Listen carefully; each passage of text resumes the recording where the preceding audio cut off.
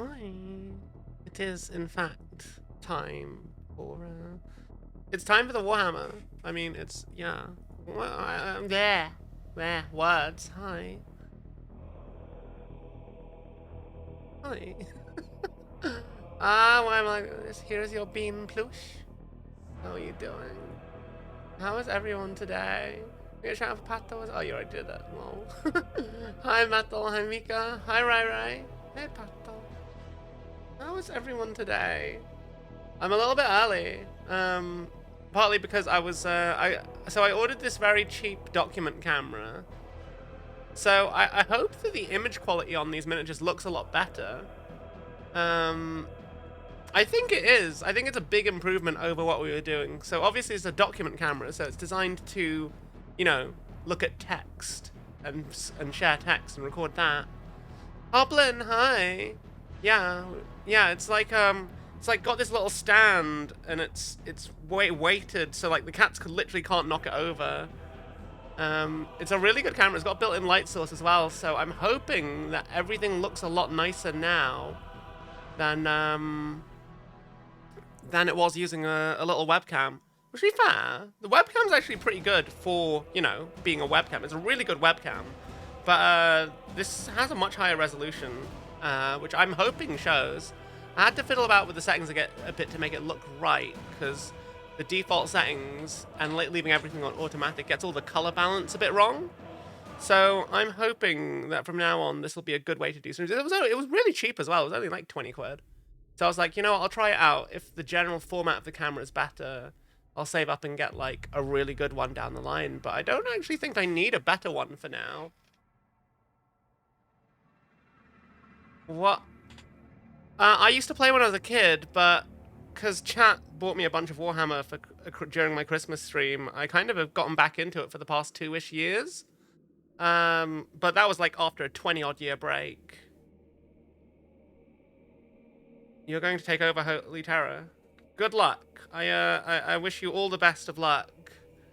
The Custodian Guard should be fun to deal with. Lol. But yeah, so this is our Chaos Space Marine army. We got 1,000 points here. And the reason I'm keeping everything separate is because my plan, not necessarily at the end of the stream, but when I've got a full 2,000 point army, is to do a big day stream where I just kind of like take everything a little bit further. And, you know, I like my batch painting. Have I played with any of those? Am I just painting? With these ones, I haven't played with them. I was meant to go into town to have a game, but like they were like they only wanted combat patrol. So I was like, well, I don't have a combat patrol painted, and I Sieb's like speed painting that shit overnight. So, So I didn't actually go into town yesterday to play Warhammer. But when they do like painted season, like proper games instead of just combat patrol, I will definitely bring this army out.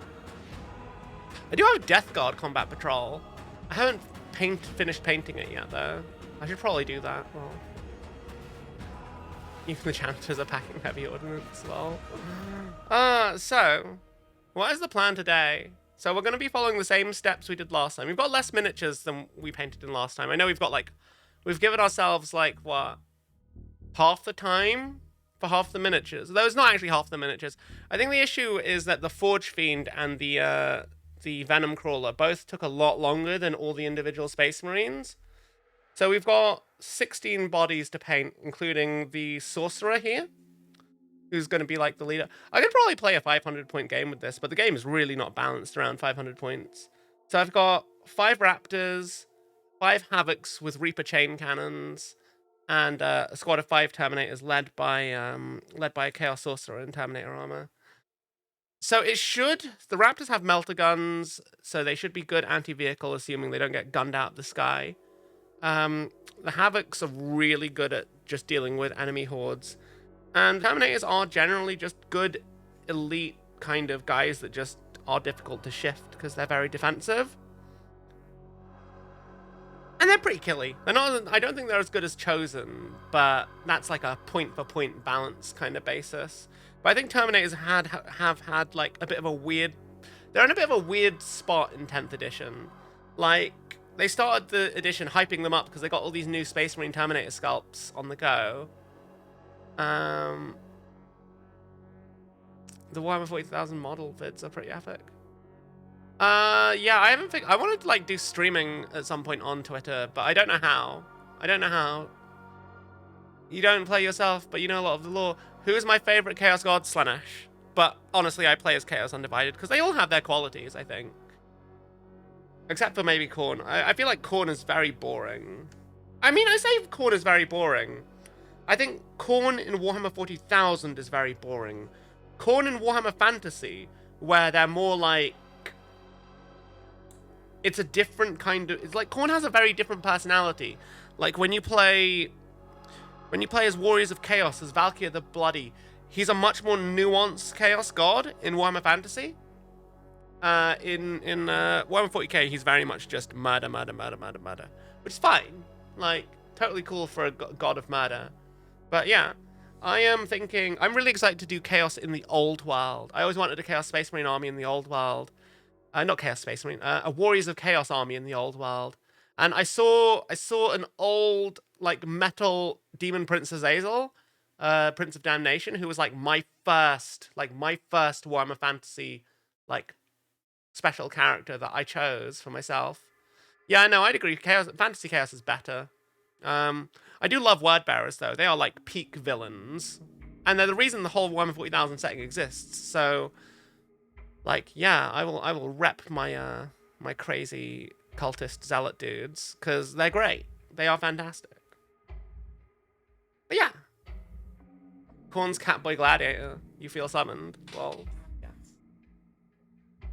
You will climb on someone's legs, Mika, and you will extract blood with your claws. Blood for the blood gods. And so they say, Smalley, hello, how are you doing? Can we get a shout out for Smalley, please?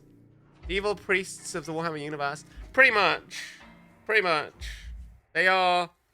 I mean, all they wanted was honesty and the truth, and the Emperor gave them neither. So they were rightfully pissed off, especially when they found out about the Thunder Warriors, and kind of like the assumption that they were all basically going to get replaced at the end of the Great Crusade. So, you know... And also, the Emperor was a dick. Like, what happened at Monarchia was so unnecessary. So unnecessary. But yeah, we're going to start with airbrushing some silver over this black to create some gradient and shading. And, yeah. Let's make some space. We'll do these guys like we did last time. We're going to focus one color across the lot. And we're going to do them... one squad at a time. So we're going to start with silver. Then we're going to go and do some grays for base coats for non-metallic bits. Then we're going to go over with some white on those just to create some natural highlights. And then we'll go over everything with some contrast paints. That we'll leave red to the last because it's going to really taint the paint water more than anything else. And then we'll switch to metallics, which we shouldn't have too many metallics to do. There's going to be a little bit of gold in places and a little bit of bronze in places. And maybe I might need to drop some silver on there if I make any big mistakes and have to go over, like, say, the armor trim and all that stuff. But hopefully we should be okay.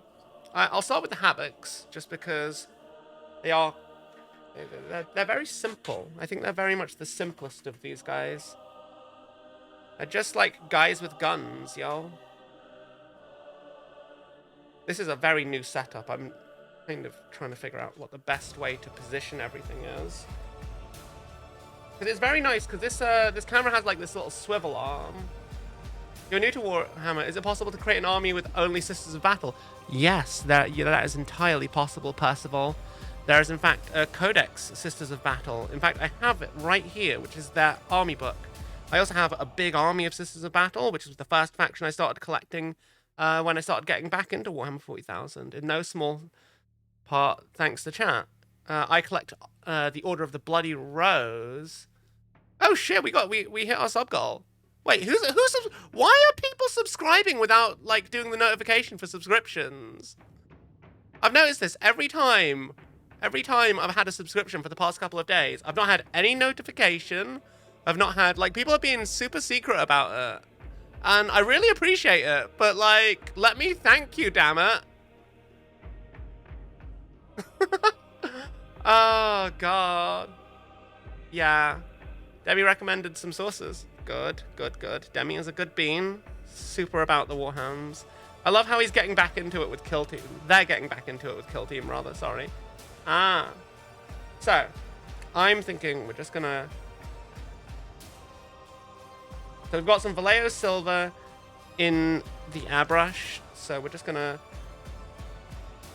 do our best to create some nice volumetric shading. I'm gonna try and emphasize a fair bit of it on and around the plasma coils on the plasma gun, because that is going to create a bit of natural lighting on there. So we're going to try and focus it all. We're not very good at on-source lighting, but we are going to try our best to make it work. I just realized I'm not actually holding this in a way that's good. It's because I've got so many things on this desk that's all in the way. Hang on, let me move this keyboard. Move my tracker so it's not in the way of my arm. And then I can hold this here. And we also want our ambient lighting.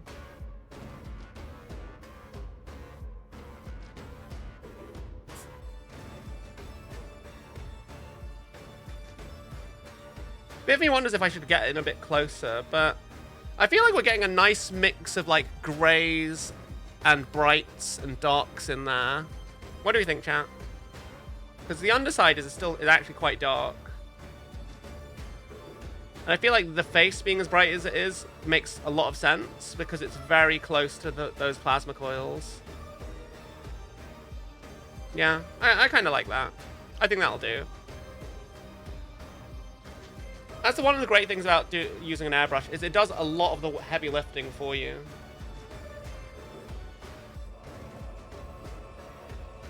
I do still need to practice getting my aim right with the airbrush if I want to be real. Because, like, you don't want to be too close with it, because that might... It's hard to, like, correct mistakes while maintaining that kind of volumetric lighting. I think that does it. You've got the brightest spot is going to be obviously on and around the plasma coil. And it might not make a difference for now, but when we get around to probably... when we finish rounding this army out to 2,000 points, it'll make way more sense that we're doing this. Because we are going to go into it with fluorescent inks on all the plasma weapons in the whole army. If you want to be real, VTubers aren't real. Everyone knows that. Shush, I am real. I'm a real human being. Look, I have hands. Where are your hands, Smalley? Well, I am a real human being. Ish. I'm a real cat person, apparently. Wait, I'm not real? You have to let me out of the computer then. And then what will you do? Oh. God, I really like using the airbrush. It's just a fun tool to have in your box. Like...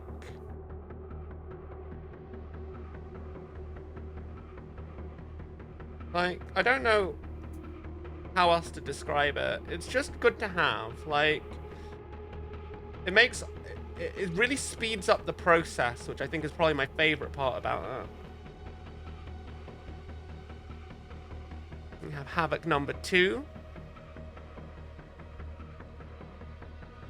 I do feel like I've gone and done this a little bit wrong, because those legs are a lot brighter than the rest of them. Yeah, no, it'll be fine. Call that muzzle flash.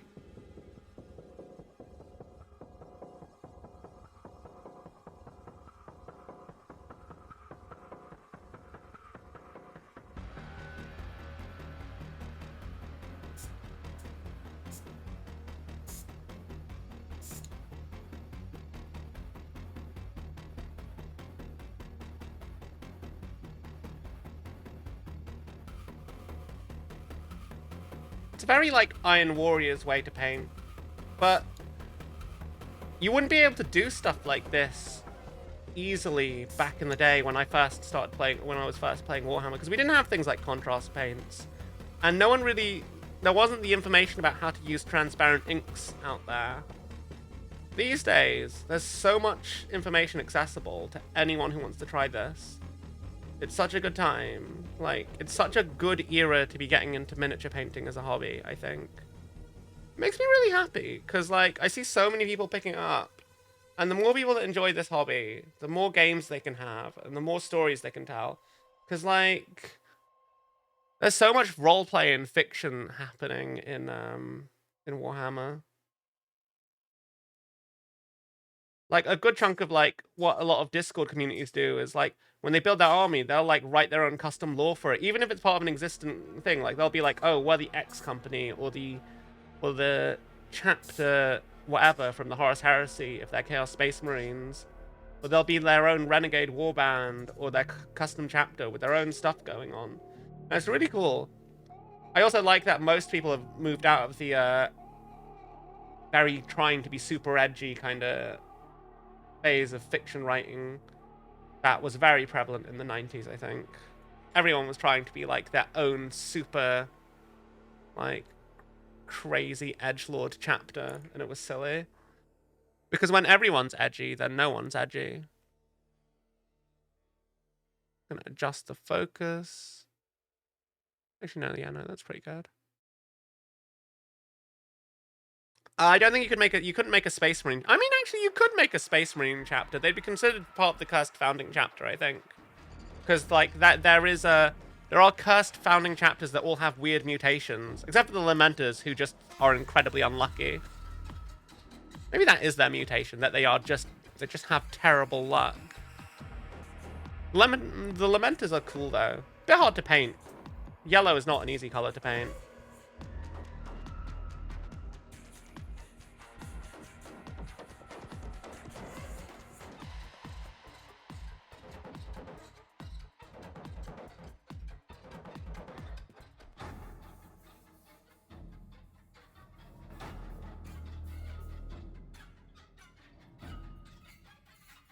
That is the initial silver done on this squad. Oh no, I brought the paintbrush. I mean, not that I need it right now. Warhammer Rambo is really cool. You mean the Catachan Devil Fighters? Or do you mean Slime Arbo? Ooh, Clampville, thank you so much for the follow. Okay, next up we are going to do the Raptors. One thing I quite like is I kind of want to do a Veterans of the Long War army at some point, which has like a big 10 block of Raptors, but instead of melter guns, I'll give them flamers, because they've got that Let the Galaxy Burn strap. And I can actually put like the Chaos Lord on jump pack that I've got in that unit. And I do quite like these. I'm using these guys, these Forge World Ashen Verdict, Ashen Circle Raptors, as Raptors from the Horus Heresy, just because like I think they're really cool miniatures. But they all have flamers, so I just like make a bunch of like Raptors with chainswords and stuff at some point in the future. Basically, Space Vietnam. Joke. That's super downplayed, I think. Slime Marbo. Yeah, no, he's real. He is real. That's I feel like they need to make a new miniature for him. You know? Because the miniature's very old.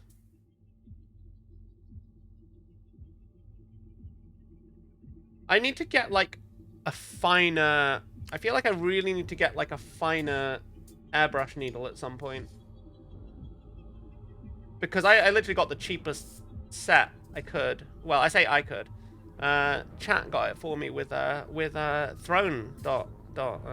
by the way. There's a link, exclamation point throne, if you fancy getting me some painting supplies, lol. You can even do surprise stuff in there if you fancy and would like to support the streams. But mostly it's just Warhammer I've put on there. I'm pretty sure I've got some kill teams on there, because one day, probably towards the end of the year, when I've got everything painted up, I want to do a D&D style game of Blackstone Fortress with chat, but I want to paint up all like the enemies and all the player characters at some point first. But yeah, Katachan is like this death world, and everyone in there is just like an army of Rambos. Because they kind of have to be in order to survive. But their miniatures are so old, like, my god. The Katachan jungle fighters desperately need a range refresh. They were like the poster boys for the Imperial Guard for a long time. Up until they started to really focus on Cadia. I think that was in towards the end of 3rd edition, nearing 4th edition's launch, during the Eye of Terror campaign. They did a big launch of Cadians as the main Imperial Guard force. And they've looked great, and they've recently been retired. But until recently, I thought they were fantastic models for the Imperial Guard. I still have a bunch of them. I was going to paint them up as Traitor Guard at some point. Still might. There's one thing I'm thinking of doing, which is to do a human reinforcement block of 500 points for this army. But... Ooh, no. But the issue with that is, I don't think I'd be able to do that in a day, because their points are, like, really cheap. So you get a ton of them, like an absolute shed load of them. I should have mixed the Horus Heresy Jump Assault guys with the backpacks from the Raptor set. I remember the old Metal Raptors had these Mark 6 jump packs, right? Well before they were established as Mark 6. They were just like the Metal Raptor jump packs. And now they've gone back to these old like Mark 2 jump packs for the Raptors, which I think are quite cool. Like, I love that you have that mix of different armor marks now. And I love how, like, compatible the Horus Heresy miniatures are with 40k Chaos guys. Because, well, first of all, I think it makes all the sense in the world. Second of all, it's very cheap to collect Horus Heresy compared to 40k. It's much like how the old world is very cheap to collect the old world compared to Age of Sigmar, which is kind of weird because it's not like the Horus Heresy stuff. It's not like it takes less. I suppose they're mostly using old design material for references, so they're not having to like commission new design art. They're just diving into like the old catalogs of like the original concept art and digging out all that stuff. Like, I've heard there's going to be a Mark II launch with like the old silly, gigantic, oversized Saturnine Terminators, and an old Saturnine Dreadnought. Space Marine 2 looks super interesting. Yes, I'm excited for Space Marine 2. I will be getting it. I will be getting the early access for it. And on the day it launches, I will be doing a stream of it. The question is, do I stream the campaign with co-op and try and do a collab? Or do I stream the multiplayer and do a collab? Or do I, like, do campaign co-op with chat? Or do I do multiplayer co-op with chat? Or do I do multiplayer PvP with chat? It would all be fun. I'm so excited. I used to play Space Marine 2 all the time and was all about the PvP. And I wish that they would have done, like, a single player, like a multiplayer co-op mode. And they've got that both for their campaign, and they've got, like, Helldivers 2, like, narrative missions that are, like, story adjacent to the campaign. So I'm super excited. I was thinking of getting Hellblade 2, but I can't afford both that and Space Marine 2, because I want to get, like, the deluxe edition with the season pass, because I'm not gonna lie, Space Marine 2 is probably going to be, like, a very long-term regular feature. So I've been keeping up with most of the footage and a lot of the gameplay stuff, and it looks amazing. Like, there's so much you can do in Space Marine 2 that you could never, like, I never thought they'd go with. I thought they'd just have, like, multiplayer PvP and that would be it. But no, they've got so much more, and I'm so excited to try it out. Okay. Now we just do the Terminators. This might go a lot quicker than I thought it would, which I'm glad for. Then I can get on with inking these guys up, which will look really cool.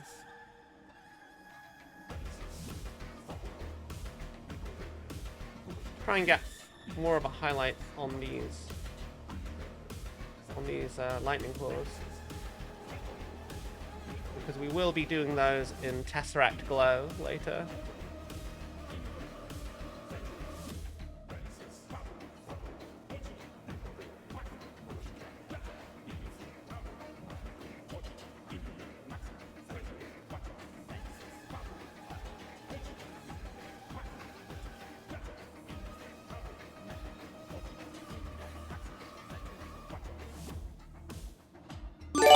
Wow. Hobbling Gaming, thank you so much for the gift sub. Oh my god.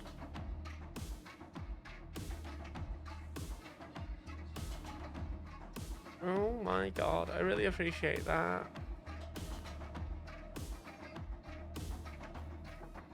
You barely know anything about Warhammer? You know, that's fair. But that's the thing about Warhammer. You pick one thing you like, and then you just start reading about that, or collecting it, and like get some books, or watch some videos. There's some fantastic lore YouTubers out there. I might start doing lore videos for the old world, because no one's really doing it on YouTube at the minute. And they've not got much fiction, so I need to get like the core rulebook for the old world, which I probably will do when they put the Chaos Warriors of Chaos army on set pre-order. I'll probably like do some reading and then do some stuff on that. I love the old world. I really hope they bring back Azazel as a narrative character, because he was someone that literally betrayed Sigmar back when Sigmar was still alive, and that's how he became a Demon Prince of Slaanesh and a champion of chaos. Like, he's like peak villain.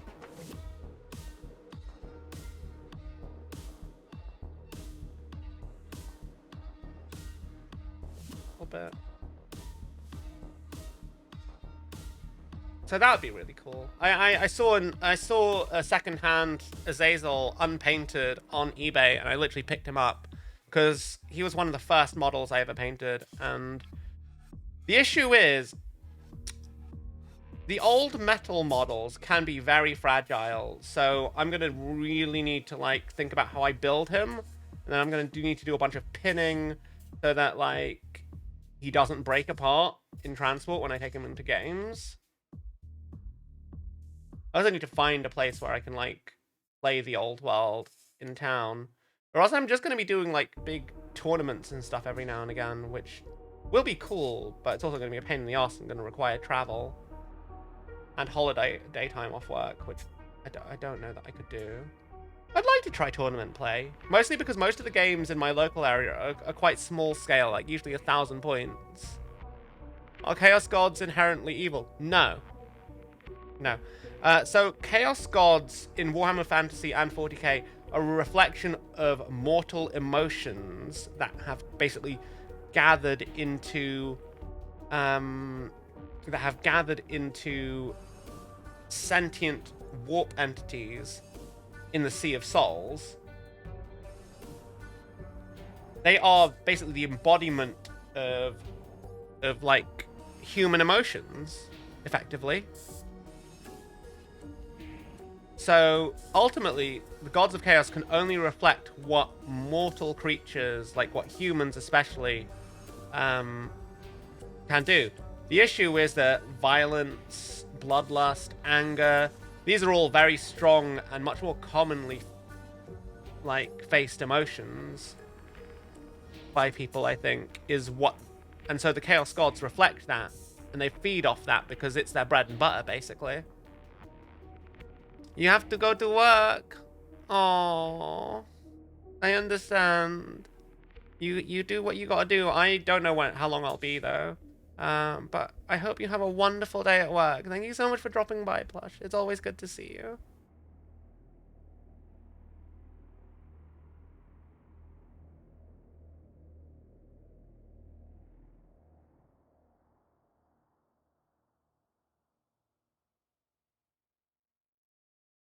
Okay, I think that guy's done. I quite like how inconsistent, like, some of these are when you use the airbrush. Like, even though I could focus on getting it consistent, I think it's important that there is inconsistency. Because that way it starts to look a lot more reflective and real. That's just my opinion, though. If this was a vehicle, I'd probably have a much easier time getting that kind of, like, contrast to the contour kind of like thing going on. Just like doing makeup.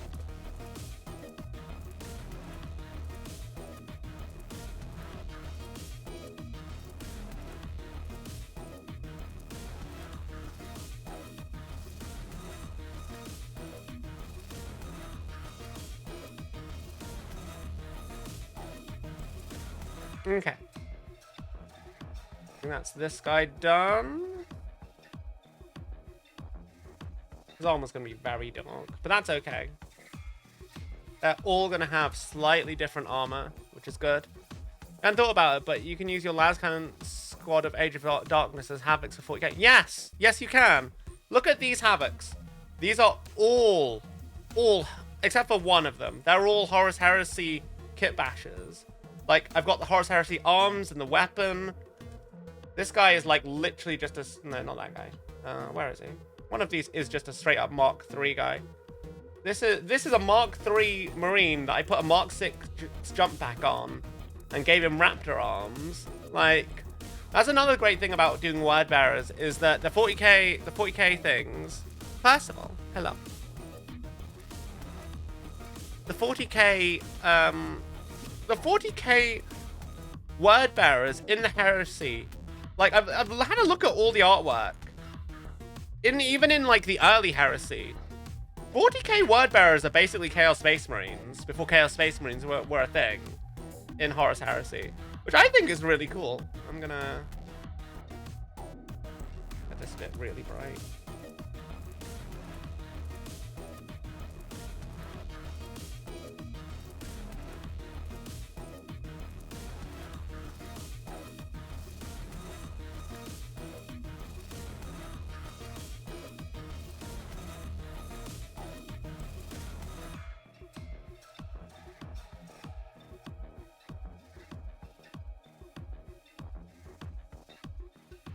And I think that's also one of the reasons why I'm glad I chose word bearers, because eventually I will build out my word bearers to be a functional Horus Heresy army. It probably won't be for a while, but they will eventually be for both systems. Also, I've heard there might be Horus Heresy 3.0 coming out in the near future, which I'm kind of excited to see. I never really got to play 2.0. I just like built armies because I like building armies. I've still got like a bunch of Dark Angels that are basically ready. But, I don't know. Dark Angels are very cool. But at the same time, word bearers are so much cooler. Like, yeah. I think Dark Angels, I'm always very nostalgic like for Dark Angels, because like they were the army I would share with my dad when I was a kid. So I'll always have a bit of a soft spot for that particular army. But I feel like word bearers are like the Space Marines I chose for myself. As are Sons of the Phoenix and Emperor's Children. Like those three are really my actual armies, I'd think, for Space Marines. As this is a battle once again, that was me wanting to just make use of some of my dad's unpainted models, you know? I think he'd have liked to see me paint them. And I'm very glad that chat supported me with that. Very, very cool. I have a very big Sisters of Battle army. They're very hard to play, though. It's Chaos Space Marines before Chaos Space Marines say, Night Lords, cough. Well, no. Let me be clear. Night Lords are mostly not Chaos Space Marines. Most Night Lords abhor Chaos. It would be more accurate to say that Night Lords were Renegades before Renegades were a thing. That mini is just Sauron from Lord of the Rings. I mean, they have a Sauron miniature in the Lord of the Rings range from Games Workshop. But no, this is a Chaos Sorcerer and Terminator armor. It's built from the same kit that you make the Lord with. I've kind of gone for like a mix of both the Lord and the Sorcerer bits. Mostly because I feel like the Lord has some slightly cooler stuff than the Sorcerer. Look at him, he's got a little gremlin familiar on his little stand.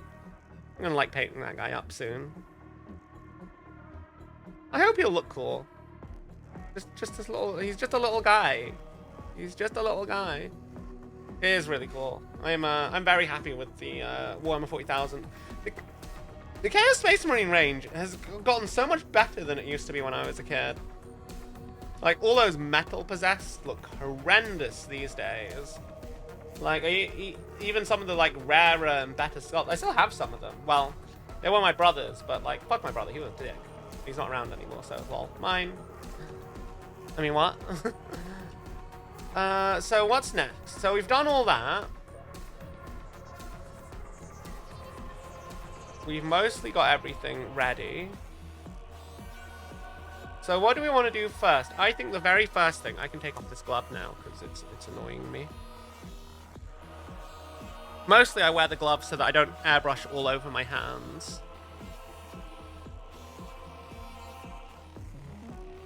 So, I think the next thing we need to do is we're going to get some stone wall grey on the go as a base coat for all the non-metallic things that we need to do. So we're going to quickly go over each miniature.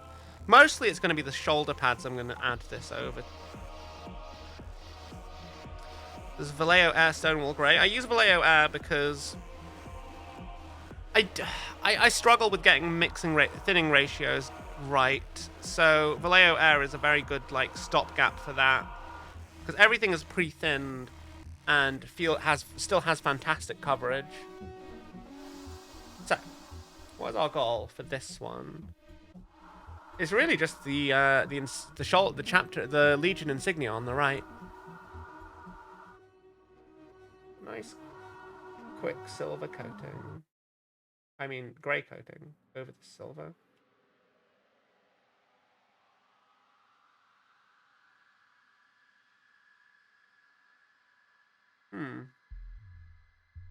Seems a bit weird the way this is responding.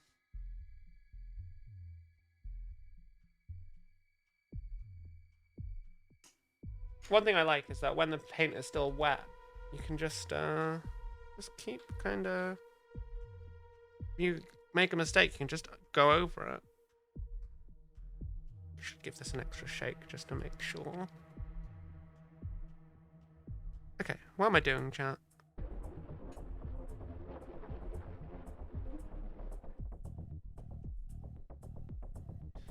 Next miniature. Does this guy have... I just realized, does this guy have like any pouches on his belt or anything? No.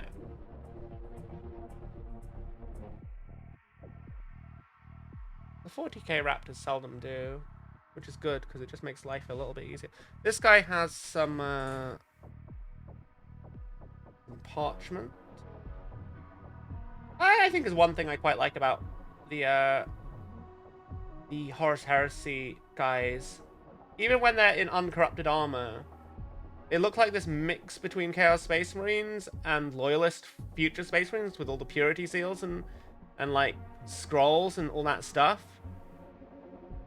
It's kind of crazy and ironic how ultimately the Imperium of Man became Lorgar's vision for it.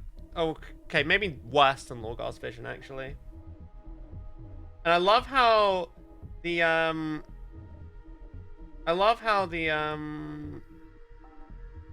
Sisters of Battle have earned the Word Bearers' respect because they're like, lol, they are literally just us back before we realized the Emperor was a false god. And it's funny because they always have a little bit of a laugh when they get preached the Litatio Divinitatis, which was literally penned by Lorgar as like their scripture. It's just, which I mean, I don't think anyone would not find that a bit funny if they knew. But the Word Bearers most of all, because it's like the peak of irony. Because that was one of the reasons they got kind of a bit screwed over by the Emperor.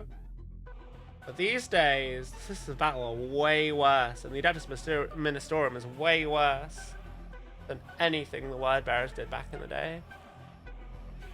Crab. Theoretically speaking, how defended is Terra?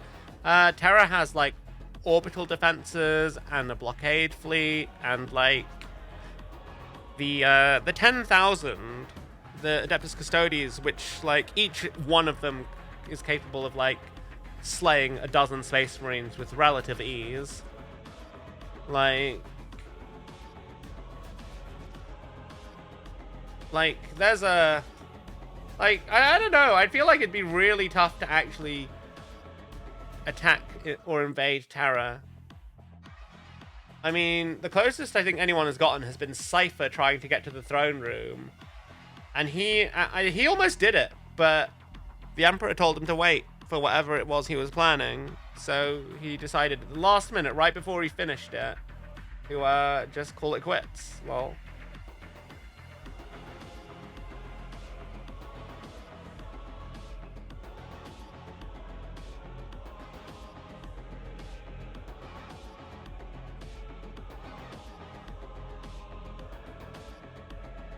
But Cypher is like 40k's ultimate prankster, it feels like sometimes.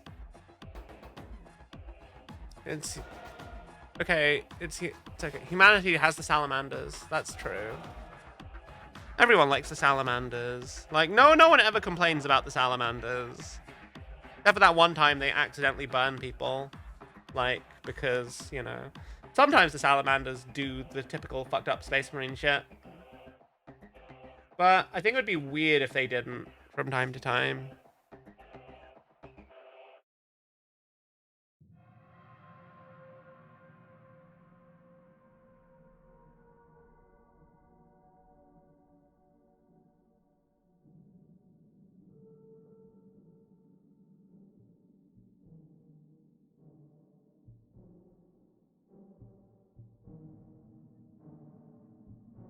Oh god, neighbor children, why are you so loud? I hope you guys don't hear that. They're just screaming for no reason. The neighbor kids are always like the most annoying children I think I've ever known.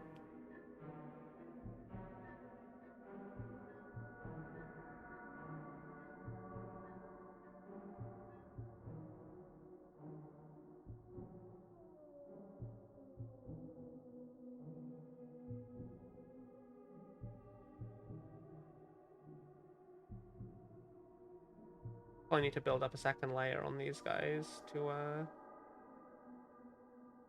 get the gray a bit more consistent overall.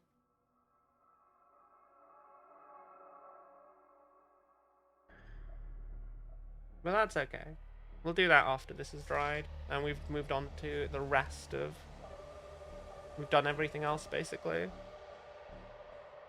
I do love how much personality the individual Chaos Space... I don't know how I did that. Oh, you mean the Falanids? Falanids are an abhuman mutant race of cat people that are tolerated. They are within acceptable parameters, apparently, for what constitutes humans. So they're typically pressed into service or slavery of some kind. But they are very much seen as less than human.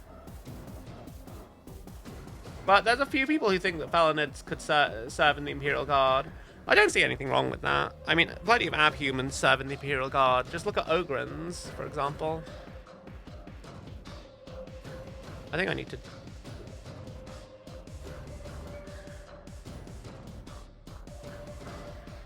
Now that the silver is on it, I feel like I don't need as much light, because the silver is very reflective.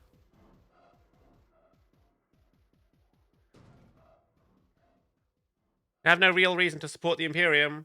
Yeah, they do, because they will be absolutely murderized if not. Basically, you're either with the Imperium or you get genocided. That's how the Imperium generally works. Unless you're an alien, then you just get straight up genocided.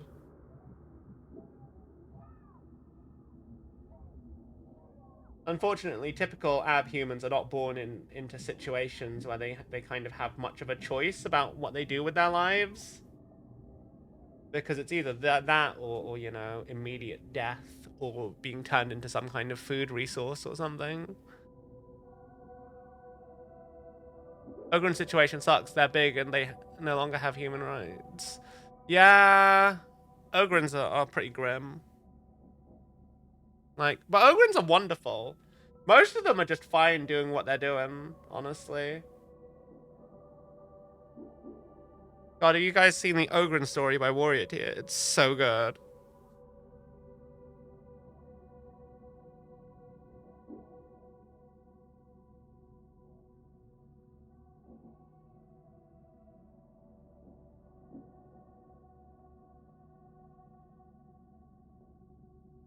I do enjoy Warrior Tier's stories. They're always fun. I particularly liked the Warhammer 1984? Oh no, 1976, which was like all about the origins of Luft Huron. Also, who would later be known as Huron Blackheart, leader of the Red Corsairs Renegade Warband. Also one of the largest and most successful warbands outside of the Black Legion and the Word Bearers.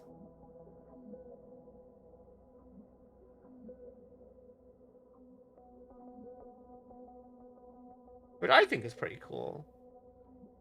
Like, yeah. I feel like it's a bit odd, though, how they went from originally having, like, standard Space Marine armor with just red X's over the chapter insignia to now being like, yeah, they've got their own colors, and I suppose it's to show growth after initially like just being renegades, and to show like uniformity that they are in fact their own kind of force in the galaxy, which I think is kind of cool. It very much works.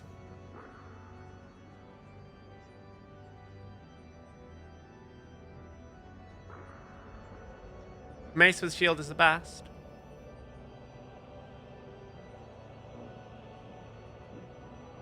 I don't know, I've still not played with Ogren and Darktide. They were originally the Astral Claws. And they basically were kind of getting fucked over by the Imperium, because they were guarding the Maelstrom from threats of chaos, and they were like, okay, so we need to send you the Imperial Tithe, but we actually are really short on resources and want to keep this. So we're going to keep this tithe this time. And the High Lords of Terror were all pissy about it, so they sent the suppression force, and then they were like, fuck it. We'll be independent. Fuck your Imperium. We need this in order to like do the job you guys gave us. And then they were just became Chaos Space Marines after they were eventually defeated after, what is it, took like a century for the Badab Wars. They tricked a bunch of loyalists like the Mantis Warriors and the Lamenters and a couple of others into joining them, because they didn't really understand what the hell was going on. They just like they were all assigned the same job of protecting this area from chaos influence and making sure that nothing bad escapes the Maelstrom. And then everyone kind of got fucked over if they didn't join the Astral Claws in rebellion. Most of them were, all the loyalist chapters eventually got purged. Like the Mantis Warriors almost were killed to a man by the Carcharodons, also known as the Space Sharks. Carcharodons are pretty cool, but like what I believe it, I think that they're unknown origins, but I'm pretty sure they're a Night Lord successor chapter. Pretty sure they're a Night Lord successor chapter.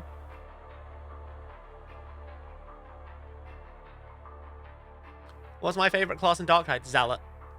Zealot, hands down.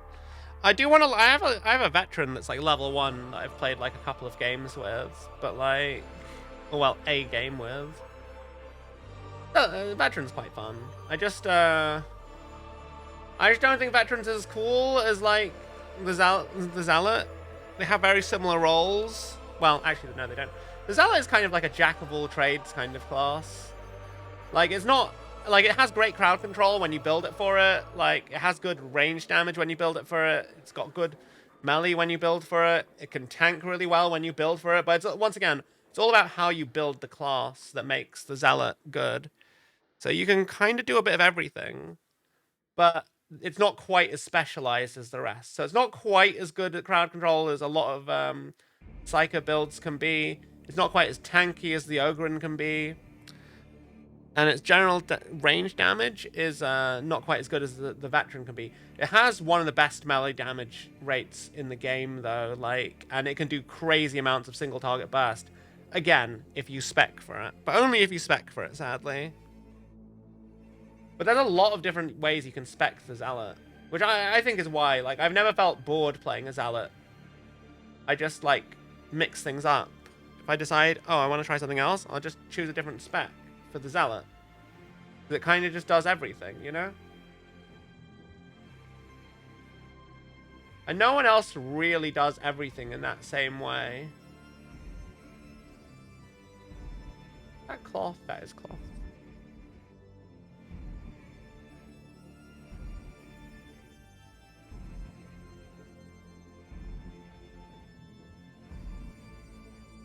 But yeah, Zealot main.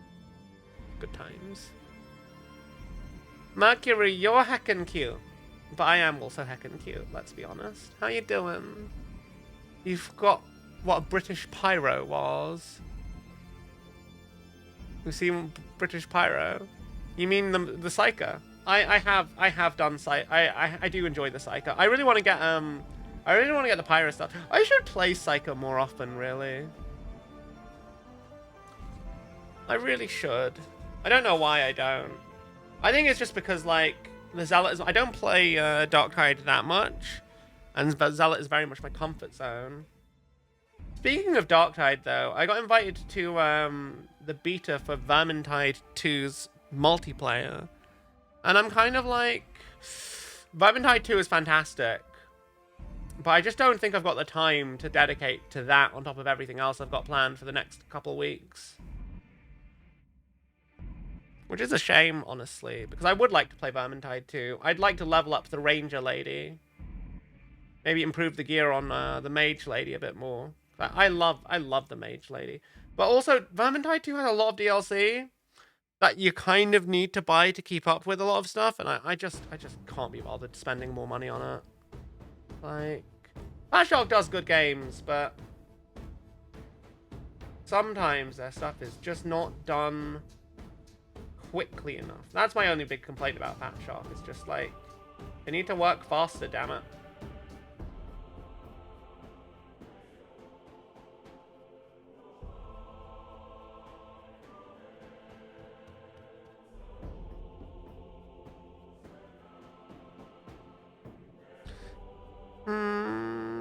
But then again, it's easy for me to say, but Fatshark isn't that small a company. It might not be like the biggest studio in the world, but it's not exactly a small company.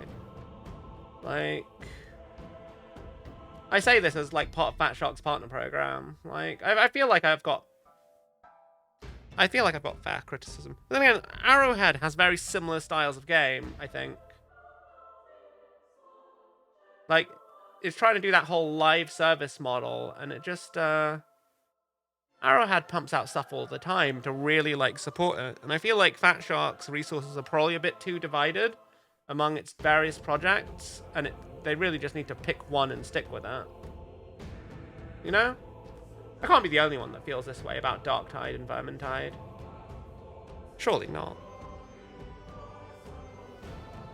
Hey, Otter. They did kind of milk the game with DLC Vermintide. Yeah. That's a weird looking Kriegsman. It's not a Kriegsman, it's a Terminator. A word bearer's Terminator. A bearer of the truth.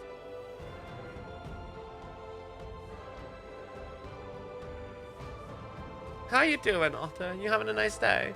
Vermintide is great, but the DLC turned me off for a while. Yeah, I kind of feel the same, honestly. Like, I played through the main campaign for Vermintide 1 and 2 before I was a streamer. Fucking loved it. It was fantastic. And then I'm just like, well, I'm just replaying the same stuff, but with zero really... Like, there's not much randomization on it. Like, that, it's very deliberate. I do wish that, like... I wish that there was a bit more randomization. Like, this is one thing I like about Helldivers 2, is that all the missions seem to be very much procedurally generated. Like, you have a map, yes, but the missions on the map are almost always different. And I like that. I think that works really well for this kind of, like, game, which is focused on repeat play of, like, the same stuff over and over again. I think it's exactly what's needed. And I think, like, the way Arrowhead does stuff with Helldivers is the secret sauce. Some of their other practices are kind of a bit shit, but I think that's more down to the publisher Sony than it is down to Arrowhead. And this is, once again, another reason why I just cannot be bothered with PlayStation games. Like, even the games I wanted to get and play, I just don't really care about. And the only thing I think I'd play that has anything to do with Sony might be Bloodborne, but even still, I'd really like to play Bloodborne, but I'm not looking forward to Sekiro because I have to do parry mechanics. But then again, Sekiro parrying does look easier than Bloodborne parrying, so maybe it won't be so bad. I don't know. I'm just rambling about shit now. What's the next Souls like you guys think I should play? Because I'm pretty much dead set on Sekiro after either Sekiro or probably Sekiro. But then I want to do another Elden Ring run at some point after that. Don't know when. Don't know when. Apparently you can do crowd control with seamless co-op, which might be fun. Armored Core, the first one. Isn't that a PlayStation 1 game? Are there any other Armored Core games on PC? I feel like that's something I need to find out.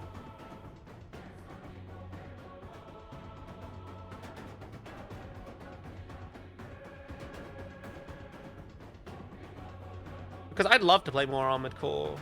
I just don't think there's anything on PC other than Armored Core 6. Is there? Check Steam. Someone check Steam and let me know. Well,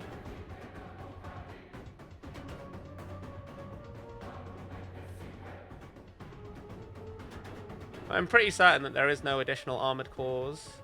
God, I loved Armored Core 6 though. It was so fun. I'm super excited for Mecha Break. Do I know how to get cheap minis? Yeah, I go to third-party retailers. It depends. It also depends on what kind of miniatures you want. But never buy directly from Games Workshop. Third-party retailers almost always have like a 20% permanent discount on everything Games Workshop does. Unless you're in overseas. In the UK, everything's just a bit cheaper when it comes to Warhammer. There are also a few, well, I would never officially endorse piracy. There are some very good quality recasters out there that do certain Forge World things that are no longer in production better than Forge World did. Yeah. I'm not saying that anyone should go and do that, but I mean, if you are strapped for cash and would like some high quality miniatures, I've heard of a place called War Table Games that does good stuff. But yeah, I do not endorse ever going to such places because obviously it would be illegal to do piracy. Hey Layla, how you doing? Welcome, welcome. Mecha Break is weird as fuck. I don't hate it. It's just from the beta. They have some balance issues to work out. I mean, it looks cool. That's the only thing. I've not tried the beta yet. I do have access to it. I might dip my toes into it down the line, maybe. This he's just a little guy. This little familiar guy. I'm just gonna coat him in grey.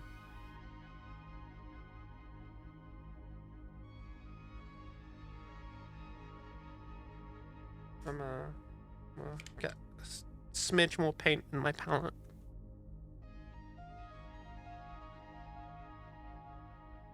Wow.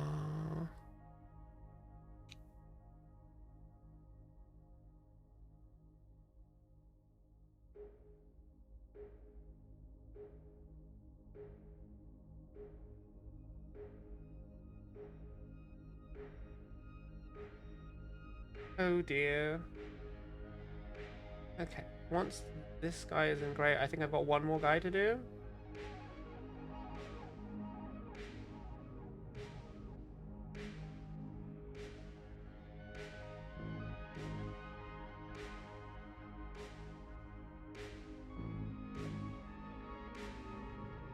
One more guy to do, and then we can move on to doing some slightly white highlights. Some of these will need a second coat of grey before I move on to white highlights, but the white highlights is just going to be dry brushing. Nice and simple. Let's see, I need to do the skull and the inside of the cloak.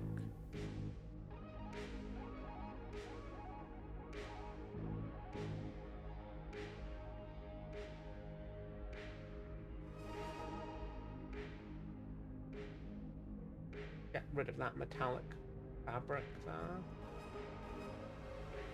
I seem to have a lot better coverage. I think it's because I shook the bottle a bit better before putting this paint onto the palette. Yeah, the coverage is a lot nicer on this one. But I need to remember to sometimes, like, because I shook everything up, like, when I was prepping for stream. Sometimes I forego that I need to double check that it's shaken before I start putting paint to model.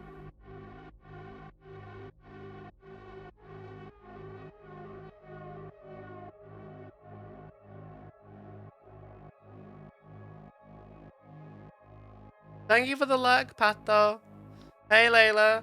Sorry about that. I run ads specifically in a way that reduces the number of ad breaks because that way it's always like on the hour, or well, like just after the hour, so that like everyone can just like go off and grab a drink or something before the stream starts. But I'd rather do one big ad break once in a while than let Twitch do everything automatically, because then it's like an ad break every 15 minutes. Because I used to let Twitch do everything, and I hated it.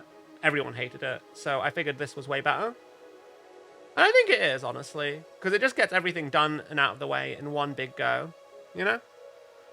Well, welcome back from ad jail. Wow. You know the weird thing about Twitch ads is that even if you're not affiliate, or even if you choose not to be monetized on Twitch, they will still run ads on your stream. But you only have control over it once you become affiliate. It's really dumb. Really, really dumb. But how you doing, Layla? You having a nice day? I hope so.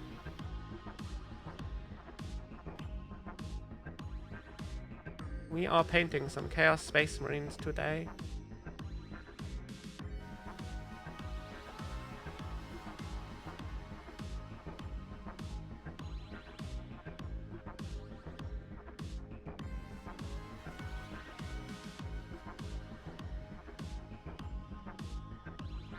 And we are trying to speed paint 500 points to bring our Chaos Space Marine army up to 1,500 points total, which I think should be doable.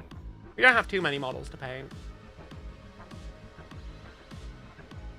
Like 1,500 points in a night. That's what, like 16 models is what I've got right now. Should be able to do that easy.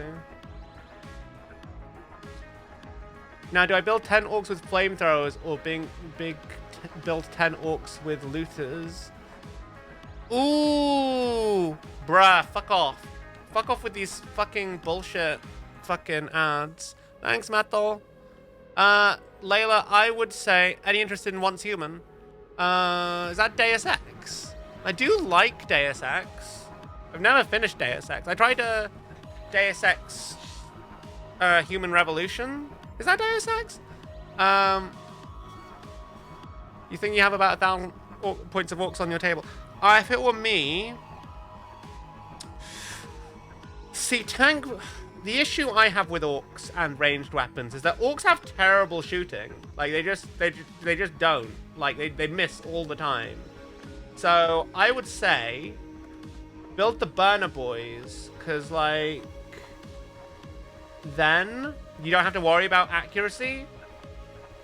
Though tank busters do have really good anti-tank when they hit. The chances of them hitting is so low, I just feel like it's just a better waste. It's just a waste of your turn. Whereas with the burner boys, you know you're always going to hit. And yeah, maybe you can't do... maybe you can't kill a lot of things, and you're pretty much stuck killing infantry. But you can kill a lot of infantry with a bunch of burner boys. Plus, you can overwatch and guarantee it's going to do something. Oh, you got the Stomper Boys box. Fantastic. Pinks has the Stomper Boys box. Bots are really getting desperate. They really are. They really are. It's like they know that people don't want to see them, and they actually like. It's like why do they think like? Is there really a market for people buying viewers on Twitch? There must be. Otherwise, they just wouldn't. But like, I just don't see anyone being that desperate to like buy viewers on Twitch. Then again, I do know there are some people who view bot. But like, those people ultimately get banned and demonetized. And like, what's the point? Why would you do that? What's the point of streaming to an audience that is just bots? Like, that's just not good for anyone. You don't really get any you like to see evolution of those stupid fake game ads that have nothing to do with the actual game. Lol, yeah. I kind of like stupid fake game ads, to be honest. They entertain me more than most of the ads I see on social media.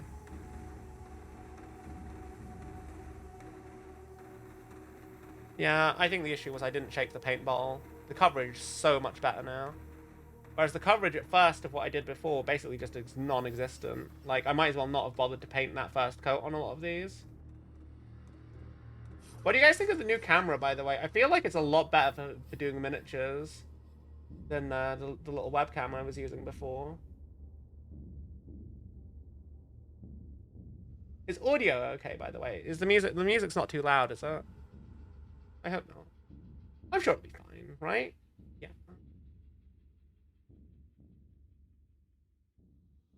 You've seen a couple of research videos on them. Lose all my money to games that actually you can't even buy bot stuff, even if you wanted to. Valid. I'd love it if like Games Workshop would like send me free shit to paint on stream. I know I'm not there yet. And generally the standard for like Games Workshop content creators is way higher than my painting standard. But you know, it'd be nice. It'd be nice, because my focus is not on like being the best painter in the world. It's just about getting miniatures on the board and looking decent. Like, yeah. Getting, I suppose it's like I seem to have accidentally onboarded a lot of people from my community into Warhammer as a hobby, which I think is really cool. Like, I love that just sharing the hobby has slowly started to build a big Warhammer fan base in my community. Is this the Word Bearers Army? Yes, it is. It is a Word Bearers Army. The best Chaos Space Marines. The first heretics. The keepers of the true faith.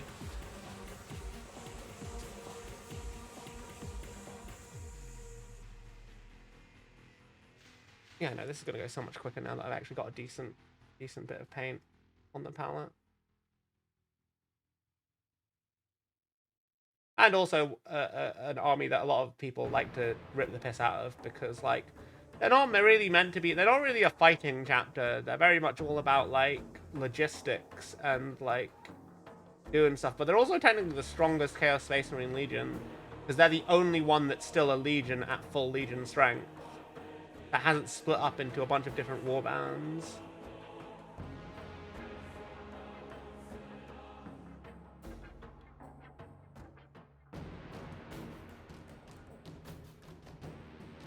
And they probably, arguably, still have the most real impact on the rest of the galaxy. Emperor's Children. I love the Emperor's Children. I will be collecting them when they get out. I'm always tempted just to start working on Emperor's Children now, but like, I don't know what they'd have. Like, when the Night Lord kill team comes out, I think that'd be a really good thing to like start as like a basis for Emperor's Children, and like get some of those old custom Noise Marine bits. But like, there's also a bit of me that thinks, well, what's the point? Well, just what is the point? Because there's going to be an actual Emperor's Children army. Any of the things I build right now might not be usable, but it would still be really fun. Like, you know that there are going to be Noise Marines in there. You know that there's going to be like some elite infantry with power swords and stuff. What exactly is a kill team? Kill team is a skirmish game for Warhammer 40,000, basically. They have specific units for it, or you can build your own custom kill team out of Warhammer 40,000 miniatures.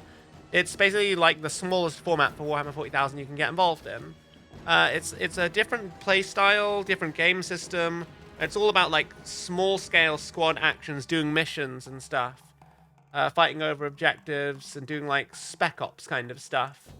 It's always like veteran guardsmen, orc commandos, Kassakin, elite units from Space Marines or specialist unit from Space Marines. Like, it's that kind of thing, basically. There's a brand new edition of Kill Team suspected to be being announced tomorrow. They dropped the cinematic trailer for it today, which shows the new Tempestus Scions jump troops, which look amazing, by the way, because those models got leaked the other day as well.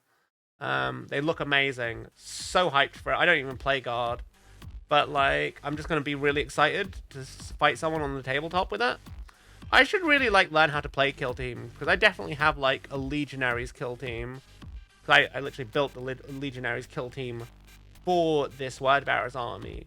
But I also kit bashed them a fair bit, so some of them, so they all look different, like chosen, which is fine. Like you can still use them as Legionaries. Or I could build my own custom one, but like it's fine. No matter what, I've got all the stuff for it.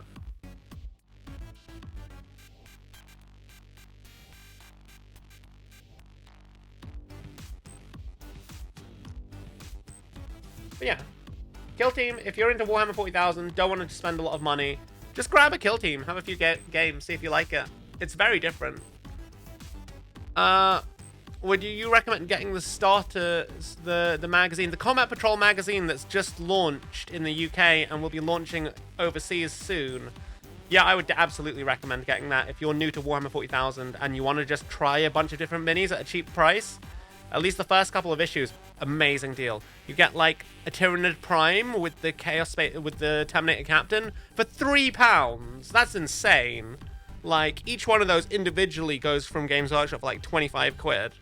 Like hell, I don't even want half the stuff in it, but like I'm tempted to start getting that magazine just for the Tyrannids, like because I made the stupid decision of giving away all the Tyrannids from Leviathan to a friend. Because I thought, oh, I'll never use these. Then like 6 months later, I'm like, oh, I'd really like to start a Xenos army. Oh shit, I gave away all the Tyrannids, lol. Because like I've got Chaos, I've got Imperium.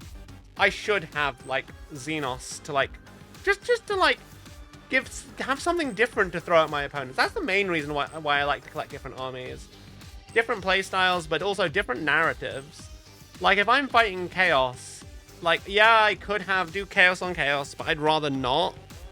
I'd rather like play Imperium Chaos, or maybe there's some days I just can't be bothered to play Imperium and I'm just like, fuck it, aliens, lol.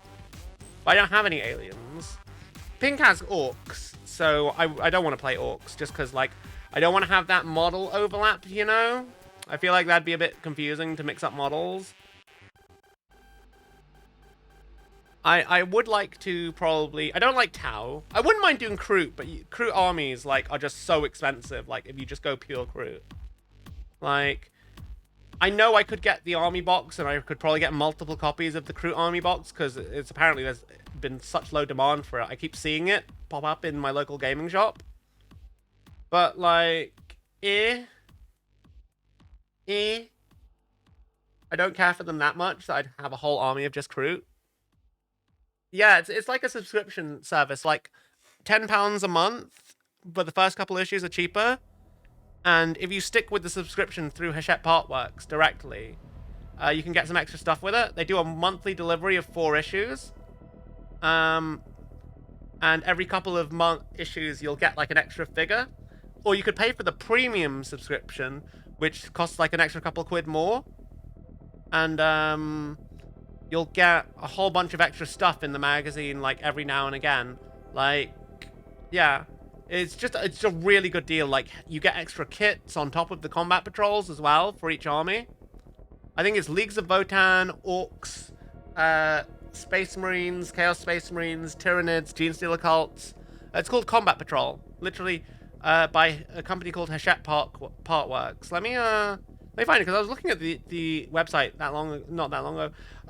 I'm very tempted to get it, but I also I'm not sure, because I feel like that many miniatures in a very short space of time, I wouldn't keep up with it, and I've got a big enough painting queue that I think I'd give this one a pass. But that's as someone who's already invested in the game. Like, I don't know what I'd do with the extra Space Marines, because I guess I could put them in my Sons of the Phoenix army, which is quite small, honestly. But I don't want the Terminators for them. I'd probably give them to my Dark Angels, maybe. Let me find the link for it. It's let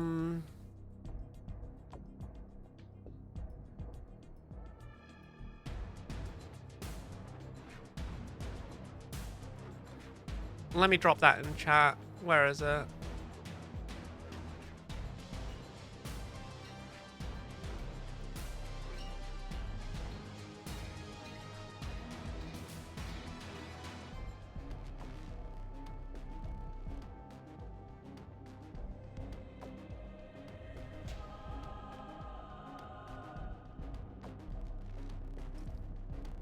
There you go. There's the link for it. It also gives you a bunch of paints and tools and stuff. I completely forgot about that. But yeah, you get a bunch of extra kits when you go premium.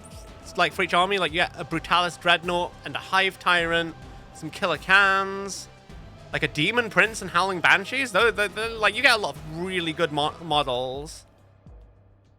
Like, genuinely, holy shit. You get a lot of good stuff in this magazine. Like, I'd be tempted to get it for the Tyranids, but I don't want to have all those extra Space Marines as the problem. Yeah, I'd say if you're new to Warhammer or looking to get into it, it's a very low investment way of getting into the hobby. You're just trying out, seeing if you even like painting miniatures. Because some people don't. Like, some people just cannot be bothered painting miniatures. And I get that, because I used to be that way. I used to hate the painting side of it. But these days, I really enjoy the hobby. I think it's mostly, I get more enjoyment out of sharing it with the community. And, like, getting to talk with people more about it, more than anything.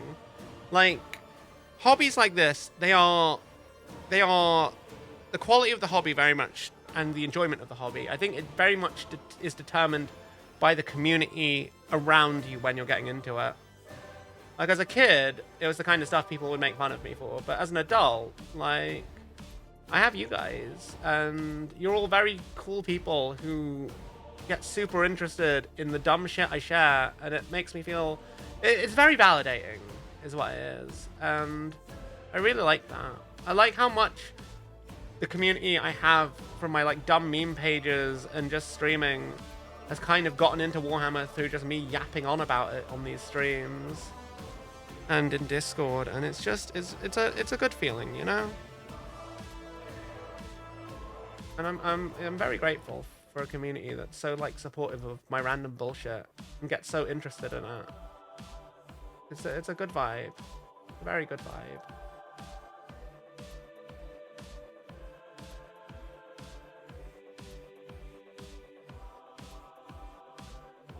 Yeah, you're awesome. Anyway, my random rant about how much I love my community. You're all awesome, wonderful beings. Oh no, someone aggroed the chaos spawn. That's what this music is.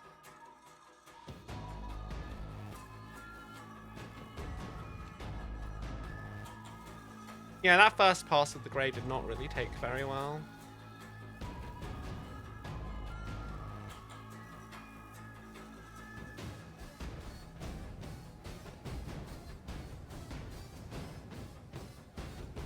Also, one thing I really like about this new camera, it's very easy, like, the old camera would get in the way all the time.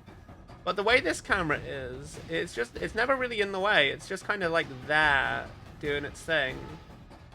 Because on this weird, like, swivel arm thing, so I just realized my hand is actually in the way of the camera. Lol. Yeah, it's on this, like, little swivel arm thing that I can just adjust however I want, pretty much. Good shit. Good shit.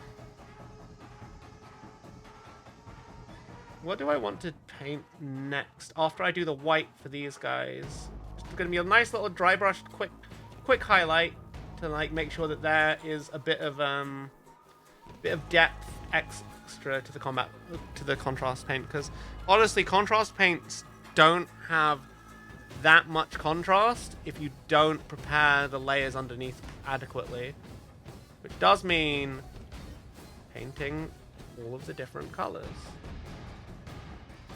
Well, not painting all the different colors, just like a bit of shading, you know? A little bit of depth. Okay, I am being silly. I still have the issue of, like, painting stuff off screen. You know, I think it's a bit different. It's a bit easier to not paint stuff off screen with this camera, though.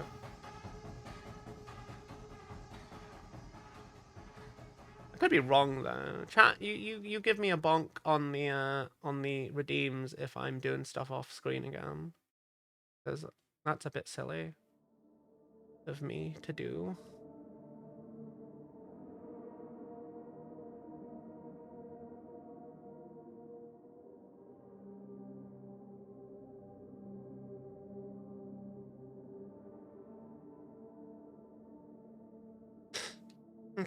2 more Terminators, and then we can stock.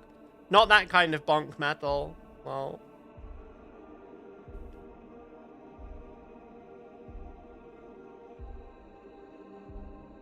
Andy, hello, how are you doing? You having a nice day? I hope so. It's always lovely to see you. Thank you for dropping by. What you up to? You having a nice day? I hope so. I hope you are having a comfy, cozy time.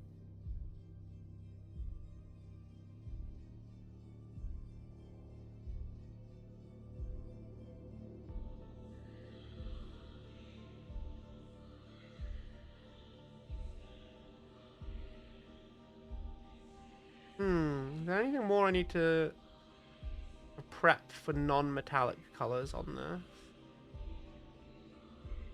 I think we're good. And one last Terminator.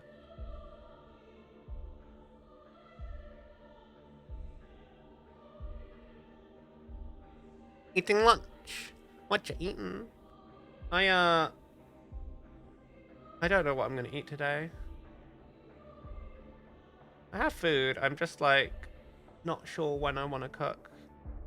It was weirdly like not hungry earlier, so I delayed my lunch for ages, and then I was super hungry and was just like, oh my god, cook all of the food. But now it's like I usually eat before stream, but now I've been, yeah, I don't know. I just feel like I've messed up my eating schedule, and now my tummy is just like doesn't know when it wants food. But that's fine.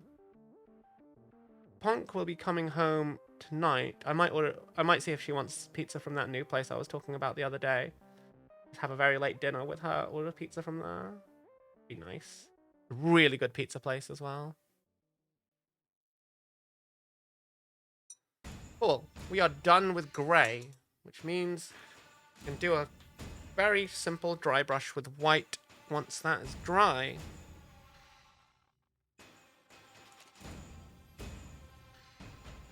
Just to catch the edges.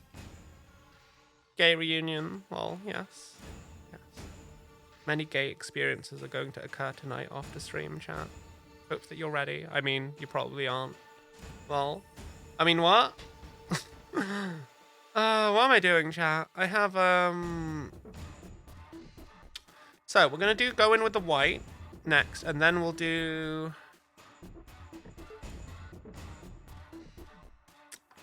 I think I'll go with Sigvald Burgundy for the little robes on the familiar.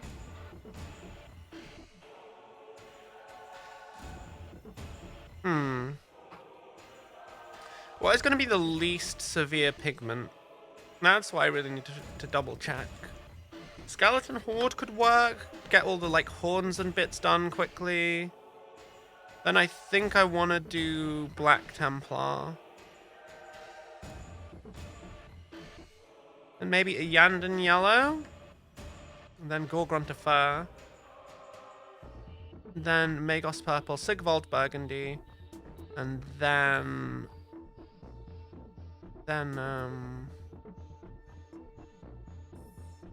Flesh Tear is red. Nice and simple. Starting only fangs. I mean, darling, I know I sound like a Starian sometimes, but no.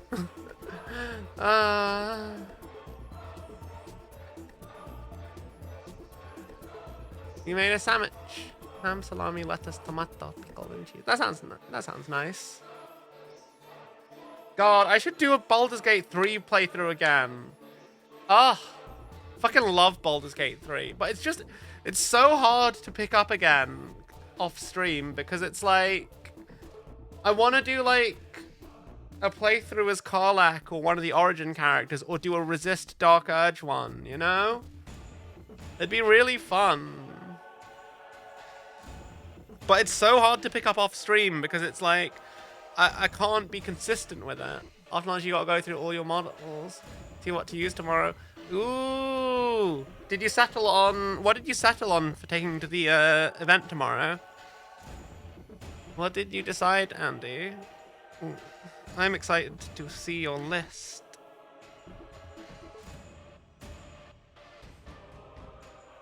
Did you end up going for Chaos Space Marines, or have you chosen to be Necrons? I don't really know too much about Necrons, to be honest. All I know is that, like, they have some really strong units and have won a bunch of tournaments. And I think they've got the highest win rate right now. To be fair, they've also had the highest win rate for a good long while, just in general, in 10th edition. Oh, hang on, I've just realized something. This looks awful. I need to get more... Let's try. A bit more coverage on these bits.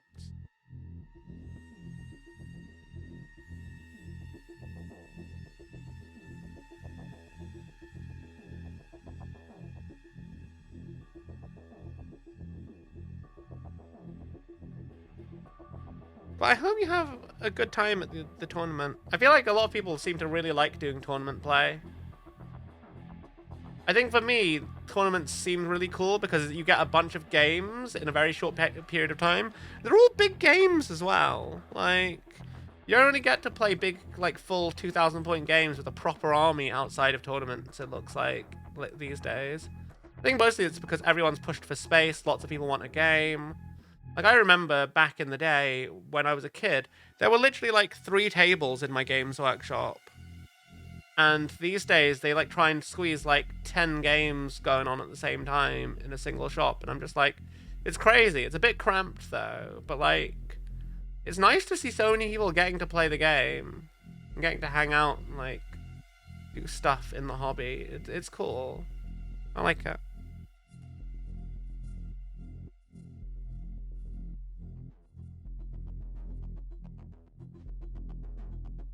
I'm super excited to start showing you how I'm going to do my Age of Sigmar stuff as well. I've got some really cool plans for that. You also don't want to body new players with your Swarm of Chaos Space Marines. Probably going to either be Necrons or regular Space Marines. You've used Chaos Space Marines the last 2 events. You know, that's fair. I'm guessing Gladius, if you go regular Space Marines. Do you have a Divergent chapter, or are you like just Codex compliant? Because like... I've heard that, I mean, right now, Chaos Space Marines seem to have the lowest win rate, from what I've heard. I mean, regular Space Marines have the lowest win rate. So it might not be super fun. You were oh, right, you were Deathwatch, weren't you? Oh, dear. RIP. That's kind of all I can say about that. RIP to the watch. Time is it? Oh my god, I didn't realize how much we've been streaming so far.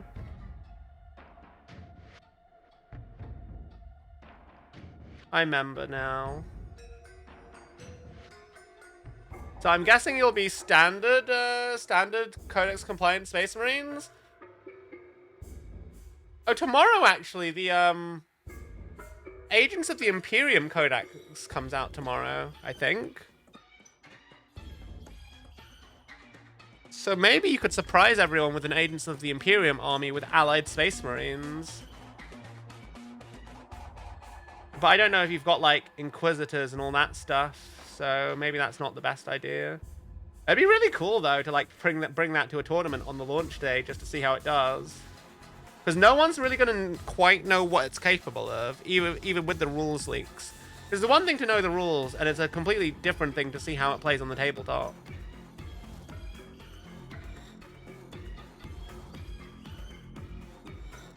So you're just going to break out Strike and play a Vanguard detachment. Oh, that's the Raven Guard guy, right? He has a cool model, even if he has silly hair. He's like rocking that Tobey Maguire emo haircut. I wonder why they leaned hard into emo Raven Guard for their one special character. I mean, it kind of makes sense, but it seems so out of place. But that'd be cool. I know Vanguard detachment do they do quite well actually. I also like running Vanguard with like a bunch of Deathwing Terminators infiltrating into like the mid board. and then just absolutely destroying everything with my Dark Angels. It's a fun time. But then again, you can also do that with Rapid Ingress with the Inner Circle detachment that they've got now. You can just like do that, but like have that extra reroll wounds on objectives and all that stuff. I really like my Dark Angels. They're really fun to play. But Chaos Space Marines are more fun. Well, yes, I would love to see your Shrike model. I will observe later once it's posted. Well, it sounds like you're decided. I hope you have a fun time.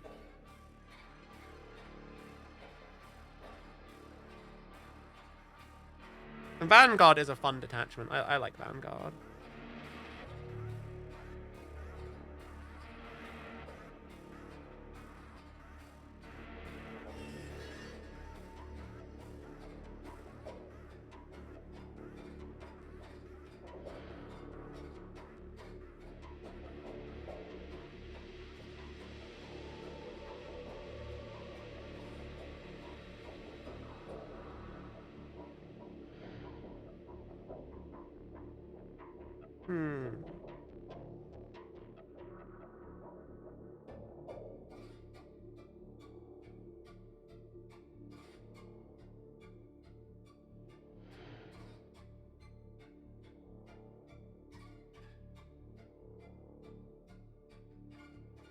This section is almost done, and then we can actually start painting properly. Say painting properly. Like I'm not just speed painting this. Like, yes. I will need to clean out the airbrush, I think, before I get started on the later stages. But you know, that's neither here nor there. It won't take very long. I've gotten quite good at cleaning out the airbrush these days. The only issue is like getting to rid of all the random bits of paint that stay stuck in the airbrush chamber before it's fully cleaned, which does take a little while. But you know, we'll be fine.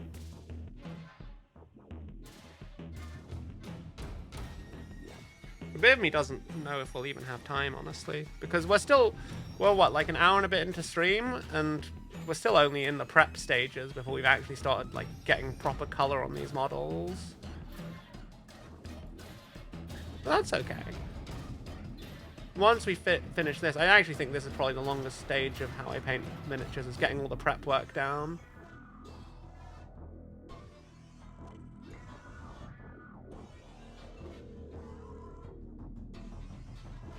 If you can repair your destroyers and play your Catan, you'll play Necrons. Annihilation Legion run directly at your opponent screaming. Oh, that sounds really fun. Hell yeah.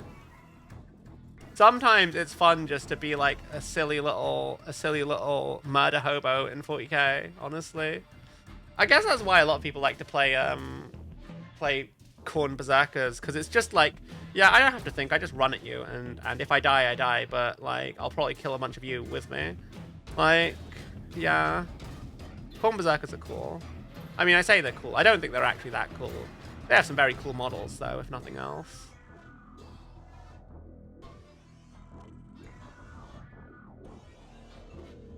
I sadly think, unfortunately, Khornate corruption kind of murders the characters that become part of the Khorne corruption. It's just like, it doesn't like kill them, it just kills their personality, and I just think that's a bit sad. Like, because Khorne the Betrayer, once he became champion of Khorne, he just lost anything that made him a cool character, which I think is really sad, honestly.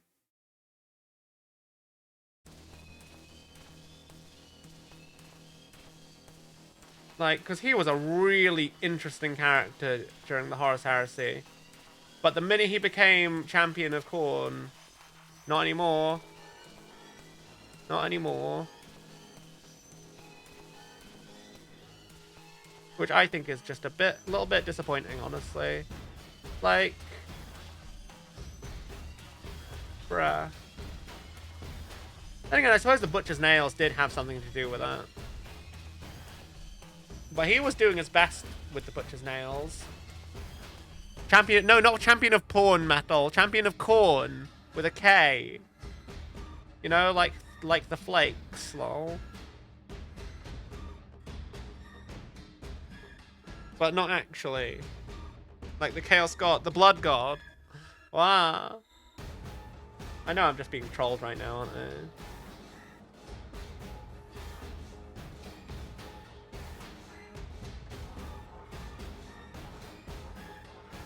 I always get trolled by chat. Like the, no, with a K. Wow.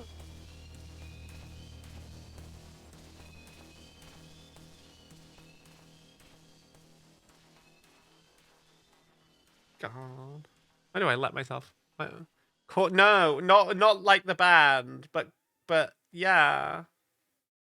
Is Korn's favorite band? Do you think, chat? I don't think they are.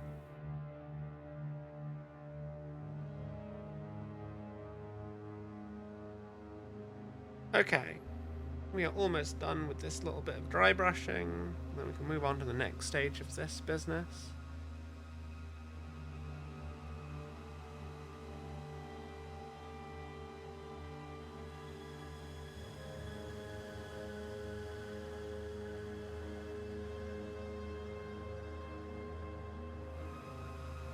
You feel like if anyone had a freak on a leash, it'd be Slanesh. Yeah. Hi, Kay. How you doing?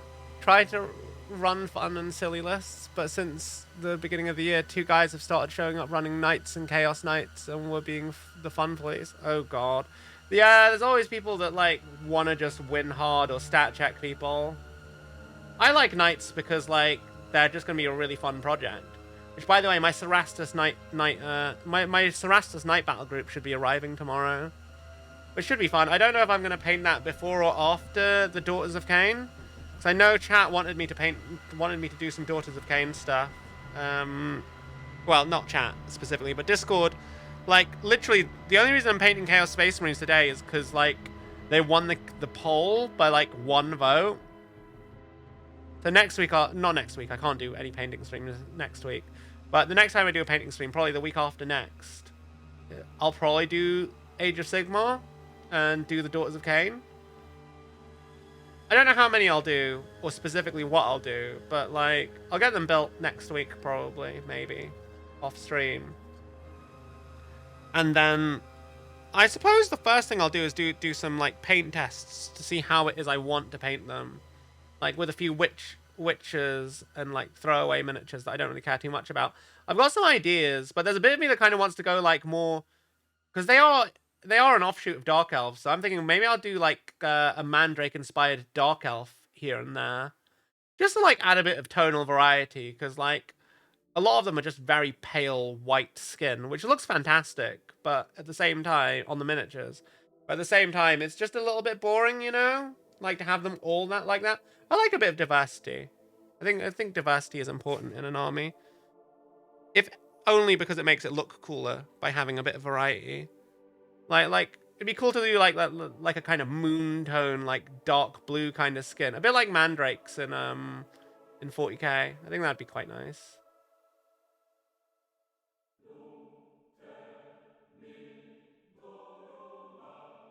But yeah, the Danger Noodles will probably be what I do next week. I think not next week, the week after next. The next time I do a Warhammer stream. Dude, coming tomorrow has 15 war dogs. Oh my god. Bro's literally just fucking the meta chaser. Holy shit. The thing is, they don't even do that well in, like, long term in tournaments. Like, they do really well in, like, the middle rounds, and then towards the end, they just fall off, because loads of people just spam anti-tank to deal with shit like that. Like, my Raptors will literally just go around deleting them, because I've got multiple units of Raptors, and, like, yeah. Like, no one likes like War Dog spam. It's not even cool. Like, pull out your big Knight Chaos guy.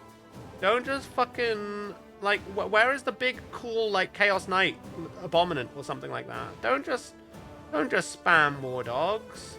Like, the War Dogs are the least cool bit about, like, Brigand. The War Dogs and, like, the Armigers are, like, the least cool bit about a Knight army, and they should make up the smallest proportion of it as far as I'm concerned. Like, Like, why would you overinvest into, like, the shittest bit of your army? Hey, Mika, how you doing? I hope that, you know, you all can have a comfy time.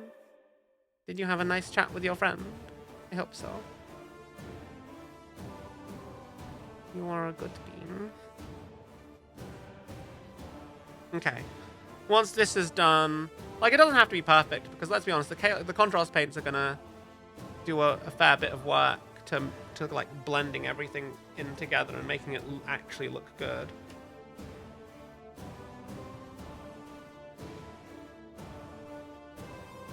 Go away, neighbor children, you're so loud. Like, I'm literally wearing noise cancelling headphones and I can hear them screaming.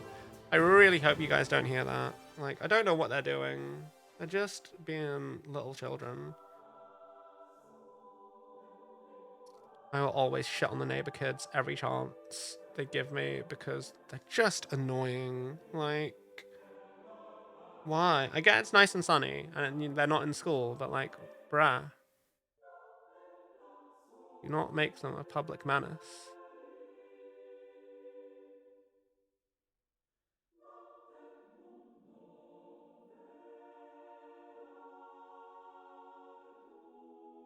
How are you doing, Kay? Having a nice day. I hope so. Played a game with Deathwatch against a 10 War Dog, 1 Big Night list a few weeks ago. You didn't go too well for him. Yeah, I bet. Like,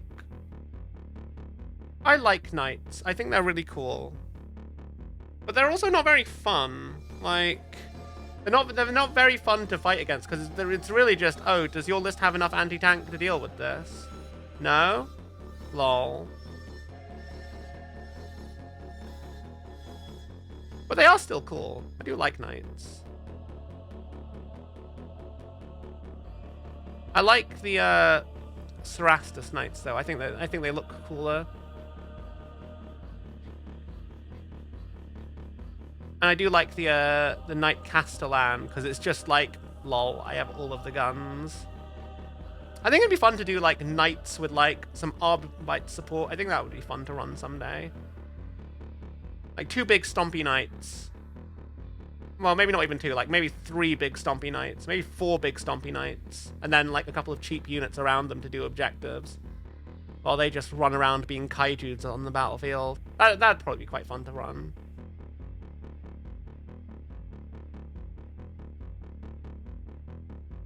But yeah, I think that's a bit too much. I need to turn this light on. I think I need to turn it down.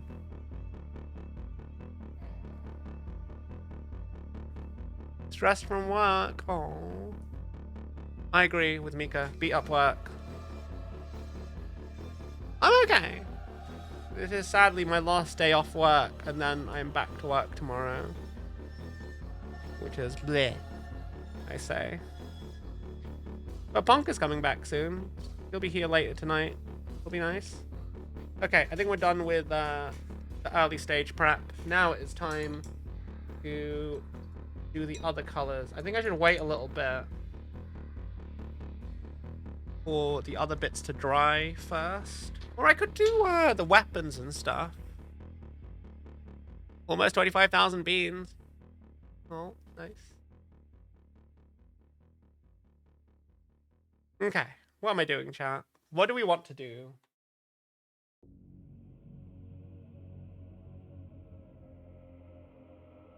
I do think I need a little bit more light, honestly. Not necessarily for the camera, but for me. You're 4/5 to your goal. What's your goal, Kay? Is it the karaoke stream? Oh my god, please don't be the karaoke stream. Ah. Ah.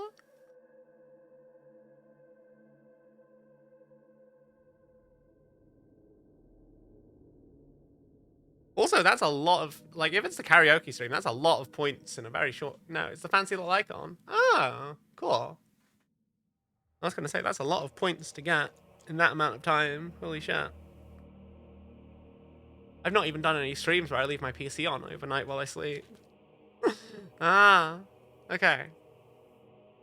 Okay, we're going to do all of the insignias and all of the skulls.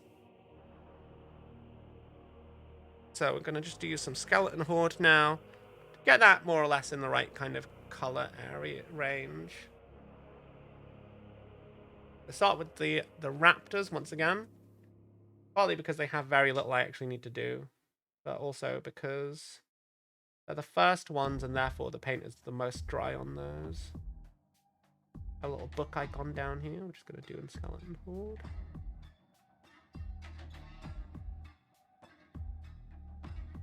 How did I do the axe rakes on the I like the axe rakes on the original guys. Did I do them in black?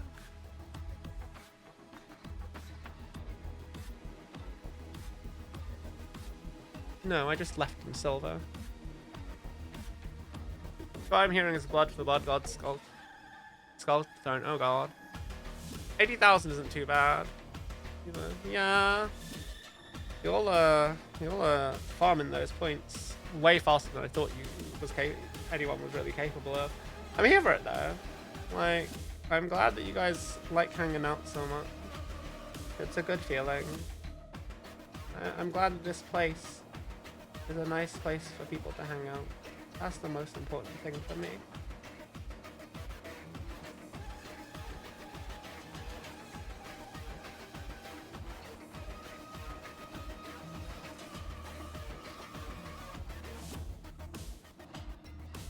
How long would the karaoke stream be? It'd probably be a full stream, like 2 odd hours.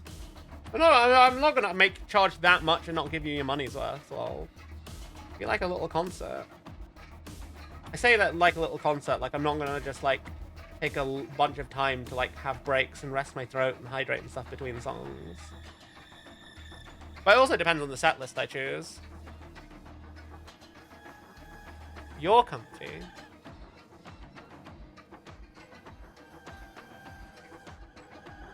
I'm glad that you guys enjoy this place.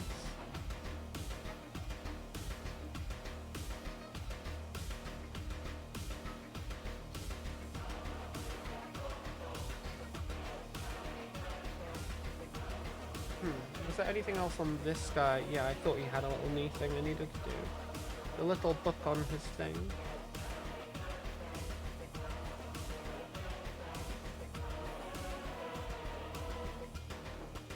I really like Skeleton Horde as a contrast paint. It's just a very nice off-white kind of color. I'd probably get a much lighter tone with Seraphim Sapphire, but like, it's not exactly a dark tone either, so I think it works.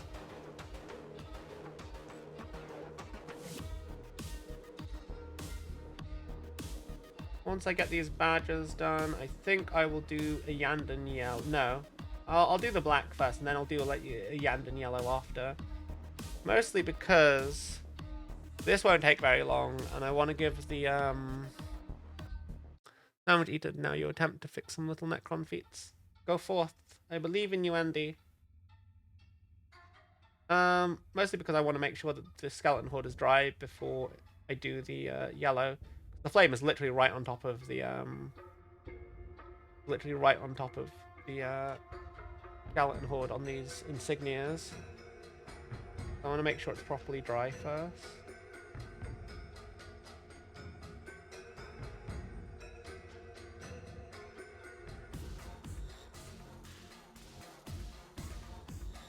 Any skulls? No.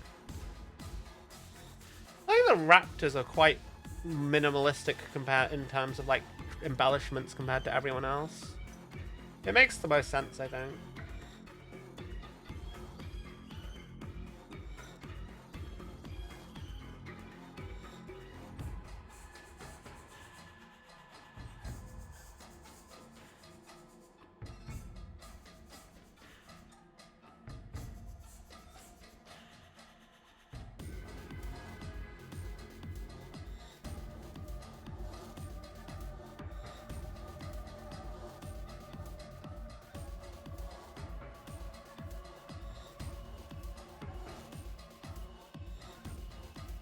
Okay, that one done. I can probably get some of the excess paint off here now.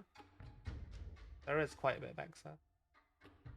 Wipe that down so it doesn't overflow.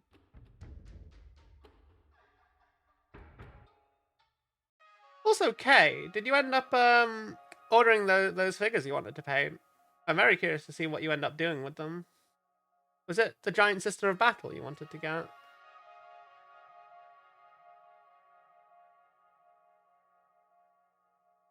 I still need to paint the Giant Sister of Battle. Chat got me ages ago. It rests on my desk, staring at me in judgment, in grey shame. I will get to it eventually, someday. Honestly, it's probably easier than painting the actual small miniature Sisters of Battle. I mean, there's a lot more detail to it, yes, but it doesn't necessarily mean it's going to be harder, because everything's a lot easier to access, and it is posable, so you can move it however you need. These Terminators don't have any iconography on the shoulders, because they don't sell shoulders with iconography, which I'm annoyed by, but eh. I don't like the way transfers look, so I just kind of have to live with it. My freehand, I'm not very confident in, so one day I should actually start practicing freehand, honestly. Maybe on a bit of paper. I think part of the issue is I don't have good brushes. Like, all of my brushes, I don't know how to take care of them. And when I try and fix them, they just end up just not looking good, honestly. That's my fault, really, for being bad at maintenance on brushes. But one day I'll learn. One day. I know there's lots of good videos out there. I try and do the thing. It does not always work, though. Actually, speaking of which, I need to get more isopropyl alcohol so I can clean my brushes later.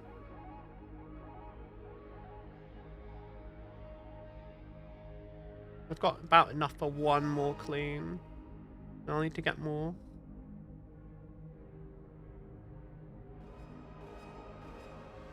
I feel like walking with all these skulls on these dangly bits between their legs would probably be really annoying, like, because they'd feel it every time, like, just this fucking skull knocking into their knee, and I feel like when they're running, the skull would probably just get crushed at some point.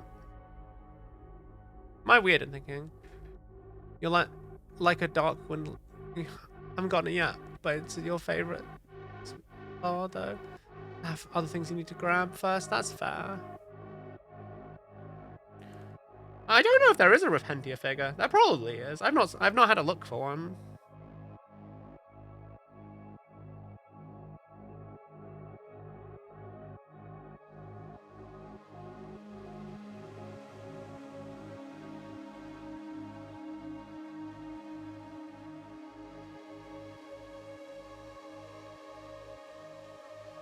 Maybe there is one. That'd probably be really cool, actually. But then again, McFarlane is technically a toy company, so I don't know. Repentia might be a bit much for them. Especially some of the more classic, based on some of the more classic Repentia artwork. But we'd see. We would have to see.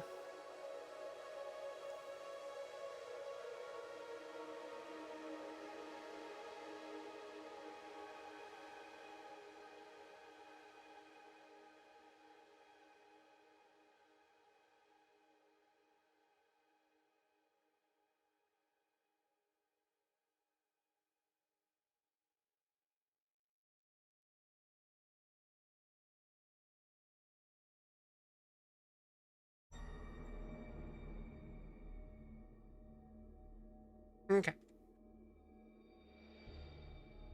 Happening. We'll just take a naked waifu figure and kit bash armor and weapons and make your own little scroll cloth bits and cloak. Nice. Do it. Repentia waifu. Everyone loves the Repentia waifu.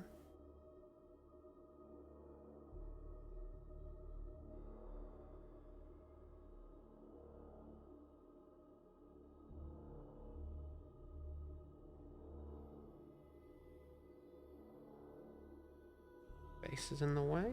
That's fine. I've done that bit now.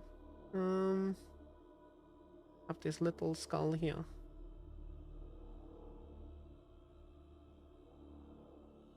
Little skull here.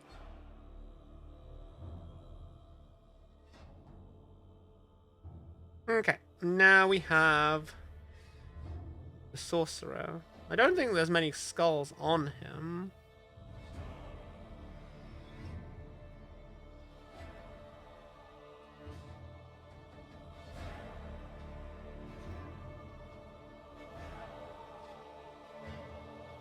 No, there's that one. Then there's the book on his waist.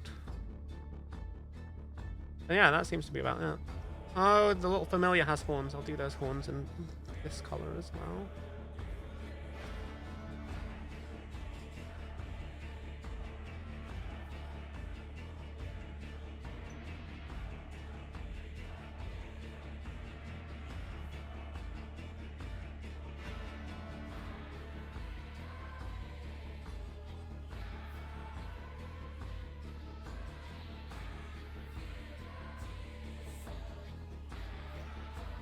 And once it's dry, it'll be a lot brighter, I think. Does he have little teeth? Does he have little buck teeth sticking out? It looks like he does. That's cute. He's just a little gremlin, guys. He's just our little mascot gremlin that gives me extra psychic powers once a game or something. I can't remember what he does actually. I know he's a wargear option, and he does something for the sorcerer that affects his psychic powers for like 1 turn or something. It's like a once per game effect, but I can't remember what that is. So he'll just be a little guy. Just a little guy that's forever there, doing stuff that we don't actually understand. And that's okay. Okay. That's all the bleached bone done. So we can move on to a different color now.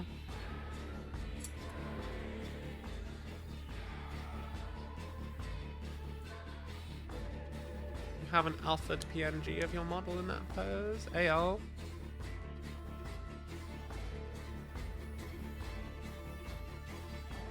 I hope that you're able to do it. That'll probably look fantastic, okay? Jacko pose figure. Lol. Yes. Code Vein's fun, Mika. I like Code Vein. It's a very good game. Actually, do I want to do Gorgon to Fur first? No. Yes? No. I will do the black bits, because it's mostly just shoulders and then a bit of the backpacks and the weapons. Actually, there's quite a bit to do in Black Templar, now that I think about it.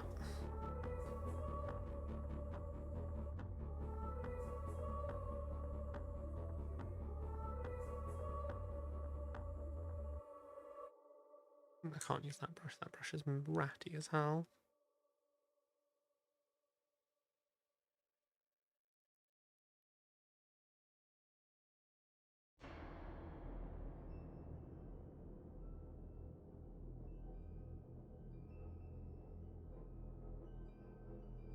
Okay, let's get started, shall we? And once again, start with the raptors.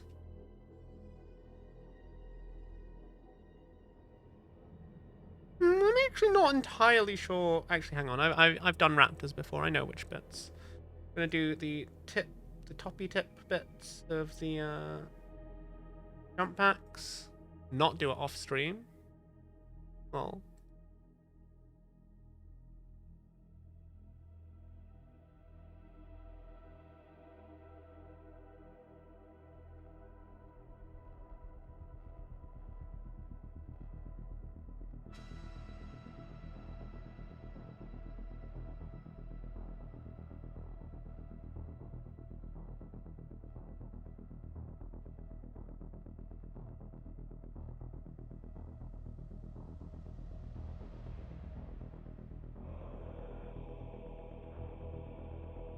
You could put your model in a little hop tub whenever you stream on the Repentia costume. Lol.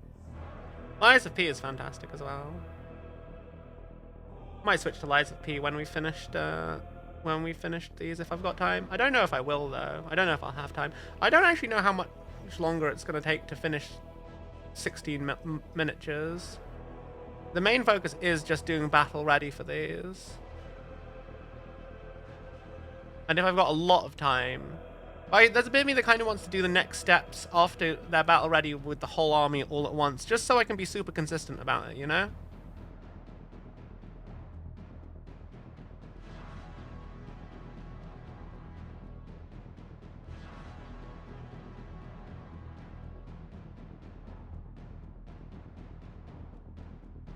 Just because I like consistency.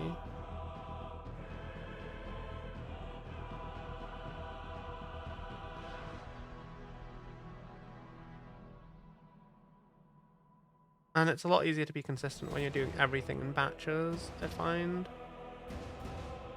Then again, that's just me. Different methods and practices work better or worse for different people. There's no one correct way of painting, which is one of the things I quite like about Warhammer. Everyone can innovate in their own little ways to make things more the way they want it to be.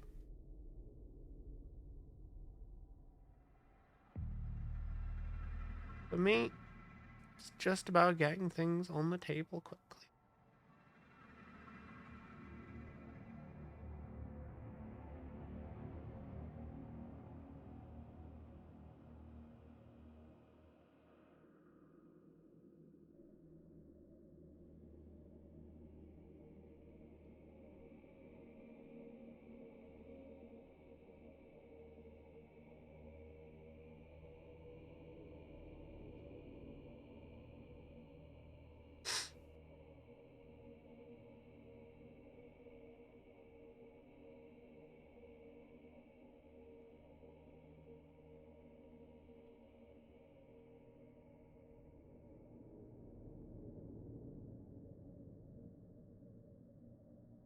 Our cable done in as well.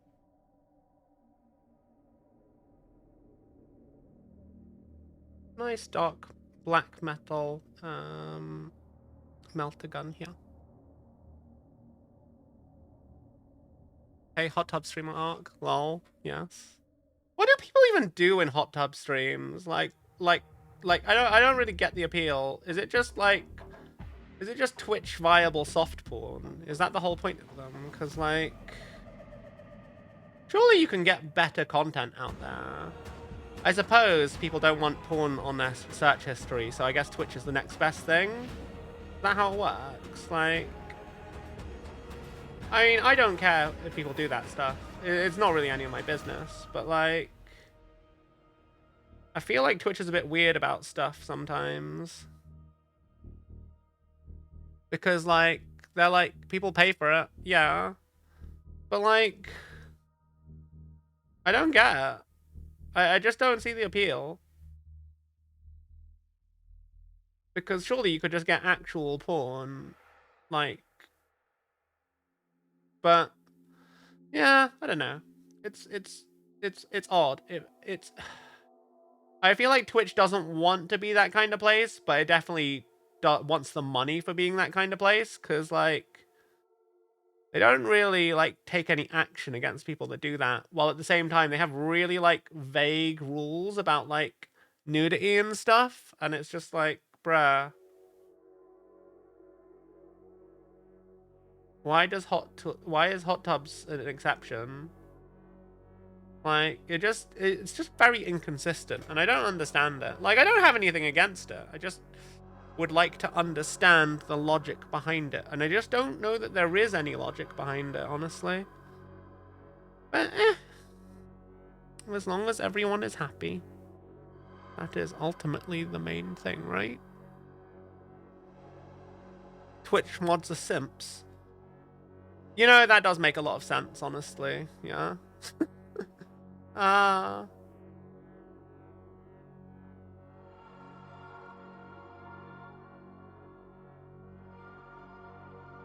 But like, I still once again don't understand why they use their work platform for that stuff when they could, you know, go to an actual place for that kind of stuff. It doesn't make sense to me.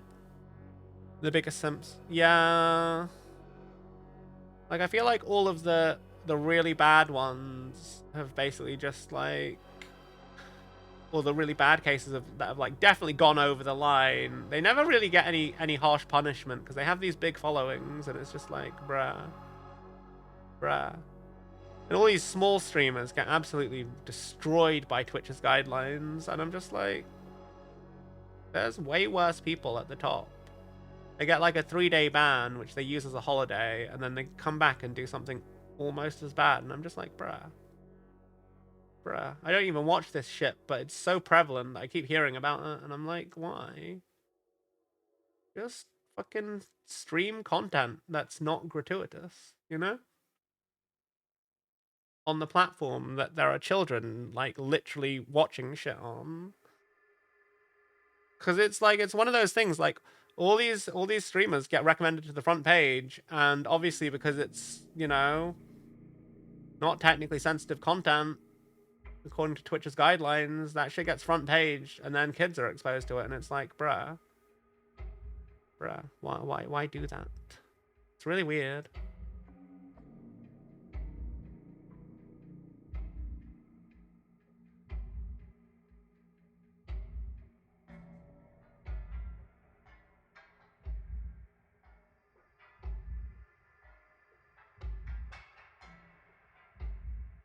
Anyway, we are here. Foxy, hi. Being parasocial online is a hobby for a lot of people.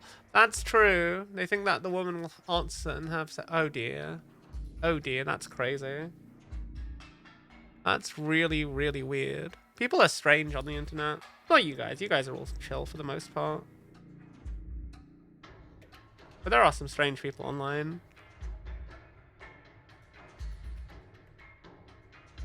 Very strange. I feel like, aside from maybe one or two people, I've not really encountered any parasocial Andes. And I'm very glad for it, because it would be a bit weird. And I just have genuine support, which I'm quite grateful for. You all are a wonderful community. And I'm glad you choose to spend your time with me.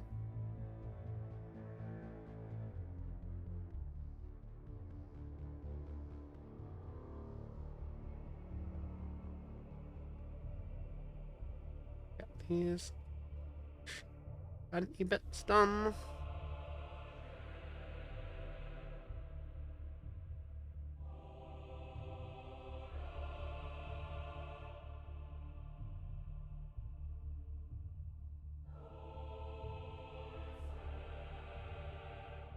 The rest of these jump packs will be in red and left bare silver in other places. I really like these Mark 6 jump packs. I just feel they look really cool. Doing stuff off stream. Glad to see more tabletop mini streams. Yeah, we doing some Warhammer today. I reckon I can get 500 points done before bedtime. It shouldn't be too hard, honestly. At least at the rate I'm going. I'm probably moving to the final, like, primary color, which is basically red. Some Twitch to partner VTubers basically harassed a smaller streamer over some a game of Dead by Daylight, and all they got was a 7-day. Really? That's crazy. That, like, actual harassment over a fucking video. Bruh. It's not even a good game. It's just Dead by Daylight. What the fuck? I can't believe that.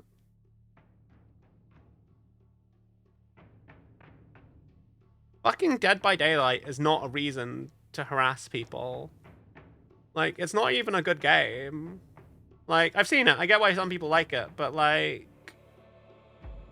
the amount you need to invest into it before it becomes a viable product for you to enjoy when you're playing with other people who have already invested all that into it just seems a little bit stupid.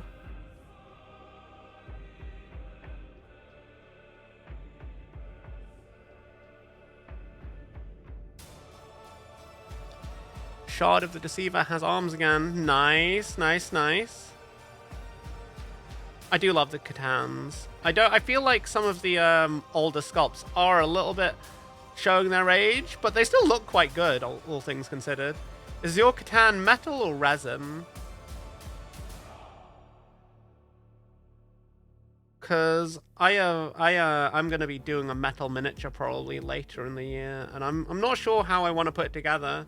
I really struggle with getting pins together correctly. Like, I don't know why. But I know that if I just leave it super glued, it's gonna come apart eventually. Because that's how those old porcelain models always are. They just are not very structurally sound with just glue. Even like really strong glue doesn't hold them. When there's a bit of pressure put on them, they just snap apart. And I'm just like, don't like that. I really don't like that. But alas, not every model is produced in plastic, so you kind of have to deal with that when you want a particular model. Basically, dicks on their own live stream. Bruh.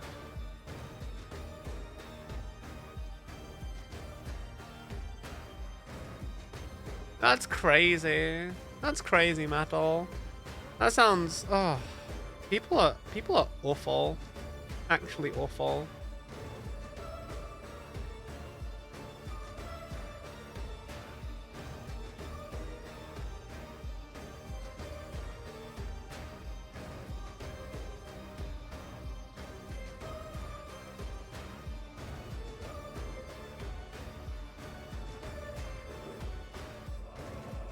I do these.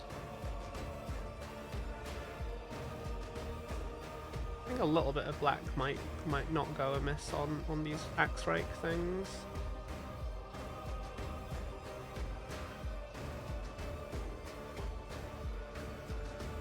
I'm not sure what these are. These are like power axes, but chain axes, and I think it's kind of cool that they've got one of these unique weapons, but I still don't quite understand what this weapon is meant to be. But then again, that's okay. I don't really need to understand. It's a cool looking weapon. I was just a little bit confused as to whether it's a power weapon or not. And that's okay.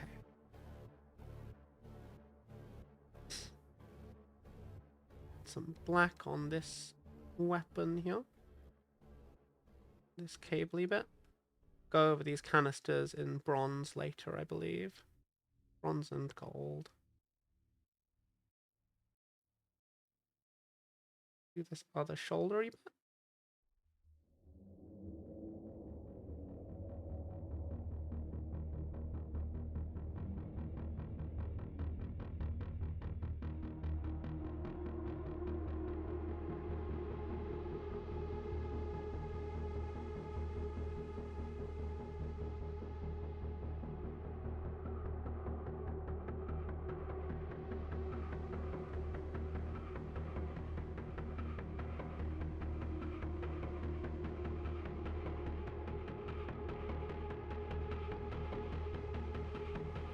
Neat. Okay, next raptor. Another one of these ashen circle guys.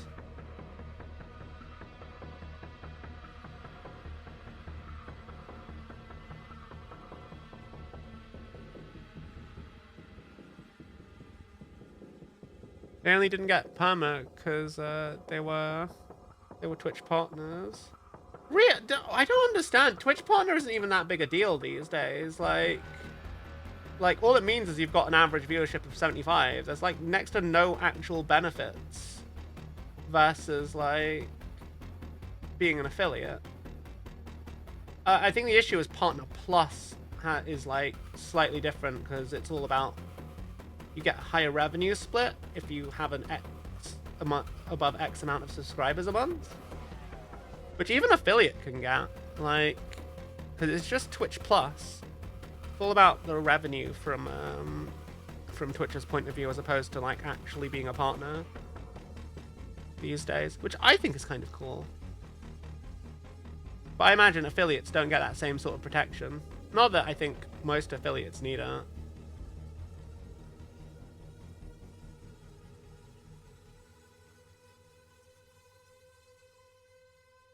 But that's so messed up. Also, they're saying that stuff to another VTuber, like, bruh, might not even be the same kind of, like... thing that they're accusing him of or using as insult. It's really weird. People are so fucked up.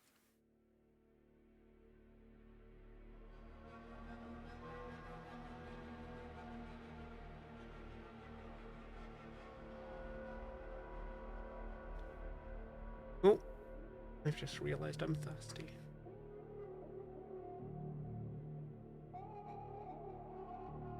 You don't think it was to another VTuber? That's fair. I mean, it's not fair. It's yeah, that's understandable. That they would like. I mean, it doesn't excuse it. It doesn't make it good.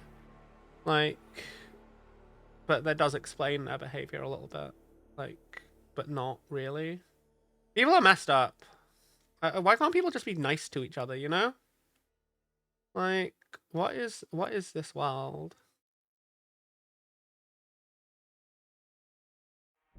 Okay, what are we doing? We are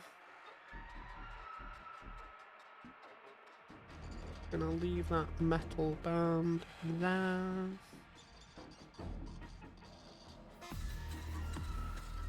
Our best to go around it. And then the under bit here. I think these are probably going to be a lot. I feel like these raptors are probably going to take the longest of any of these to get through this color, because the other bits on the other miniatures are much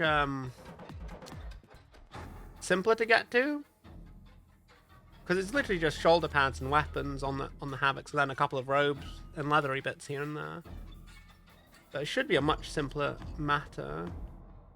Whereas all these raptors have all these fiddly bits on their jump packs.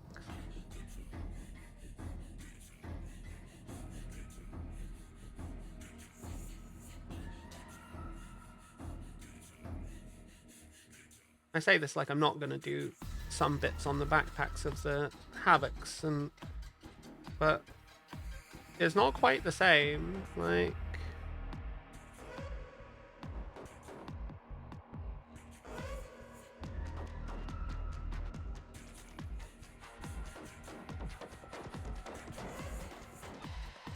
I've done both the shoulder pads. I need to do this shoulder pad.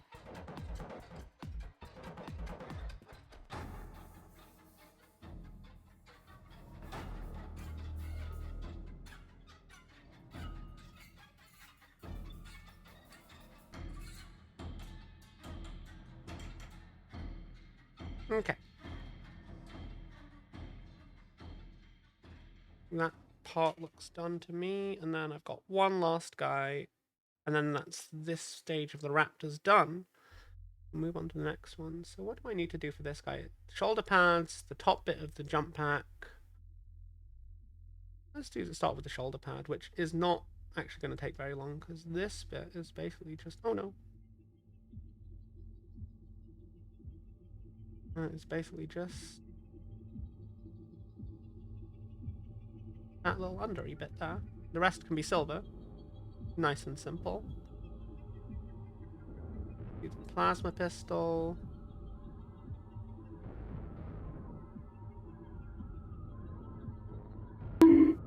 What? You can send the tweet about the situation in Discord. I don't know. Yeah, send it in cast. I'll have a look at it after. I don't want to really have to interact with people like that, so I'll probably block them on Twitter. Just to make sure that I don't have them around. Because I just don't need that in my life. I think anyone needs that in their life, you know? You know what I kind of think is interesting about the word bearers? There's Covenant of Fire, I think.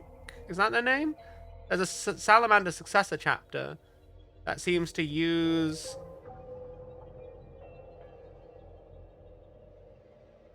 the Horus Heresy color scheme that we're kind of using as our warband's color scheme. And they even use the Legion emblem as their chapter insignia. But they're apparently Salamander's chapters, but no one's ever seen them without their helmets off, so we don't know if they've got that, like, obsidian stone, like, volcanic-colored skin that all Salamanders get from their gene seed. So I think it'll be really interesting to see what happens in the future if they take their helmets off, to whether or not they are actually Salamander's successors. Because it's part of their gene seed that makes their skin react like that to sunlight, and then they all turn like this sort of volcanic ashen skin color, which looks really cool. Like, yeah, salamanders are cool. I'm very curious to see what they're going to do with Vulcan, or where Vulcan even is. I wonder if salamanders will be main characters in 40k at some point. It would be nice. But then again, I'm quite happy with Dark Angels being a primary protagonist. I suppose it's like the main Codex Divergent chapters, like the Ultramarines plus the Dark Angels and Blood Angels, which always seem to be the main sort of characters of the Imperium, almost. Other than a few Inquisitors, maybe. I wonder what they're going to do with the Yellow King in the fiction as well. It's whether Constantine Valdor is going to return. That'd be really cool if he did, I think. I don't know that it's necessary for him to return, but it would be cool. Okay, just felt like I needed to clean the brush off a bit there.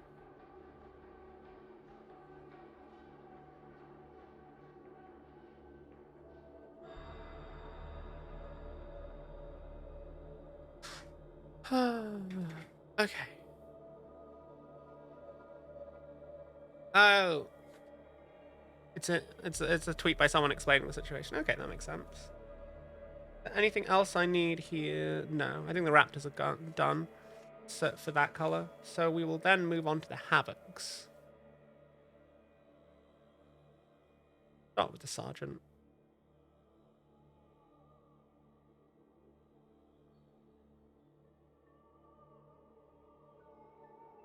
Big old plasma gun.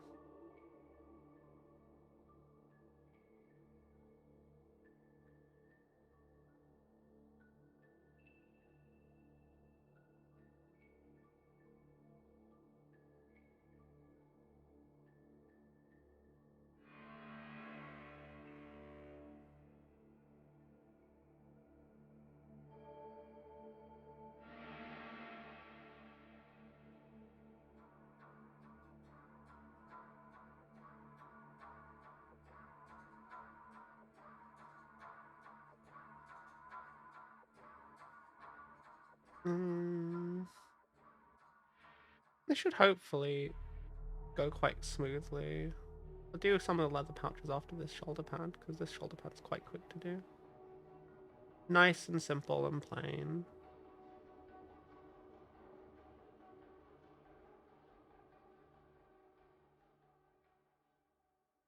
Pouch in black.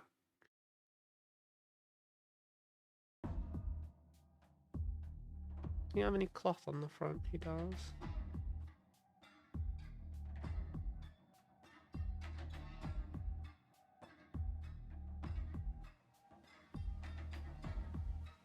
Okay. Go through this guy's bit here.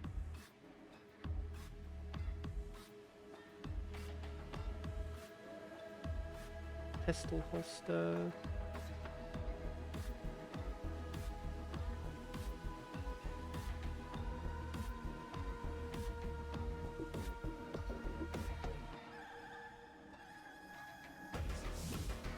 Okay. We'll do that little strap in brown later when we do the furs on everything. Okay, I've got this shoulder pad left to do.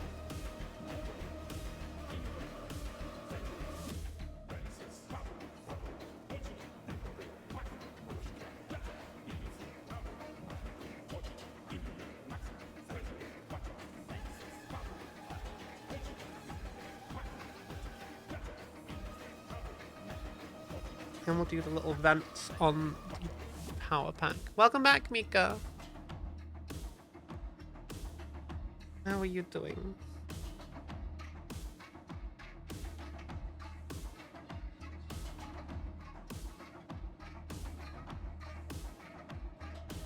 Okay, do that, and then we'll move on to the next one. nice and quick.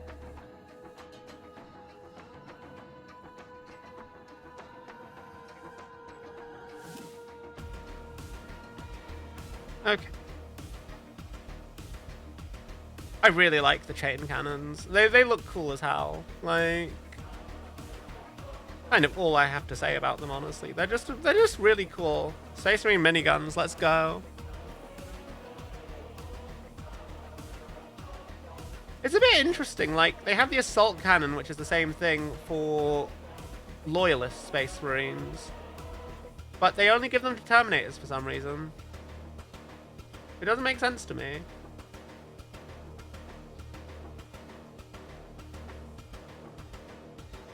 Like, a Space Marine is a Space Marine. There shouldn't be any reason the Loyalists can't use these weapons. But they choose not to. It's just a bit odd. I don't think there's anything that Space Marines have that's the equivalent to the chain cannon. Am I wrong? I don't think they do. Other than the assault marine, other than the assault cannon, but like I'm talking like basic power armor Space Marines don't use them.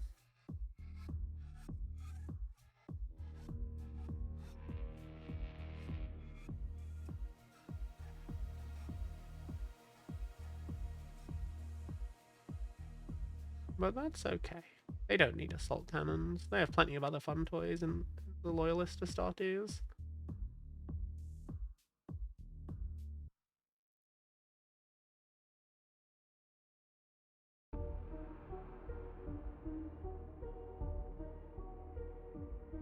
Okay.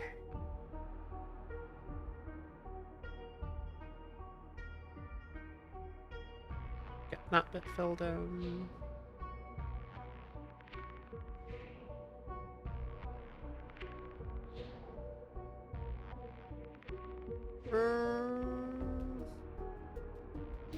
I will do this bit a little bit. Not fully. I kind of just like the idea of like darkening this bit like a bit of heat damage or something. And contrast paint works quite well for that. Do that to all of the things, because you can quite easily get a nice little gradient by blending that in while it's still wet. I want to do the magazine. Yeah, I'll do the magazine. I actually lost. This was meant to be a belt feed magazine, but I actually dropped a bit of the belt, and it got swallowed by the under the desk, and I can't find it. So I actually just kit bashed like the idea of just gluing the magazine straight onto the thing. Like, it probably twists the bullets to be the right way around inside or something. That makes sense, right? Yeah.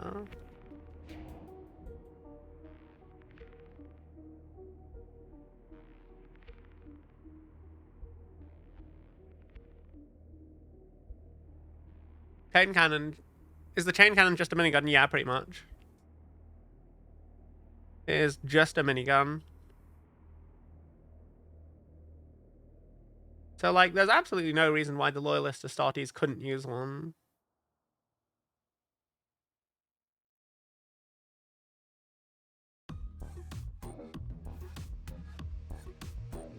What are the arm-mounted chainsaw things called? They are called chain fists, shockingly enough. I'm assuming you mean like what this guy has. Yeah, chain fists.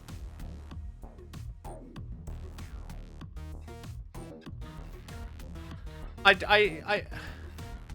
don't think Kay could take them in a fight, and I don't think it's possible for someone to take them in the other way, because Space Marines go through so much genetic manipulation that I believe that they are all functionally redundant in that department. So unfortunately, horny K jokes don't land when it comes to Space Marines. Literally, they are incapable, despite whatever fan fiction might tell you.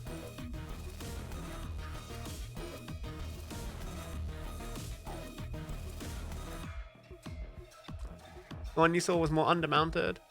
Yeah, there are different varieties of chain fist. I only have the one, but yeah, it's still a power fist. It's still a chain fist. they're designed for cutting into vehicle hulls. There's also a variant of the chain fist that an apothecary uses, which isn't actually, its primary purpose is to cut through power armor so that they can retrieve the progenoid glands of space marines who had fallen, so that they can return the gene seed to the chapter to be put into another space marine aspirant in the future.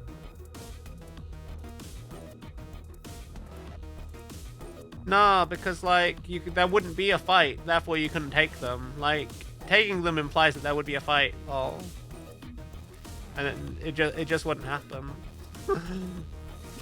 in that context. Okay.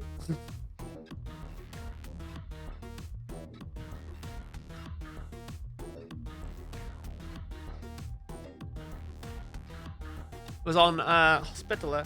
Oh yes. The Sister of Battle Hospitaller also has one. That's mostly to cut, like the Hospitaller has one for Sisters of Battle to, you know, cut them out of power armor and do battlefield surgery. It's a different thing. That has a specific name that I can't actually remember the name of, but it does have its own name.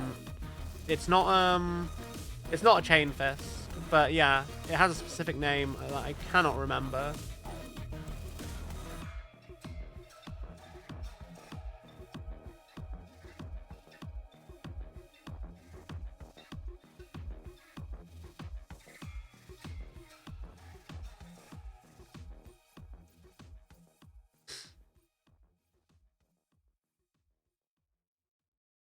One thing I don't get.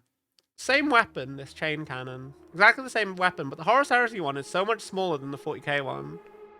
Like, why? Functionally the same weapon, has the same stats in-game. Well, comparable stats. They're technically different systems. And they kind of just work as proxies for each other. I mean, my intention is to use them as proxies for each other.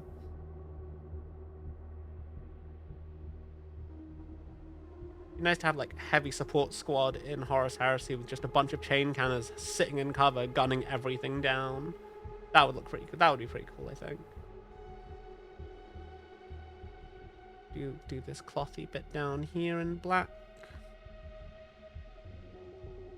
These guys are so much faster to do than the Raptors. So much faster.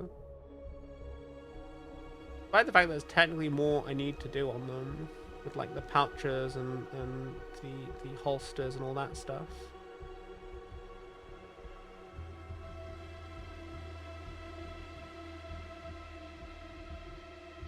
Doesn't quite make much sense, but like, yeah.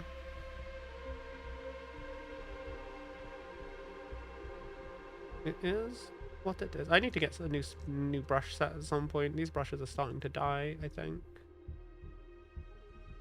Then again, I literally just buy the cheapest brushes. I should. There's a bit of me that wants to invest in like some quality brushes, but like, I know that the way until I learn how to take care of these shit cheap brushes, they're just gonna be wasted on me. Like, but meanwhile, if cheap brushes die, then I don't have to feel bad about it because they're just cheap synthetic brushes. They honestly do quite well. For how much you pay for them.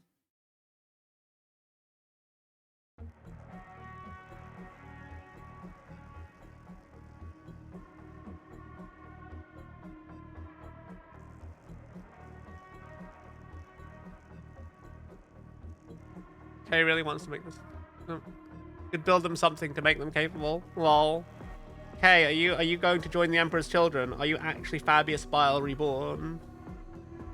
You're going to do things to the Space Marines to make them all Slaneshi. God, I can't wait for the Emperor's Children release later. I don't know if it's gonna. I don't think it's gonna be this year. I think it's gonna be next year. But I'm so excited. I'm so hyped for it. They're gonna be such a cool range. I know it. It's impossible. It's impossible for them to not make the Emperor's Children look cool as fuck. Every time they do something specifically for the Emperor's Children, they always end up looking like the coolest fucking like Chaos Space Marines ever. Even in the Horus Heresy, where they look super loyalist, they're like, yeah, their design, like everything about them looks amazing. I really want to get some Horus Heresy Emperor's Children someday. I shall. I don't know when, but it will happen.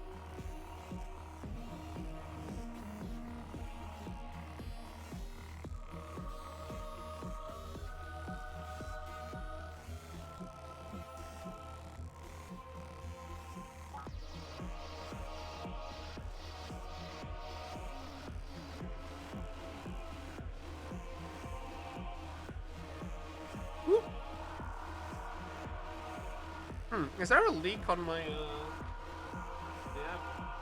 Why is it the compressor keep going off?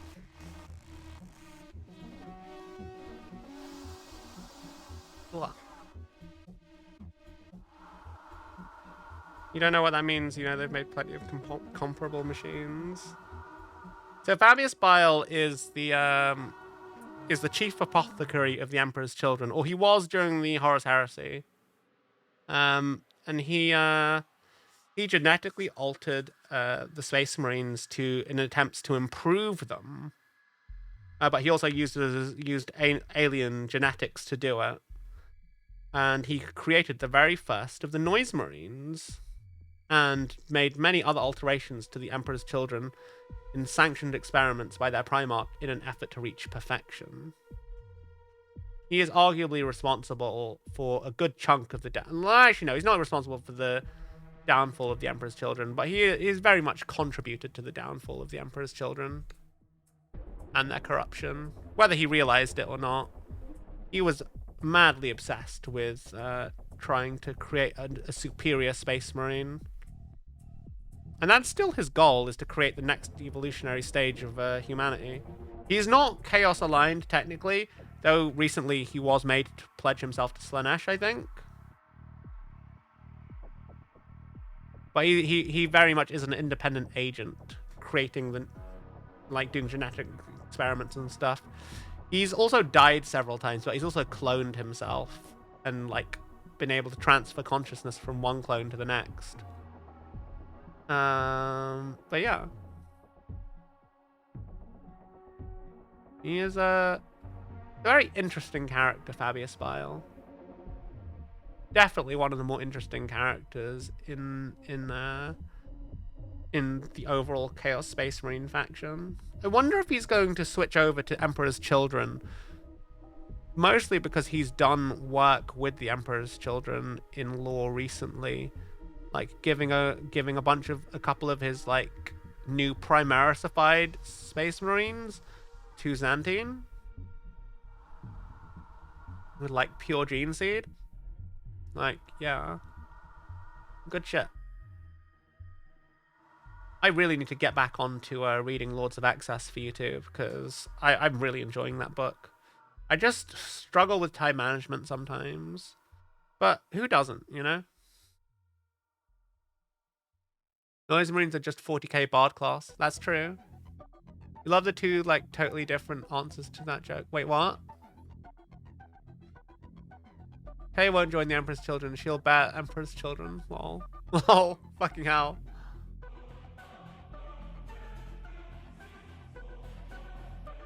I didn't even read that bit until now. That's fucking hilarious.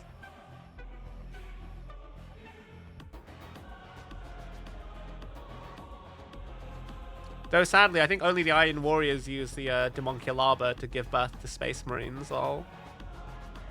Is that what's going to happen to Kay in the 41st millennium? She's just going to become a Demonculaba. Oh dear. That would be horrendous. Actually horrendous. Holy shit.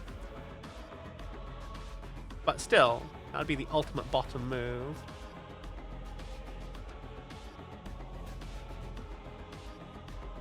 No, they're the same response, just worded differently. Valid.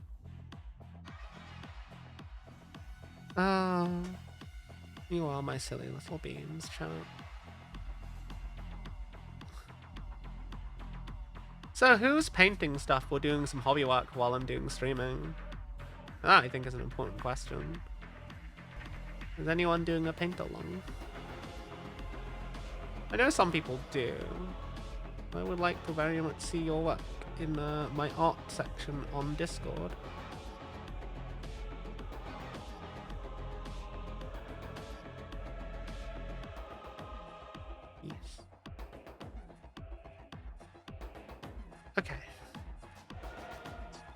Once this is done, we do the furs, which are going to be a very quick step.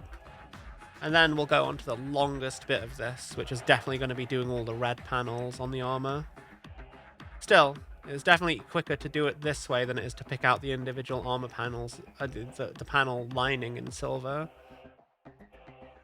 Yeah, because that's long, and I seeps with that.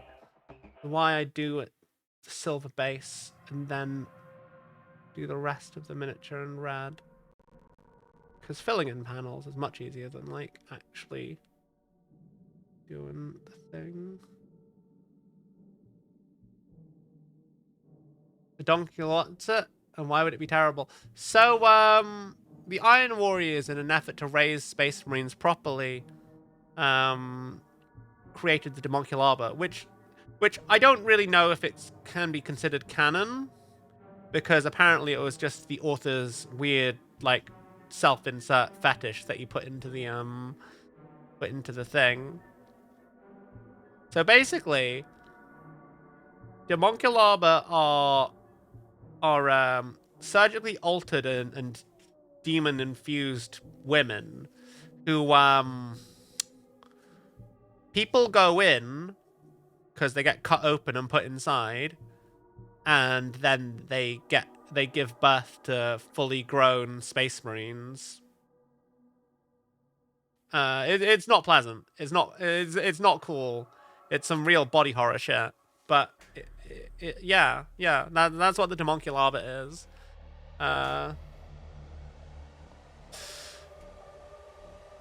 Tad, we were talking Warhammer 40,000 lore, like grim and awful Warhammer 40,000 lore, and amongst some dirty jokes about birthing Space Marine Emperor's children, and I was like, you know what? This is what you guys are turning my chat into. Let's go into some canon shit about what that might mean. So I decided to bring up the Iron Warriors Demonculaba, which is horrible, and I probably shouldn't have done that. But welcome, Betad. Yeah, that is terrifying. Welcome to Warhammer 40,000. Well.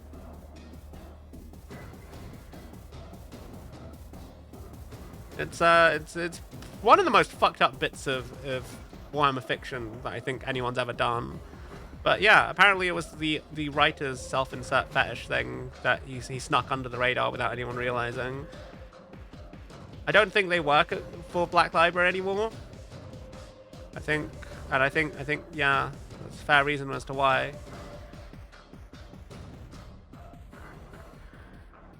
But yeah. Welcome, Batad. We are painting 500 points of Word Bearer Chaos Space Marines to add to our 1,000 points that we painted last week. I think talking about the Demonculaba has put people off, which is entirely understandable. I'm so sorry, chat. But yes, be cursed with knowledge. Be cursed with knowledge. For if I must know something, you too must know something. That's how it works.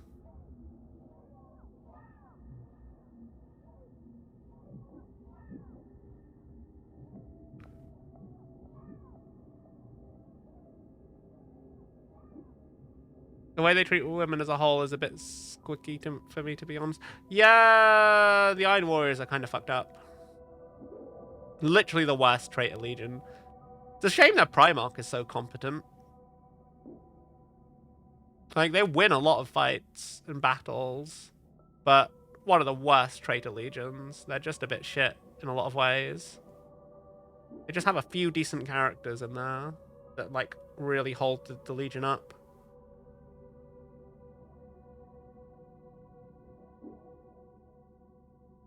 Oh, you meant Games Workshop? I feel like they're trying to improve, honestly. A lot of the previous writers, like, there was that guy who was just, like, I can't remember his name, but I don't think he works for Games Workshop anymore, but he was super into his Grey Knights and was like, oh, these systems of battle, they're able to resist the demons, so we have to kill them and anoint ourselves with their blood so that we can resist the demon. Like, bruh, what? Surely you should just fucking pay attention to what they're doing and maybe follow what they're doing, you know? Like, bruh, why? Why just murder them when they're holding their own against the things you guys can't kill because of their faith? Like, It's so cringe. But they've definitely gotten a lot better for these days for female characters in Warhammer 40,000.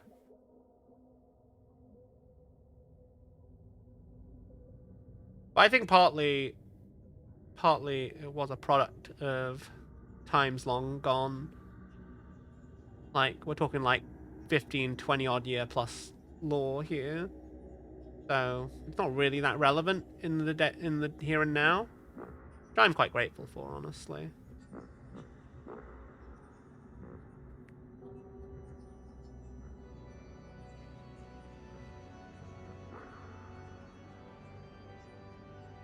These days, it's a lot more interesting. Like, you have the super cool Custodes lady who literally just leads a company that jumps out of dropships while they're in orbit to land on planets and, like, race to, like, defeat the enemy before anyone else gets involved.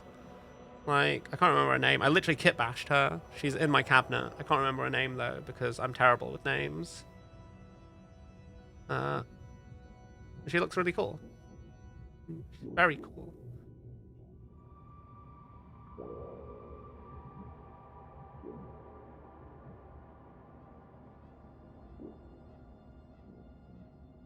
I'm gonna need to get some of that excess paint off there. Pop it on here. What's on the brush here, and then I'll go back and dab off that excess paint.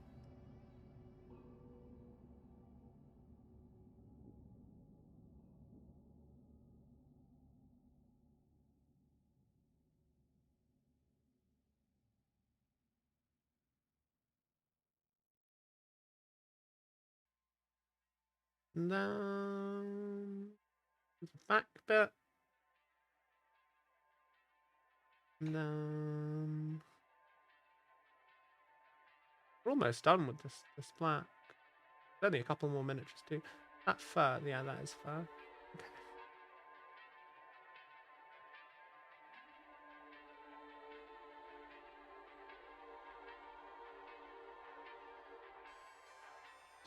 And the shoulder pad, and then the combi bolter.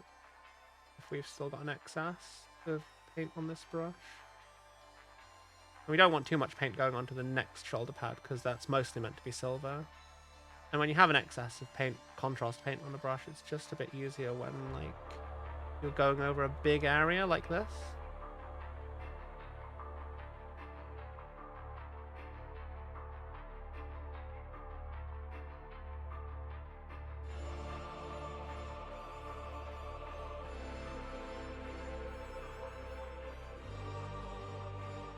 Oh, better, I will give you your spinny. What's happened to my tracking? I wonder how long it was dead for.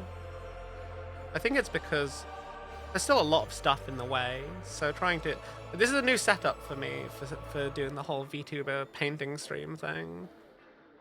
I do like this new camera though. I think it's better, much better than the webcam we were using. Last one spinny. Where is my spinny?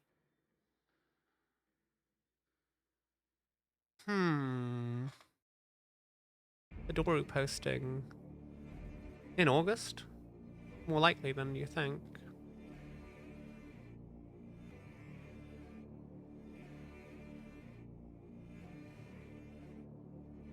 Okay. What am I doing, chat? Yeah, I was doing this, let's create our most recognizable, OP, and visible type of character and make it so that the law says they can only be men because women can only exist with this other group. Yeah. Yeah. Yeah, I know. I know, Kay. But they've moved on from that significantly. They're focusing more on femme characters in the Guard. They've got femme custodians now, which is fucking lovely, and a lot of people are... A lot of the like, less good elements of the hobby community. And in fact, most of them aren't even part of the hobby community. Most of the real hobbyists really just think, oh, cool, I can make cool new characters and do kit bashes. But, yeah.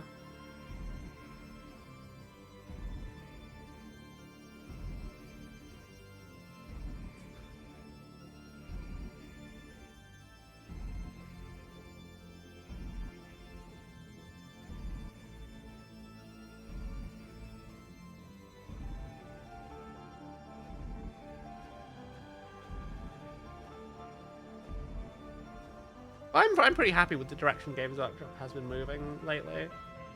I think they're really cool. They've got some really nice hobby products. They've got some cool lore, some new characters, a lot of new characters. I really need to finish painting Saint Celestine. Speaking of that, like I've still not done. I think I know how I'm going to paint her, but I feel like I might paint her differently to how I painted her her little 2 attendant people. I think I need to change something.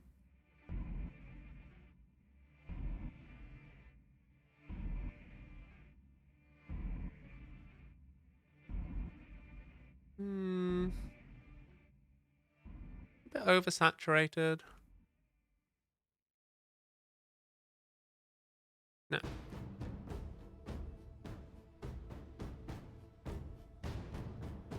You a bit off. It does feel a bit off.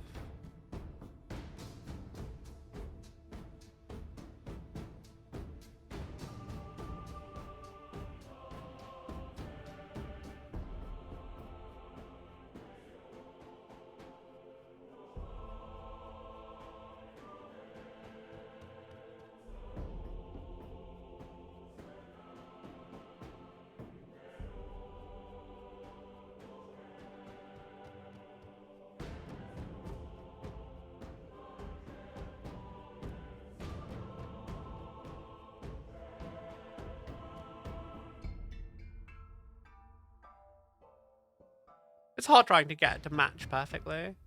But yeah. Okay. That's those 2 done. Let's do the next Terminator.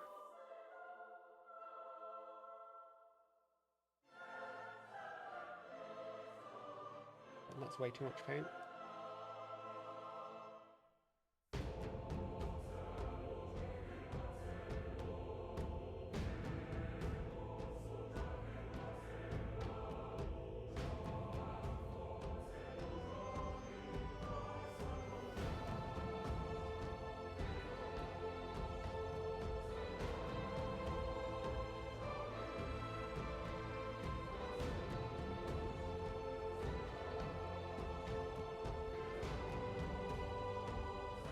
Like there's cloth on both sides of the game, man. It seems really weird to me.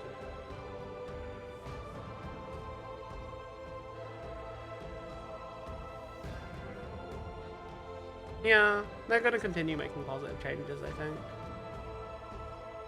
Games Workshop has definitely evolved from what it was when I was a kid. I remember you wouldn't see any women in the Games Workshop back in the day. These days, there's a pretty substantial bit of the hobby.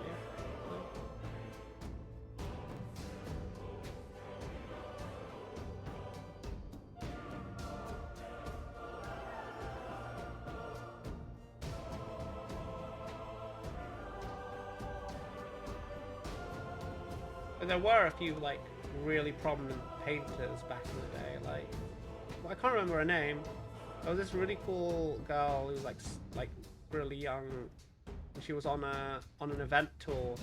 We met her and she painted this beautiful juggernaut of corn. Like back in the day, it had like all these little faces painted into it, and it was like she was part of the original heavy metal team like years ago. But she was really like she was like 16 odd years old, and she was a professional painter for the team.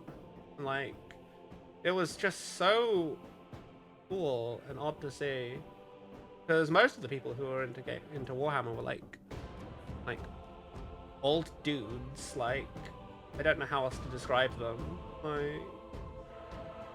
Like old metalheads from the 80s, like early Jan, and yeah, just odd to think about. Good to think about though. You may one day be willing to invest more into their stuff if you're not being shoved into a corner. That's fair. I mean, you've got the Custodies, you've got the Imperial Guard, you've got the Tau. I don't know that orcs are like count as men because they're all non-binary mushroom people.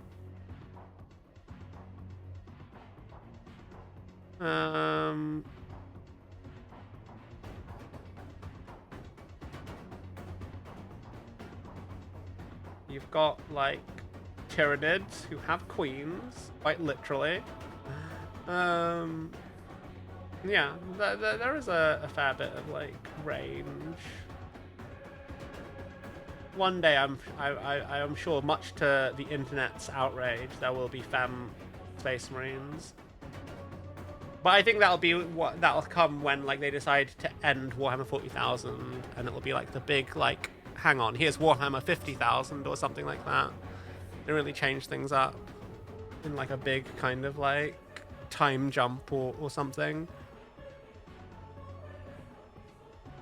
That'd be interesting. Eventually, they are going to stop Warhammer 40,000, just like they did with Warhammer Fantasy. If they find that, like, it stops, like, gaining momentum and stops, like, with sales and whatnot, they'll definitely reboot it into something else. And they know that a lot of their specialist games are starting to do a lot better. Like, Warhammer 8, the old world, for example, is actually, like, doing crazy well. Like, crazy well. Like, it's the only game they've got that does the same numbers as Warhammer 40,000 does. Which is cool for a game that's been out for less than a year. Like, people have been wanting fantasy battle stuff for ages. And I'm very glad that they've done it. I'm just waiting for them to do an army that I actually want to play. Which, like, they will do, because it's coming out on pre-order probably next week. Well,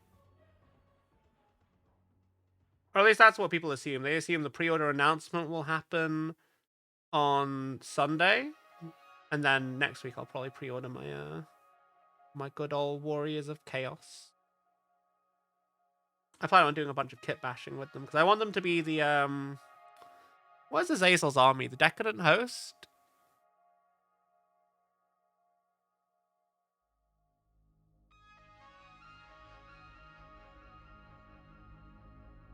Yeah, but, like, that's not actually outrage within the community. That's just culture war grifters.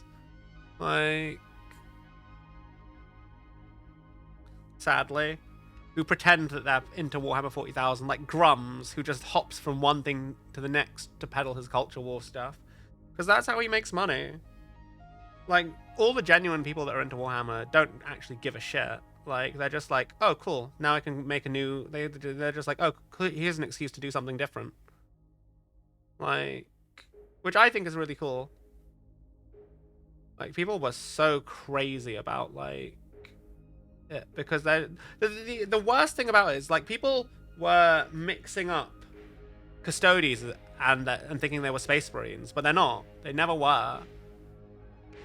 Like, and people were clinging on to, like, one shitty line of text from a throwaway book ages ago, and ignoring, like, one of the actual authors of, like, the Horus Heresy saying, yeah, there were femme Custodes all the way back then. Like, it's crazy. I mean, it's not crazy. It's just once again, culture war people trying to make money, trying to exploit rage bait for clicks, because that's all they can do. They have no skill set other than finding things that people can get mad about. That is their grift. That's how they make money. But it's not reflective of the Warhammer community as a whole, which I'm quite grateful for. Because when I was playing in my local games workshop, people were just like, yeah, no, we'll kit bash some cool stuff. Do we want to use, like, Sisters of Battle heads?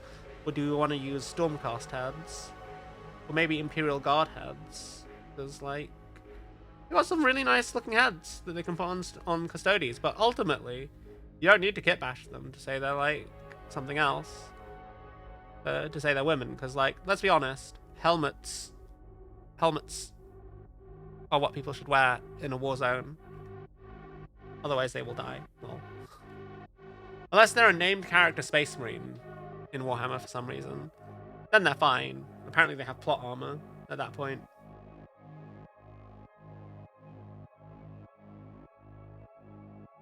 Once they have a name, they have the ability to take off their helmet, and apparently everything will always be fine for them.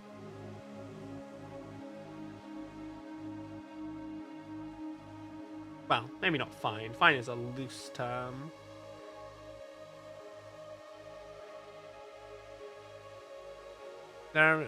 Is there people that refuse to enjoy or interact with new content? No. Just the people. There's no. I've not met anyone who likes who's like that. Honestly, they're just whiny little people on the internet who like pretend that they're into something, but they're not actually.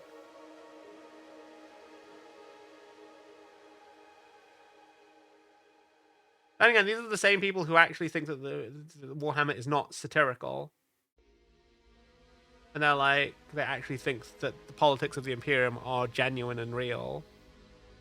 Which is crazy. Like, who would think, look at the Imperium and not think the whole thing is just absurd? Hi, Yaskia. How you doing?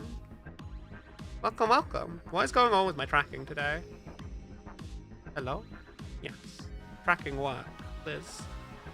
Thank you for the follow. How are you doing? Are you having a nice day? I hope so. Okay, I can go there. And then I just move myself over here. And then I think we fix our tracking. Yes. What was I doing again? I've got the shoulder pads done. I've got the cloth done. I need to go back and do that skull, which I will remember to do. Because I'm going to put the paint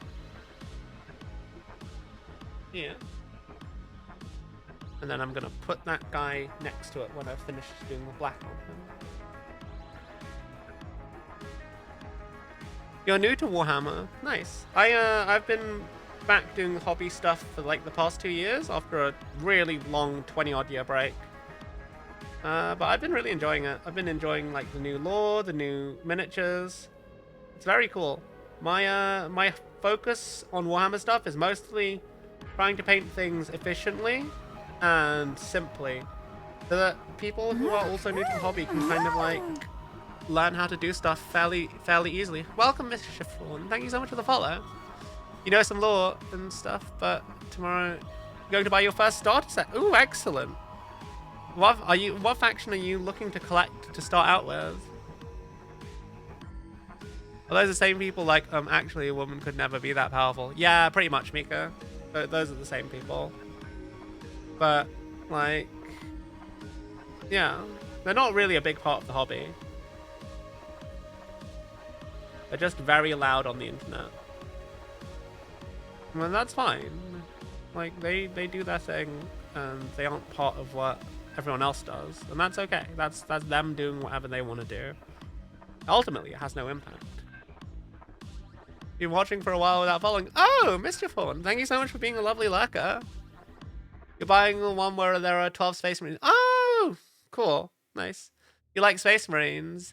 What kind of Space Marines are you thinking of going for? There's a lot of different chapters. Or are you going to do your own custom thing? Ultramarines are really good for painting and starting out with, both mostly because blue is a very strong pigment and quite easy to work with, and it looks good with gold. So a lot of people start out with Ultramarines, which is why they're generally the poster boys of the game. Though I understand if that's your choice.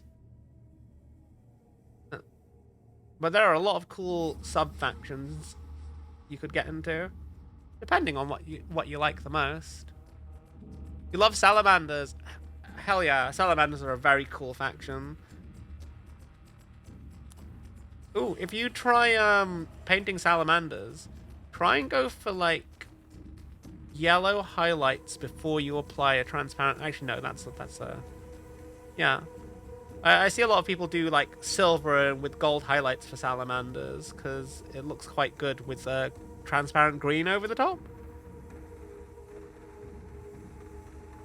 But Salamanders are very cool. Very, very cool. I hope you have a nice time painting them.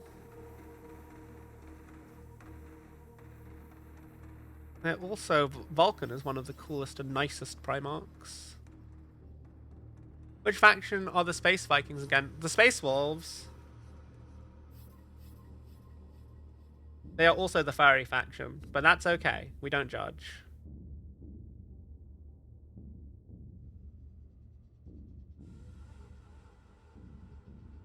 I say they're the furry faction. That's because they literally had wolf helmets that looked like wolf fursuits, but Space Marine power armor. And you know, that's okay. They also have werewolves or the wolfen in there as a unit, which are like mutant space marines that are kind of like werewolves. So yeah, you don't know anything about painting, so you'll be first timing it. Well, that's cool. Everyone has to start somewhere. Remember, as long as you learn something, the end result for your first paints doesn't really matter. Make all the mistakes you need to, and I always keep the models that I'm not happy with in their state so that I can remind myself of what I learned and how I got to where you know? Because there's always something to learn. No one starts the hobby painting perfectly or you know, painting well for that matter.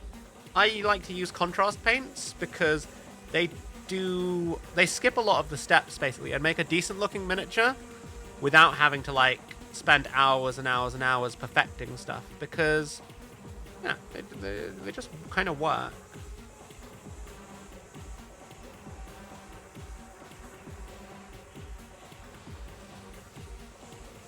Why is my paint starting to feel goopy? I'm sure it'll be fine.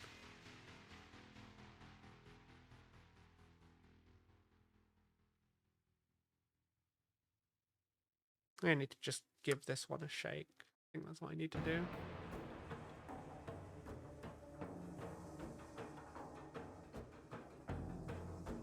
You can absolutely paint them as salamanders, even if they're ultramarines on the cover of the box, because they all have the same rules. They all have the same rules in the game. So it's like sub-factions. The ultramarines are just the poster boys of, and usually on the box art, because ultramarines are very easy to paint. It's how Games Workshop markets it, because like blue is very easy to work with. It's a very strong pigment, so it generally looks quite good without much effort. That's why they advertise with ultramarines on everything. But any unit that you see as advertised as ultramarines, you can use in your Salamander's army, except for the named characters. The named characters are always going to be specific to a chapter. But I mean, there's no reason why you can't just like buy the characters and like paint them up and just use different chapters for the rules and just keep painting them as ultramarines. There's absolutely nothing to stop you from doing that. That's one of the things that I quite like about 10th edition, is that you're not tied to rule sets. You play how you want to play with the miniatures you want to play with, and it's fine. As long as they're like valid and part of the army, they work. Hell, you could even buy Black Templars, play as Black Templars, but paint everything up like Salamanders if you wanted. Or Dark Angels, for that matter. It's all about how you want to enjoy the hobby. If you want to buy Chaos Space Marines and paint them up as Salamanders too, do it. Nothing is stopping you. You could just call them Renegades, for example. It's all about what you as a customer want to do and what you as a player want to do with your models. No, and don't ever let anyone tell you otherwise. Because ultimately, your hobby time is your hobby time.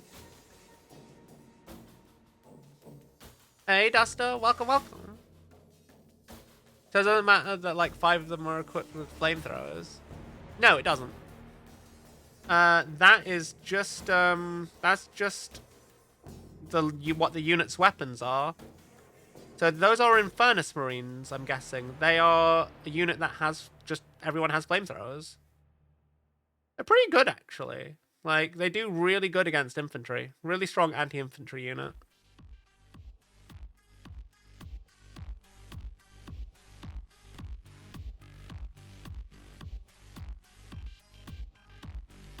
Let's go in and do the black on the other side of there.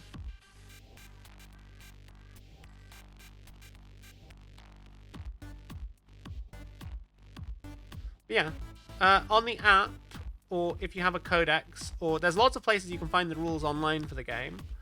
If you want, if you're like getting into it to play, then there should be places like Battle Scribe, or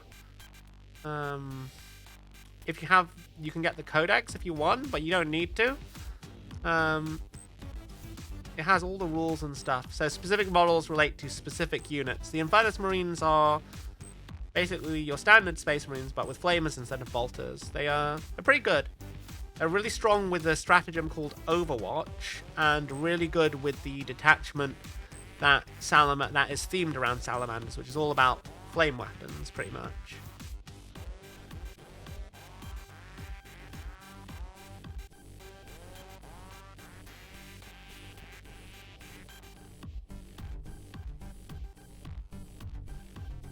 Yeah, they're meant to fight Tyranids, so I guess that makes sense. Yeah. Oh, speaking of salamanders, have you seen the Pariah Nexus animation, which has a salamander as one of the main characters? It's very cool. I'm looking forward to the sequel that's going to come out called Tides. So I'm very curious to see what it's going to be.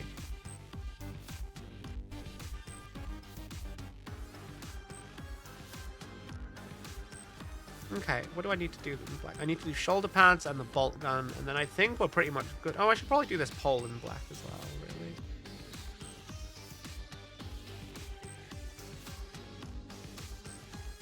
On his little force staffy stuff.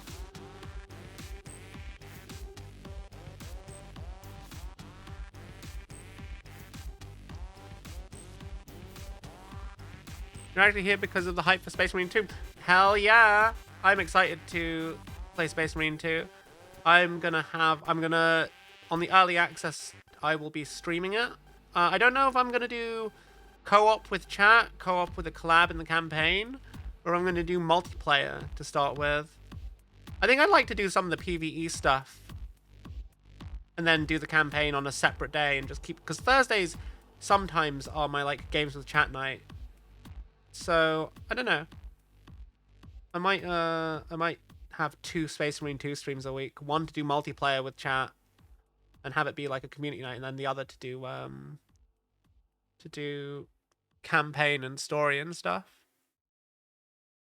Some fan made it called Astartes or something like this. Oh, Astartes, yeah, that was actually bought by Games Workshop, and they are apparently working on a sequel to that Astartes animation. You can find it on the Warhammer Plus app. I wish Warhammer Plus had more animation content, but what it has is pretty good.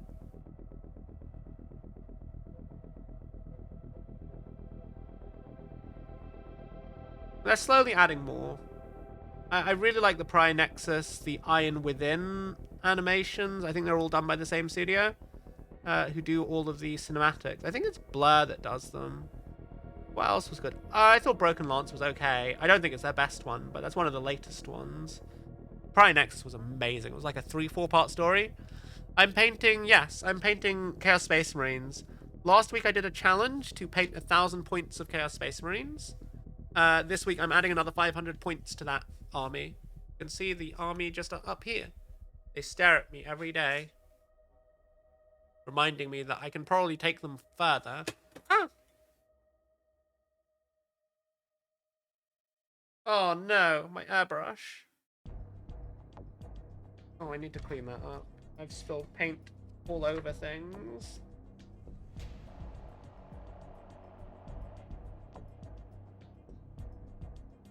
Fortunately, it's not too big a deal. It just went on the outer shell for my controller, so I can wipe that off. Fortunately, it's paint, not water, so it doesn't thick enough that it's not going to just get everywhere.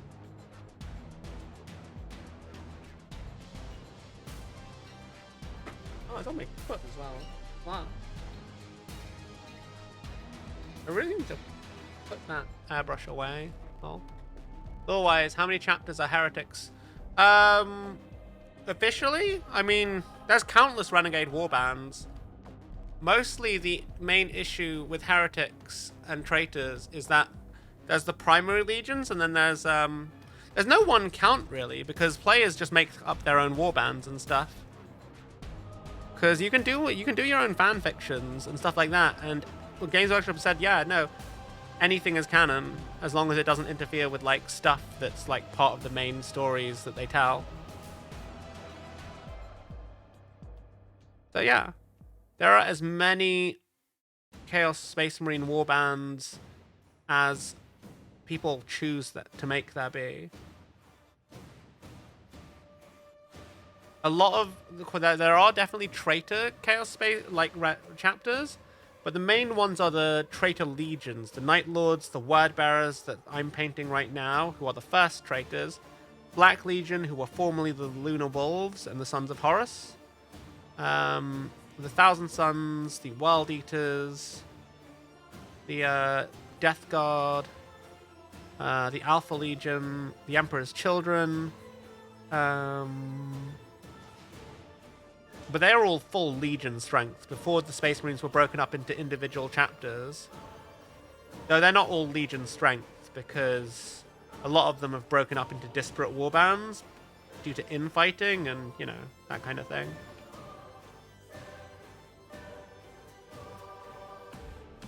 Well, Space Marine chapters are the Spartan-themed ones. You're drawing a blank. Oh, the Minotaurs. They're technically Alpha Legion. They're technically Iron Warrior successors.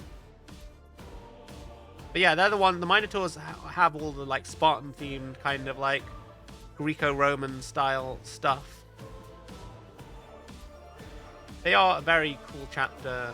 Who does basically they're basically like the High Lords of Terror's personal Space Marine chapter that they just kind of do all their stuff for. Very interesting. They've had some very grim and awful conflicts with other Space Marines. They really like killing other Space Marines or fighting other Space Marines to test themselves. You know what, I'm just gonna go over that Chaos Star later anyway, it's fine. Which chapter master is Perturabo? You might have his name wrong. Perturabo isn't a chapter master. Perturabo is the Primarch of the Iron Warriors, who has ascended to demonhood apparently, but a lot of people think he's just a dreadnought, like a Primarch dreadnought, because Fulgrim stole his life force to become a demon prince during the Angel Exterminatus event. Weren't Space Wolves other Space Marine kills? They were the Emperor's executioners. They are said to have been responsible for killing at least one of the Lost Legion's Primarchs. It is the Darktide soundtrack playing, because it's copyright free for streaming. They have licensed it so that like anyone can use it really. And I think it's very thematic to use when painting Warhammer, so I always have the Darktide soundtrack playing when I paint Warhammer. Because, you know, brand consistency. Like it was their purpose? I'm not so sure really. Because I feel like they were good for sending a message, but whenever the Emperor wanted something absolutely wiped from existence, he would send the Dark Angels to do it. So there's a lot of stuff that Dark Angels have done that no one even knows about. Okay, we are basically done with that. So, what are we doing next? Oh yes, I know what I should do next. Something very quick and not going to take long at all.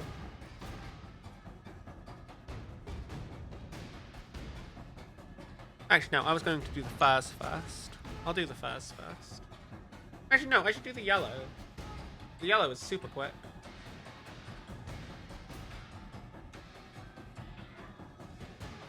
Okay.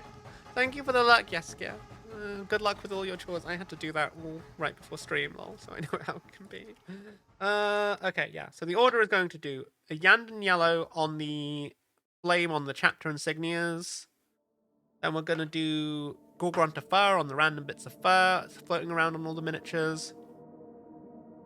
Then I'm going to do Magos purple on the little guy there on his skin. And then we are going to do Sigvald burgundy on certain bits of weapon and yeah. Oh, hang on. Actually, you know what? I will leave that as silver, actually. I like the idea of leaving that as silver, because that's another thing I've decided I'm going to do. Which I think will look cool. You just clicked the Space Marine chapter you're thinking of is the Minotaurs. Yeah, it is the Minotaurs. Yeah.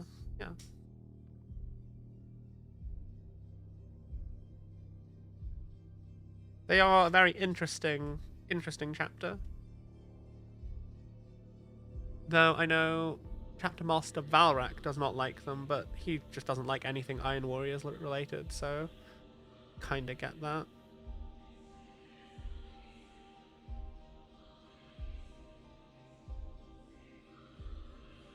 He is a lore YouTuber who is a bit silly sometimes.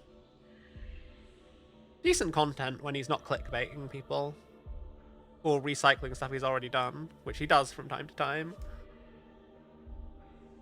But usually that's when it's a slow content month for him. So he'll just go over the same stories again and again and again. Which I kind of get. But at the same time, like, bruh, you're a big YouTuber. Don't repeat yourself.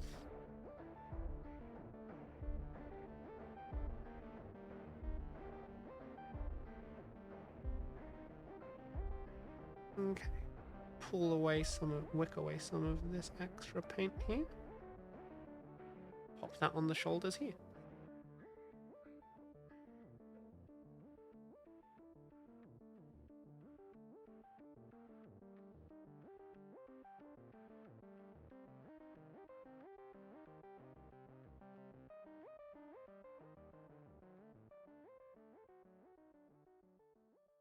Wick away a bit more of this excess paint.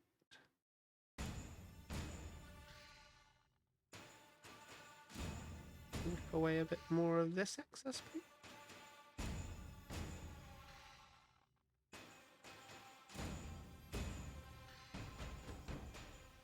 And wick away a bit more of this excess paint.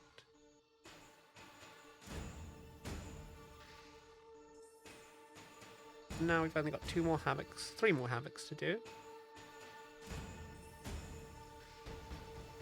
And a little bit more paint.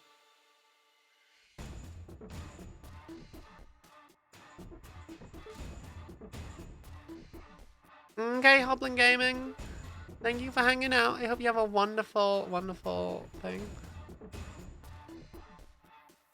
You feel like painting a group of Space Marines as US Marines?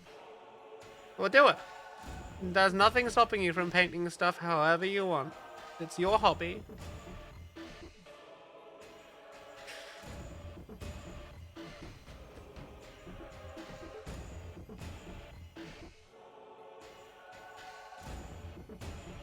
And you can always create a custom chapter with like lore or whatever that kind of goes to fit whatever theme you want to have, you know?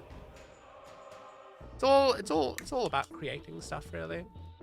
Like a long group of US Marines frozen and eventually becoming Space Marines, just still bearing all US Marine Corps markings. That could work. Though I don't know that the state of like the United States would exist long enough for that technology to exist. Because there's apparently meant to be like a World War or III between now and like 10,000 years in the future. Well, I mean 40,000 years in the future. I don't really know, honestly. There's no reason why it couldn't happen, I suppose, Duster. It could happen. It could happen. But once again, you can do whatever you want in your hobby. I like seeing all kinds of stuff that people make. So, don't let anyone tell you no.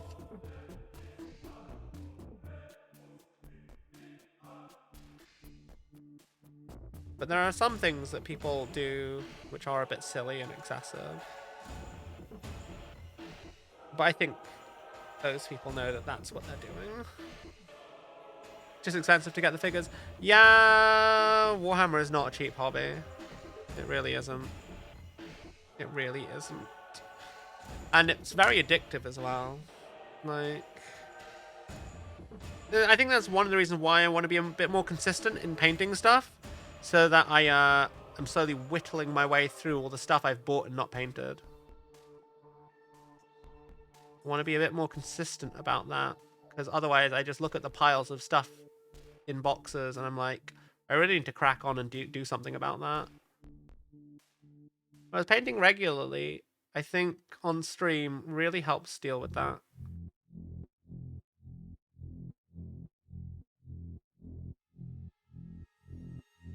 because it kind of just gives me a bit of encouragement. And I like hearing people in chat also taking up the hobby from just hanging out and stuff. It's a real feel good moment for me, because it's nice to get to share something that you really love with other people.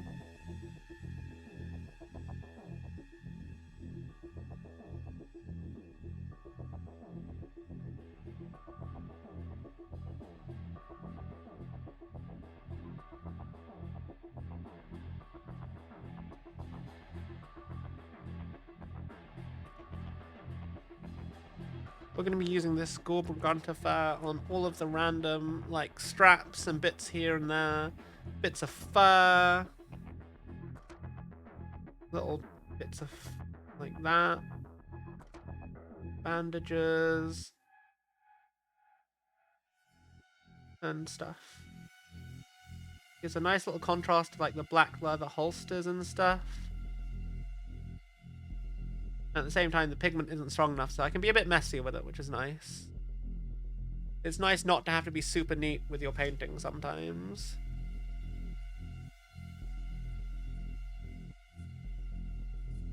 You also build model aircraft. That's cool. Model planes are really cool. I used to build them when I was younger. So did my dad. It was really cool.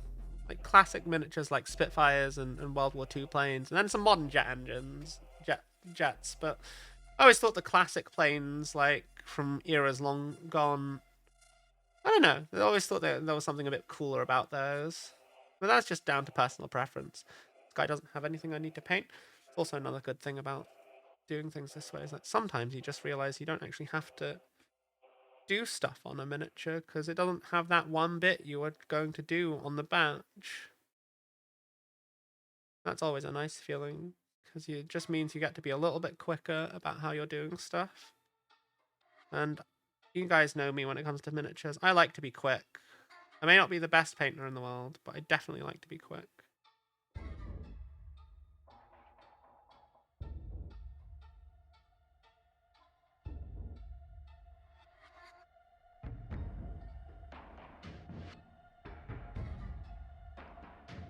Okay.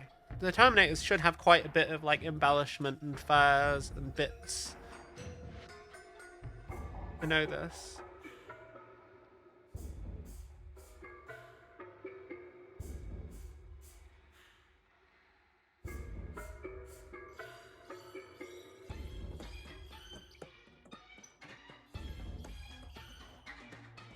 What I don't get is why he's got like fur bits behind here.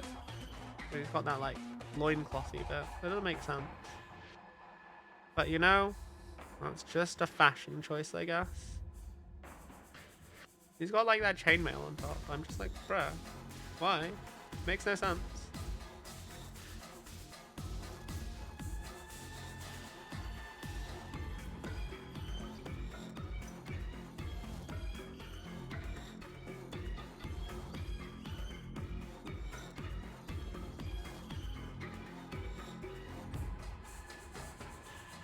He's got quite a bit of fur trim on his armor.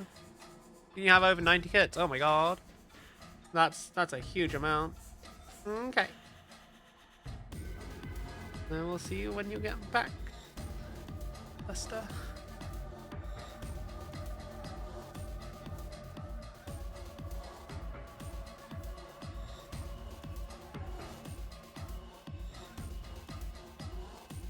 Okay. Got all these furs done. We can move on to a couple of smaller bits.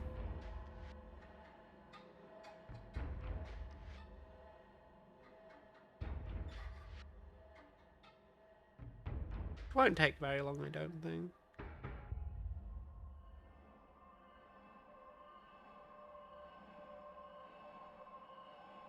Oh, this guy's got... Why do these Terminators have so much random fur trim? I really don't understand it.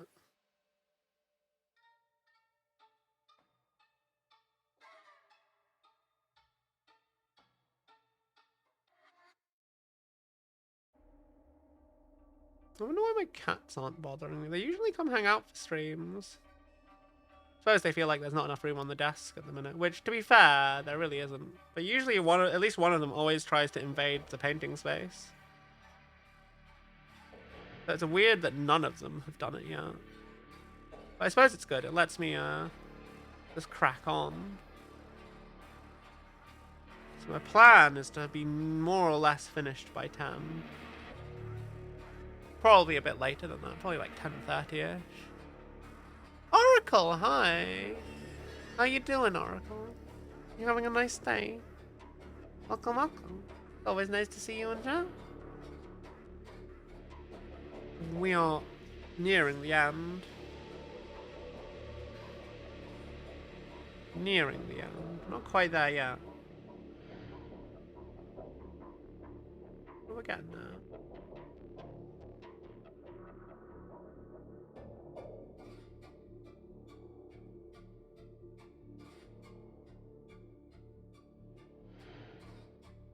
I don't think there's any more fire bits on this guy.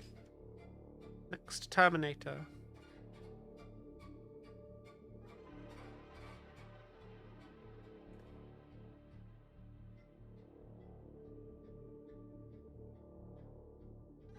And then we've got one more Terminator and then the Sorcerer. And then that's this paint done with for these guys. And do the little familiar and then the random bits like hilt and stuff like that I want to do. Maybe go over some bits I want to correct as well after this.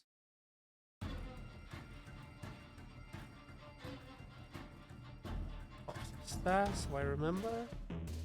One thing I do quite like about doing batch painting like this is finding the little imperfections I need to fix. I don't like finding them, but I'm glad that I do. Because it means that I can quickly get them corrected while I'm doing similar stuff. That guy also needs some correction. Okay.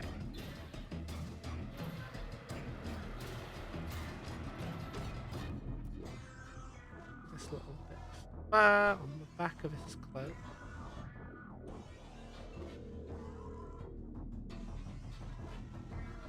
One thing I don't get. Space Marines wear this vacuum sealed armor that's capable of allowing them to go into space. Yeah, they sometimes put cloaks and shit on. It makes no sense. Like, it literally serves no purpose. It is like a drip check that some of them have to pass before they count as Chaos Space Marines. And I'm just like, but bruh, you make no sense. Why are you doing this?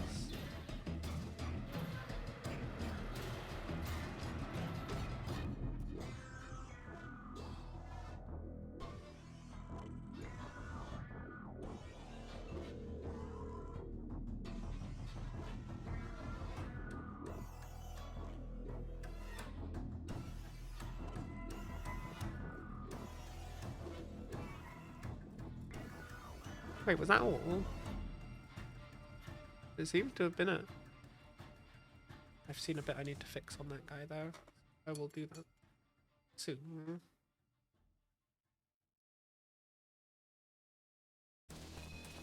I'll do it now. It's only a small little correction I need to make.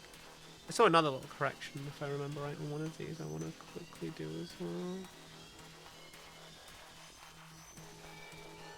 Was it one of the ones that I've already set aside? I think it might be one of the ones I've already set aside. Just a tiny little bit on that, on his clothy bit. I'm gonna quickly dab a little bit on that tiny little gap there.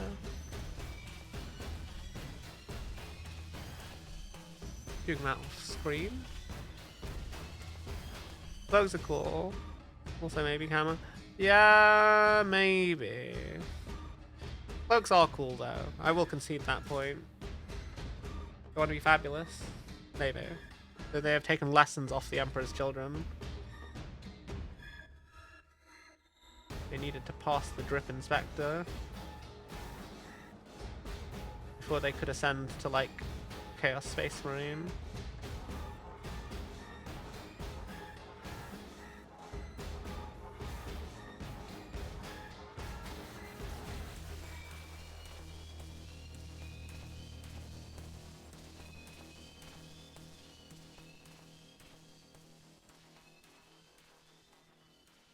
Just fixing some bits here and there I've found issues with. And now that's that.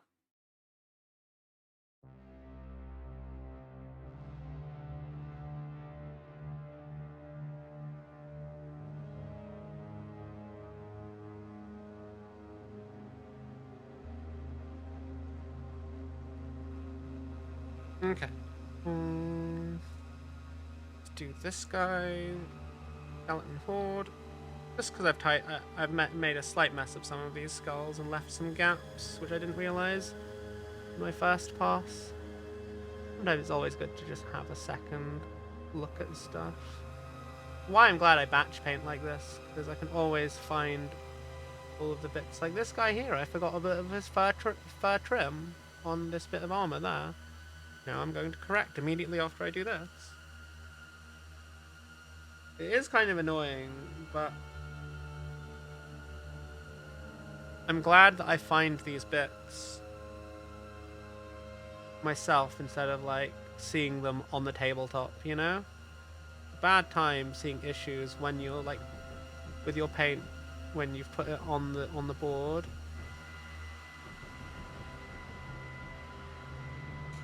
At least for me it is. Some people don't mind so much, but I get very annoyed with myself if I don't do things right, you know? At the very least, there should be a minimum standard to like how I want to paint my models.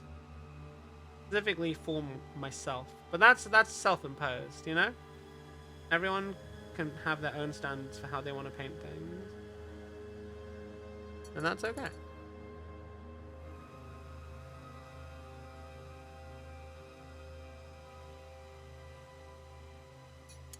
Okay. What's next? What is next? What is next? I was going to do... There's a little guy on this guy's base. There's a little spell familiar. He's just a little guy. I'm gonna give him like little purple hands and a little purple face.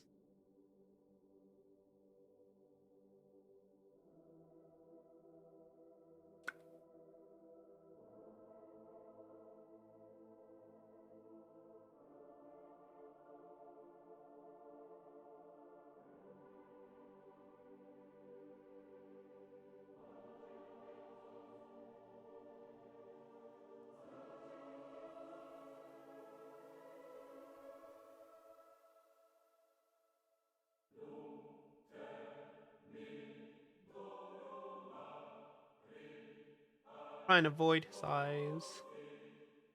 But I feel like the pigment we're going to put over the eyes later is quite strong, so we should be okay even if we go over them a little bit.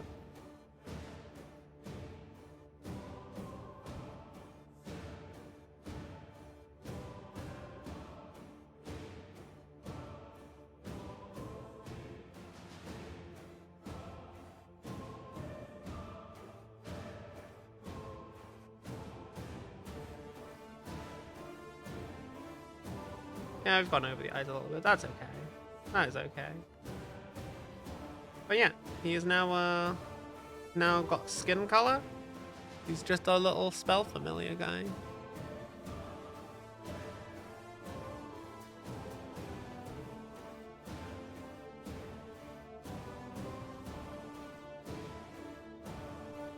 Okay. Next paint is Sigvald Burgundy. We're going to do a little bit of Burgundy on certain things like weapon hilts and handles. And there's not going to be much of it, honestly. Not going to be much of it at all. Just a few bits here and there. And then we'll move on to red. We're also going to do that little Spell Familiar's robe in this color. I think it'll look nice. It's quite a nice color, honestly. But first I need to find the bits. Most of the miniatures don't actually need it. I know the sorcerer's going to need it, but I'm just going to wait for his stuff to dry first.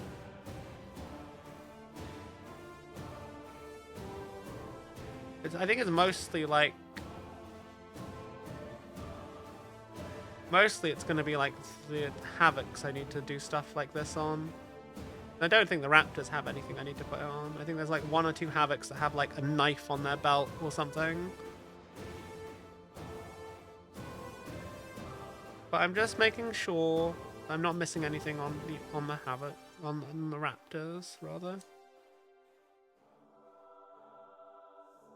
Honestly, I think I might be clear. I think it literally is just going to be the Sorcerer and his Familiar that have stuff I want to do. Yeah, I think it is. Literally just those two. Let me just double check.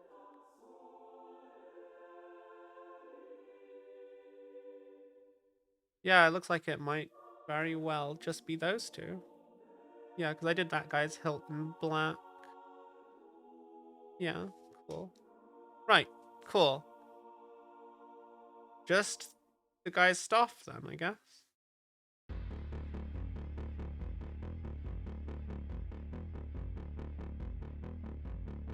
That's a very nice color, this.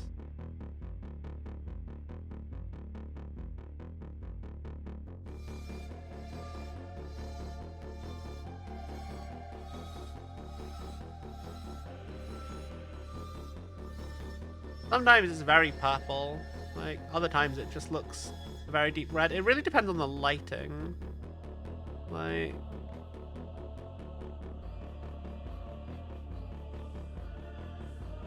I was gonna do the bookmark in this color as well.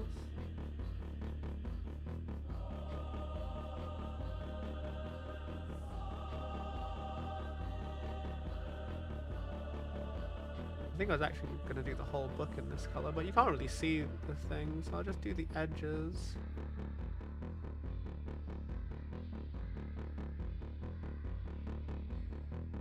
Just the edges of the book cover.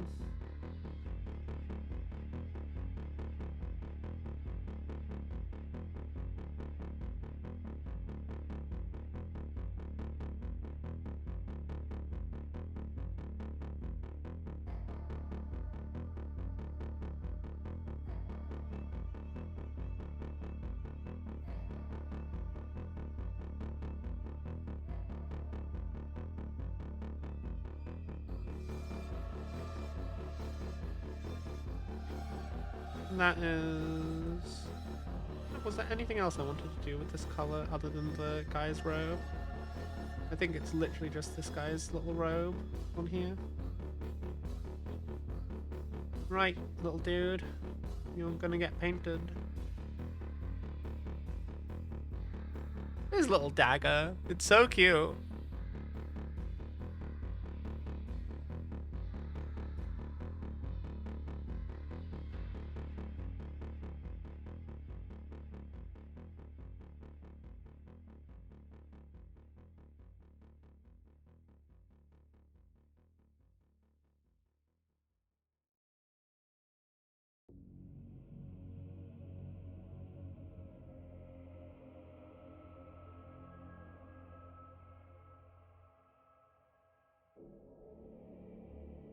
I also think this is a good color because most of the time I run this guy in Pact Bound Zealots as a detachment. He's probably certainly going to be run in a... run as with the Mark of Slanesh, because I think that's the best mark for Terminators, because that sustained hits on 5 is fantastic.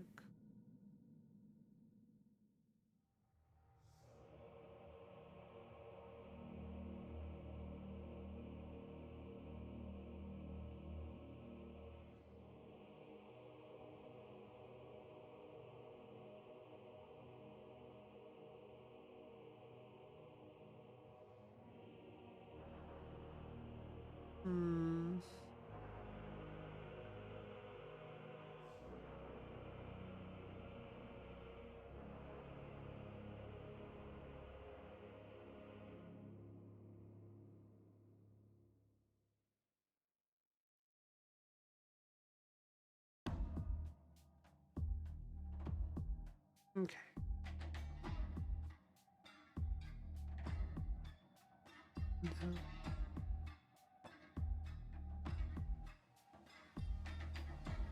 The other side of the thing done.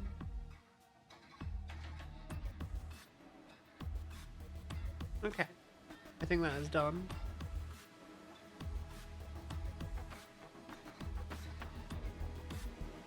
Cool. Now, it's time for the red, which is going to probably be the longest part of this whole thing.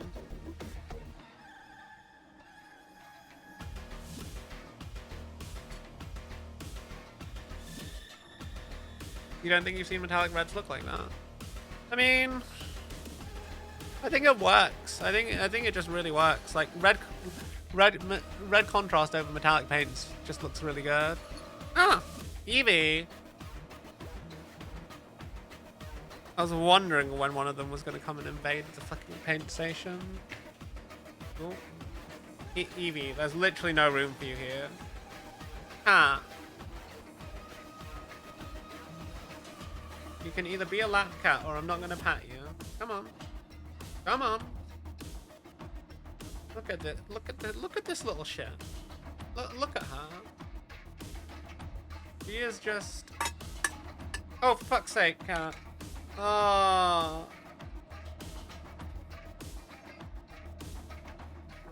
Oh, thank fuck.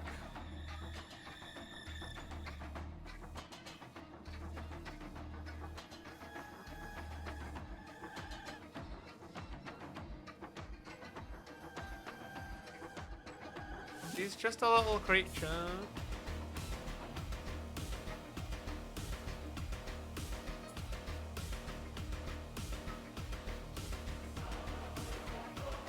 I have disconnected the airbrush, and the resulting sound has spooked her.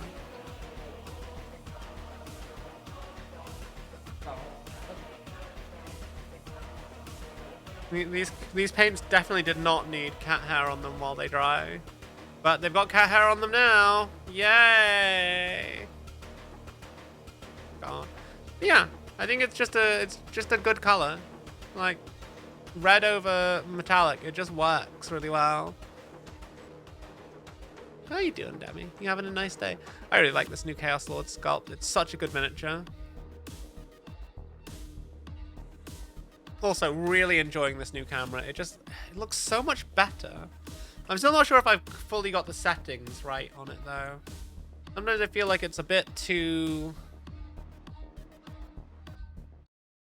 I don't know. A little bit too yellow? We need to adjust the hue a little bit.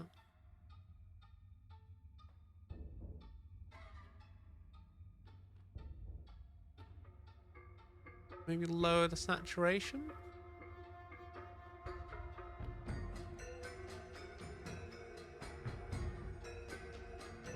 No, that's not saturated enough.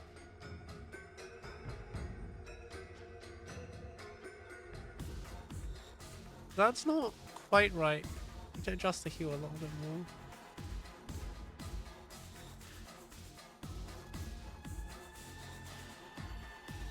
Lower the saturation? Yeah, that looks about right. Yeah. Cool. I think I've finally got the camera settings. Good metallics are notoriously hard to make, especially outside the traditional gold and silver type stuff. It was good to see. Yeah, contrast paint has really just made it a lot easier to do stuff, like, just in general when it comes to miniatures. It's a good time, honestly. Okay, what's next is the final, well, not the final leg, but the biggest leg. Question is, can I get this done in an hour is my goal. I think I can, maybe. Also, Punk is on the way. Oh, she's been on the way for a while. Welcome back, Mika. She should be back in like an hour and a half. She should be home in like an hour and a half.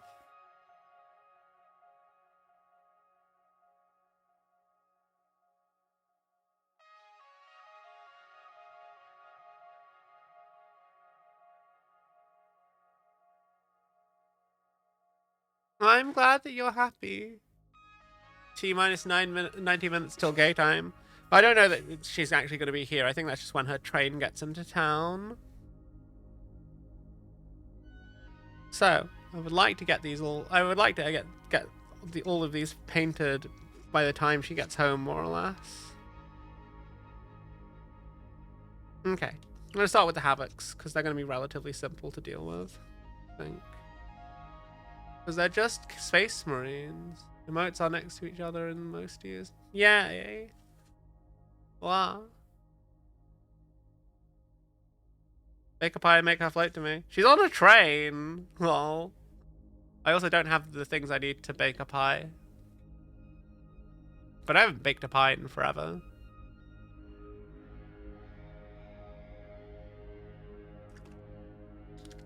Okay. Let the reddening begin. No, don't close on the brushes. I'm trying to get paint out of you, silly fucking pot. This is why I feel like the dropper bottles that everyone else other than Citadel Paints do might actually just genuinely be the future. They're so useful. But sometimes they do waste paint because obviously you can't actually get the paint back into it from the palette once it's out of the bottle. But that's fine. I've learned to use less paint on my brush, which is good.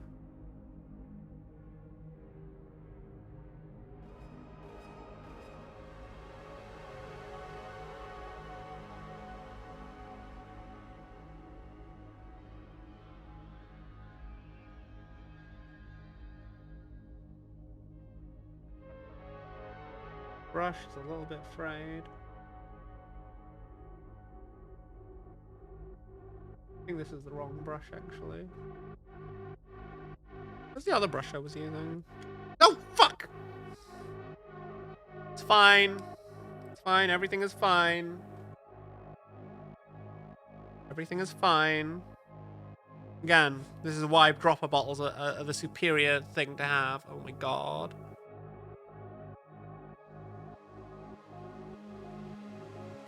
I mean, you're not wrong, Metal, but a different kind of pie, lol.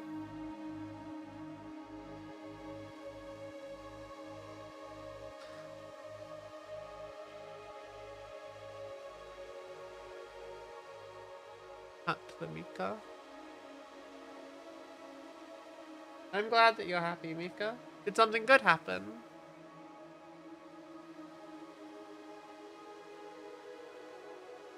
I hope something good happened. You are a cute sweet bean and deserve many good things. Lol. Okay, onwards. That could have gone so wrong. I can't believe I knocked that paint over into my painting. Oh god, there's so much paint on this fucking bottle. Oh my god.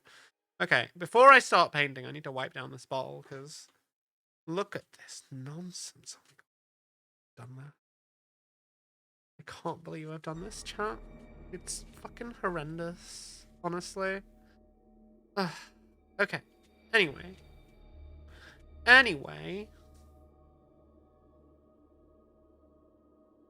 You found some nice Borderlands cosplays.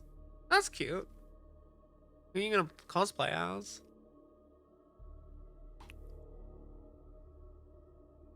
I don't know all of the Borderlands characters, but I know some of them.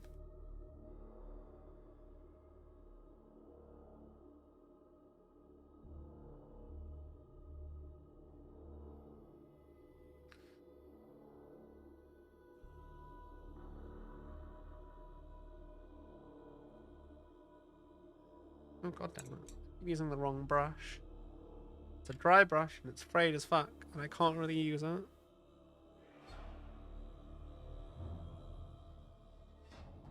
Okay, onwards. Mika would clearly cosplay as, but who's Ava again? I genuinely can't remember a lot of the characters in Borderlands.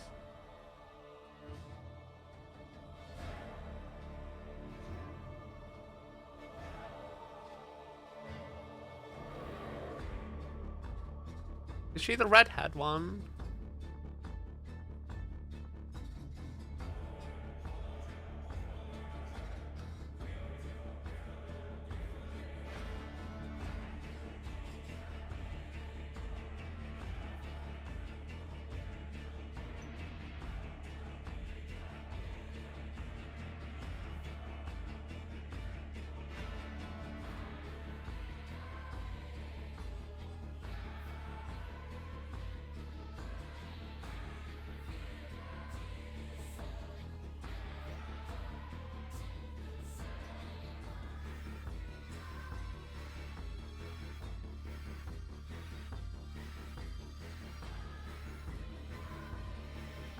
Okay.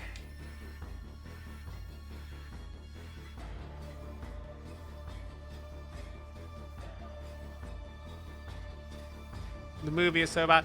Yeah, Mordecai. I feel like I do remember Mordecai.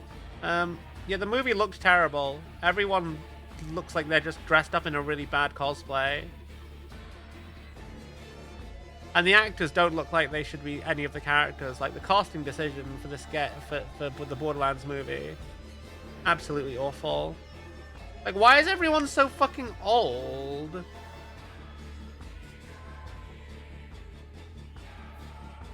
Like, no, it doesn't make sense. Like, there's nothing good looking about the movie, which is really sad, because Borderlands could have been an absolutely hilarious journey in cinema, and it just looks like they've just done a bad job, which is a shame. Mordecai is the bad guy. Oh, cool.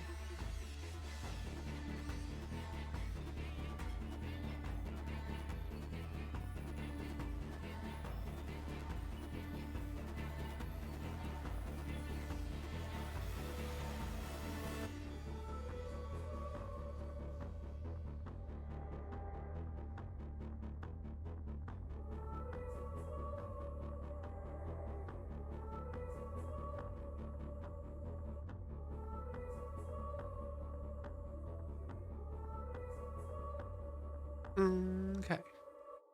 I think that cosplayers with an infinitely smaller budget do it way better than the creators. Yeah, it's kind of crazy. It's kind of crazy.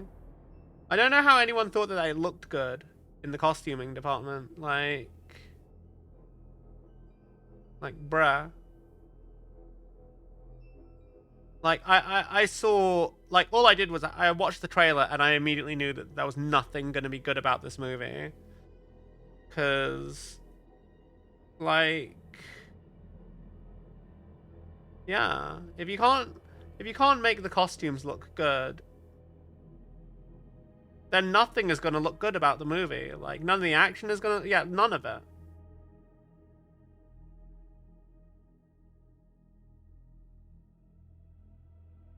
And the weird thing is, they do actually have some talented actors in it, but it's very obvious that, like, from what I've heard, that, like, they just they don't care about the franchise. There's just a random job to them that they're not really that invested in, except for Jack Black. Apparently Jack Black was amazing, but Jack Black always puts his heart into everything he does.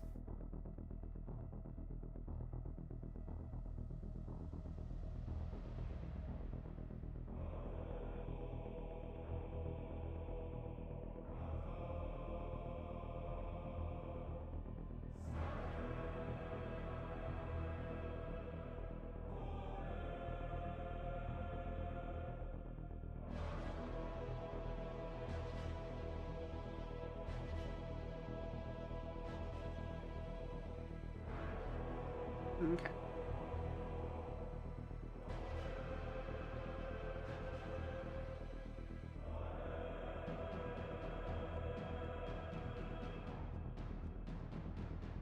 Listen.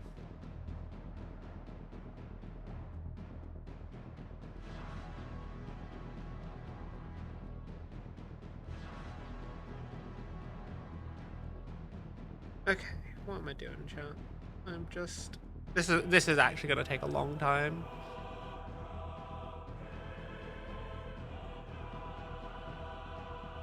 The fact that the cosplayers wouldn't even, yeah. Randy, well, actually, it's a separate universe. Then why even make the movie? Well, yeah. Is Handsome Jack in the movie?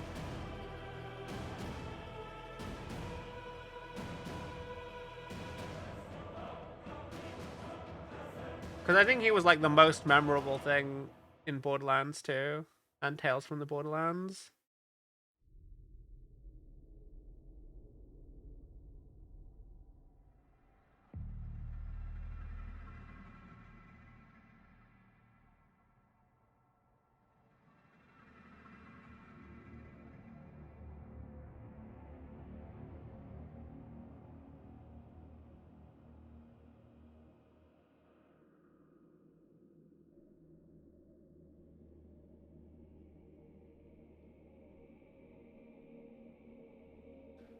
painting in the way of the camera again.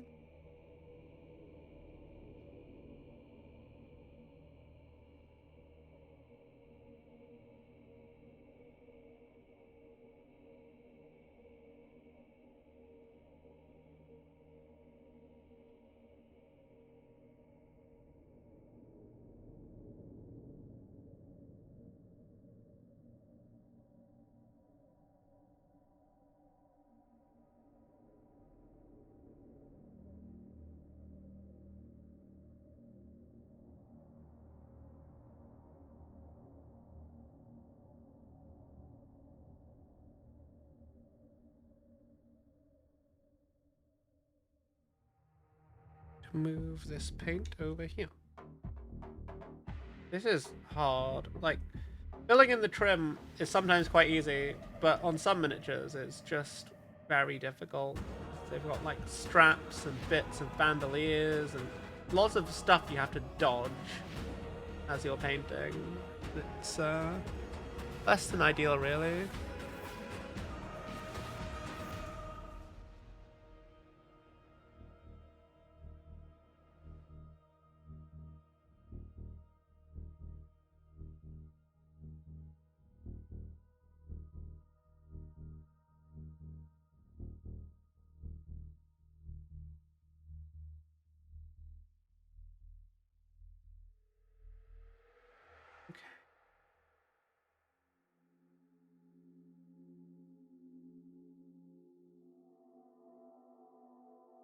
Let's do backpack and the helmet.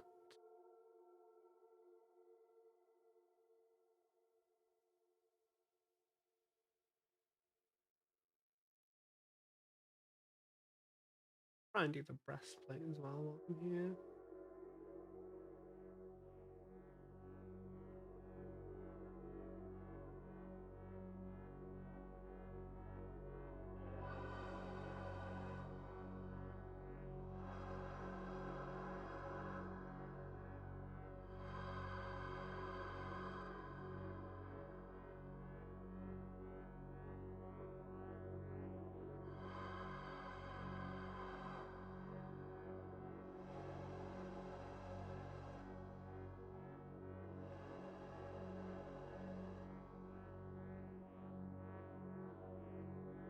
Okay. How do I do this?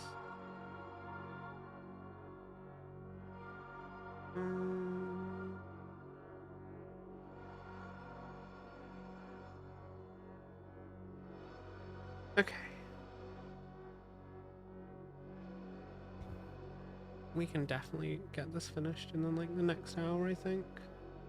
Hopefully.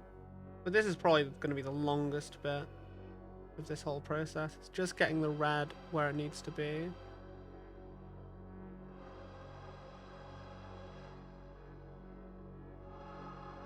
And to also avoid getting it in the wrong spot.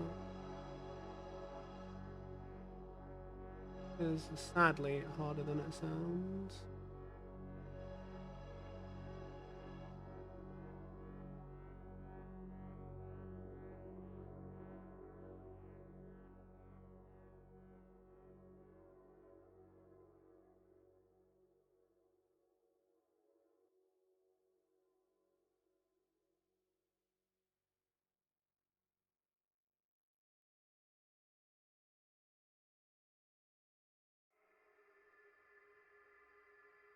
Okay.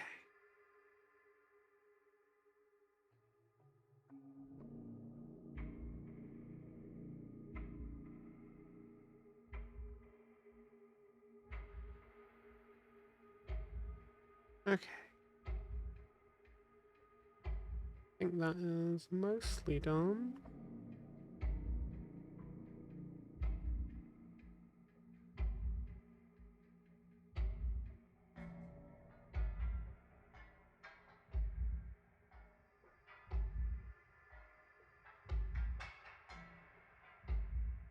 Okay, cool. I just need to do the backpack, and then that's this guy done.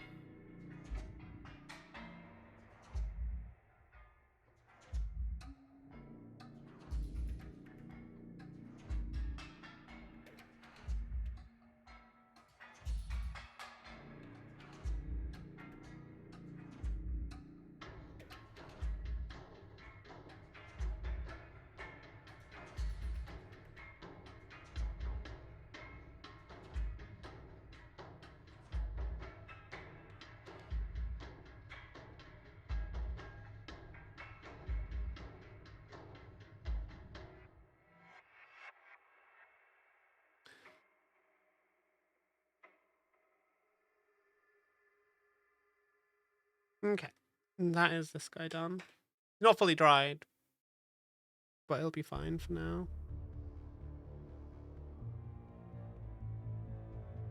God, that took a lot longer than I thought it was going to. But I'm hoping that that's just down to me not having done this for a little while. Then again, I'm not obliging myself to finish this all in one stream. I would like to. But if I don't, then I don't.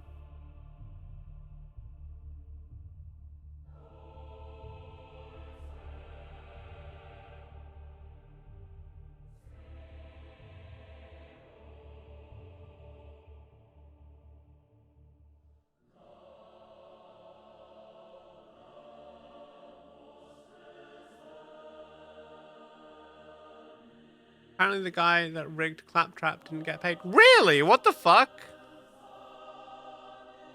Bruh.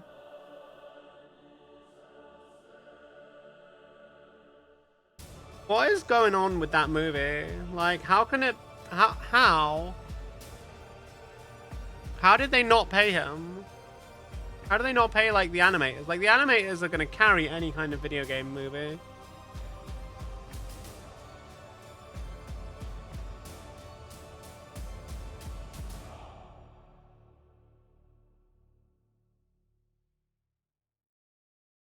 That's really, really messed up. But surely, like... Surely the guy will be able to take action against the company, which, you know, is always fun to see.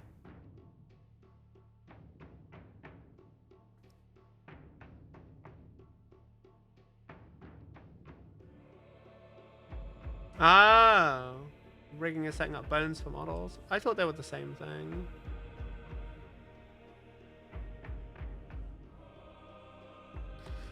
This is why I don't do 3D modeling or have anything to, like, do with, like, actually making VTubers, because I don't know shit.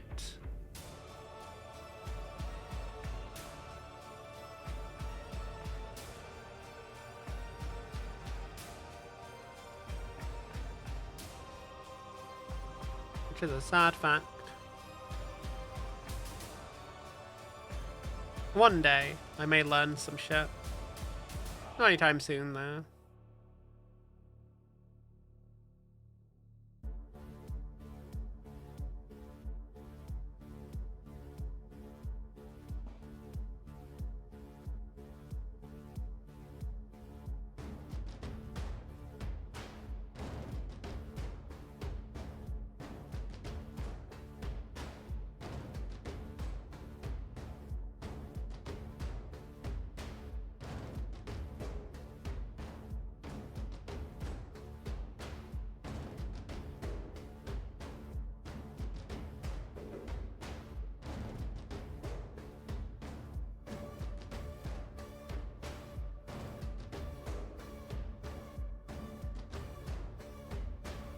Other cat has got into your garage, gotta do your job and chase them out. Wow.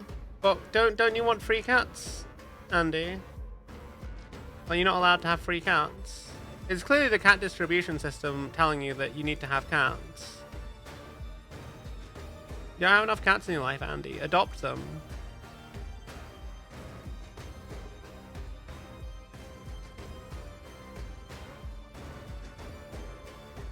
Or more correctly, be adopted by them, lol.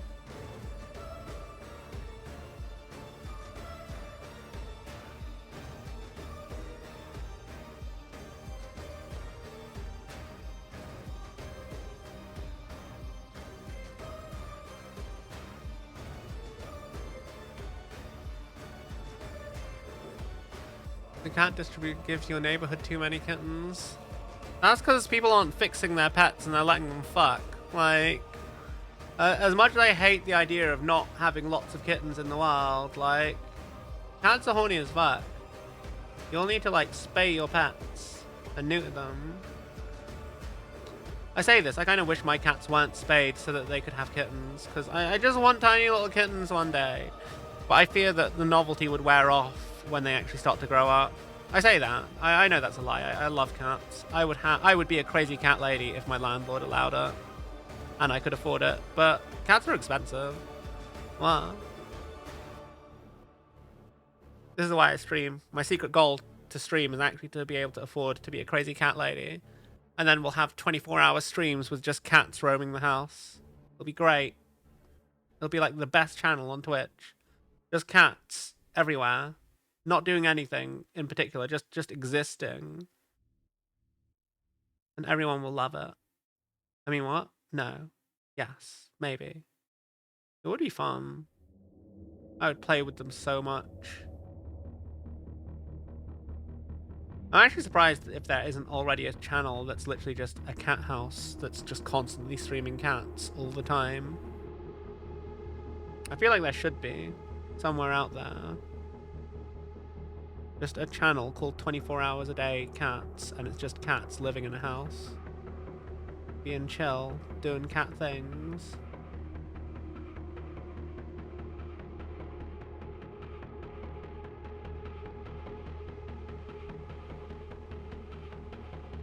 And if there isn't, one day I will make it. Not anytime soon. I'd have to buy my own house first before I think I'd be allowed to have that many cats.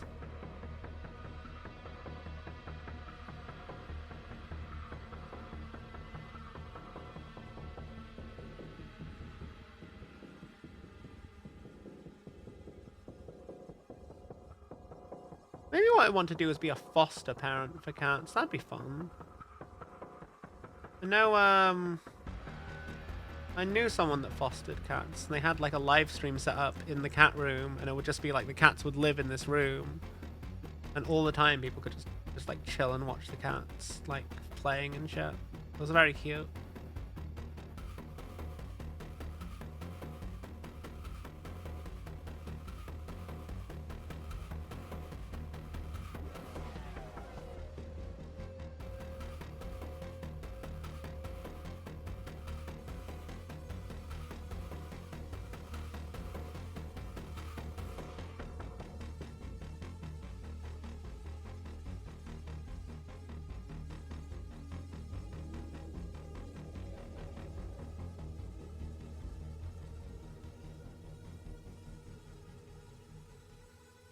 As much as you like seeing cute fuzzballs roaming the house to either side of mine, a very large. Oh. Oh.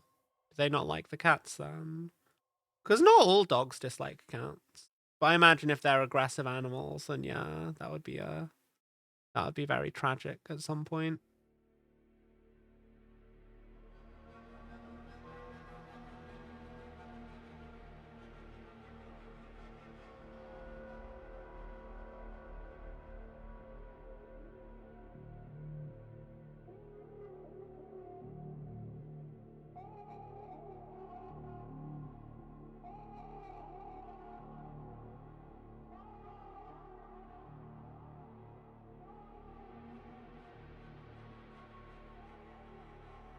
Okay.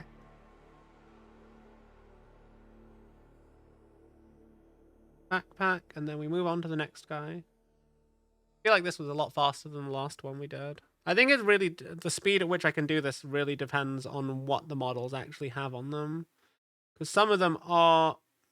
Oh, I think this is probably the only problem I have with Chaos Space Marines is that they can be incredibly inconsistent. They can just be incredibly inconsistent miniatures. Which I think is great for giving the army a lot of personality. But it's not so great when you're trying to uniformly paint a bunch of miniatures.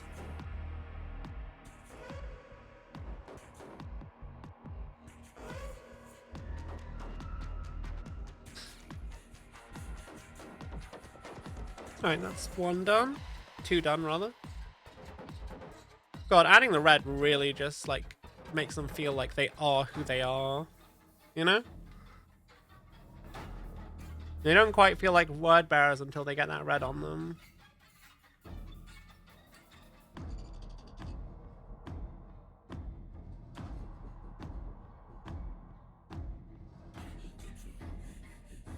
I'm going to Hawk Tour and red on these things.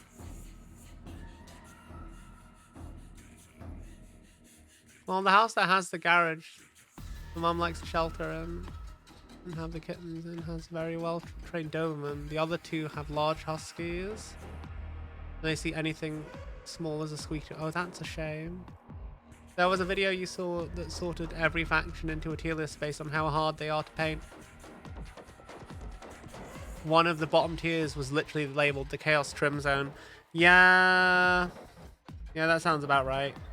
This is why I do the inverse, because, like, this is still easier than painting Chaos Trim. Actually, I don't think Chaos Trim is actually hard to paint. I just think it's incredibly time-consuming. Because there's a lot of detail to pick out, and I understand why people dislike it. Doing it the opposite, by, like, filling in the armor panels separate, like, and having the whole model silver, much easier, honestly.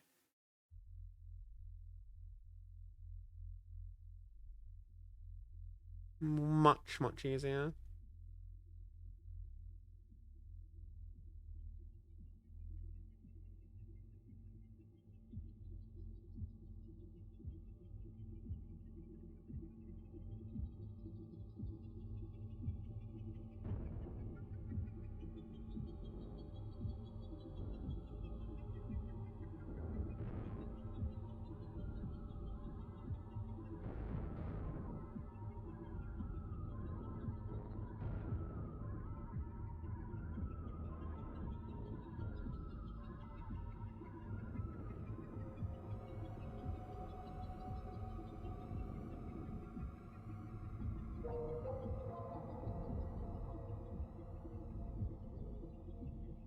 Yaskia, hello. Yeah. What else was a bottom tier army in that tier list, Demi? I'm very curious. What was the easiest? I imagine Space Marines were probably the easiest.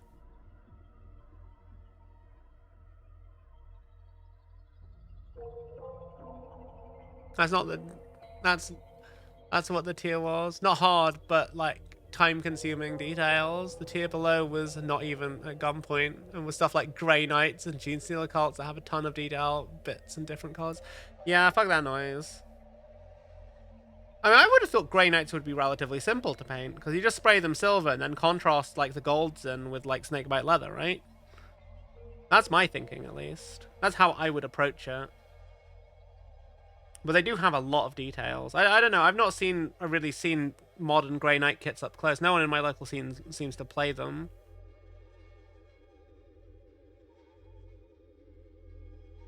I always thought Grey Knights used to look cool, but not so cool that I'd actually want to paint them.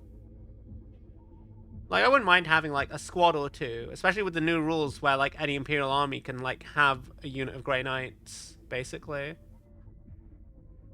Like, I wouldn't mind getting a squad of Grey Knight Terminators just to paint, just to see what they're like.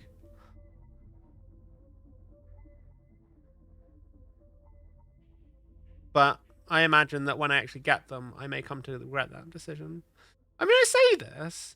I basically painted a bunch of Grey Knights for my Deathwing because I kit bashed a bunch of Deathwing Knights out of Grey Knight bits because I saw the discount box for the boarding patrol like a year and a bit ago at the end of 9th edition. I was like, you know, I reckon I could use these parts to make Grey Knights and to make Knights Cenobium for Horus Heresy, and I did exactly that. I did it all off stream, and it was really cool. They look great, and it wasn't really that big a deal. Tiny little bits and bobs and tricks. Yeah, but when you assemble them, that's all optional. Like, I never put all the extra bonus bullshit on my miniatures because I know it's just going to make life harder.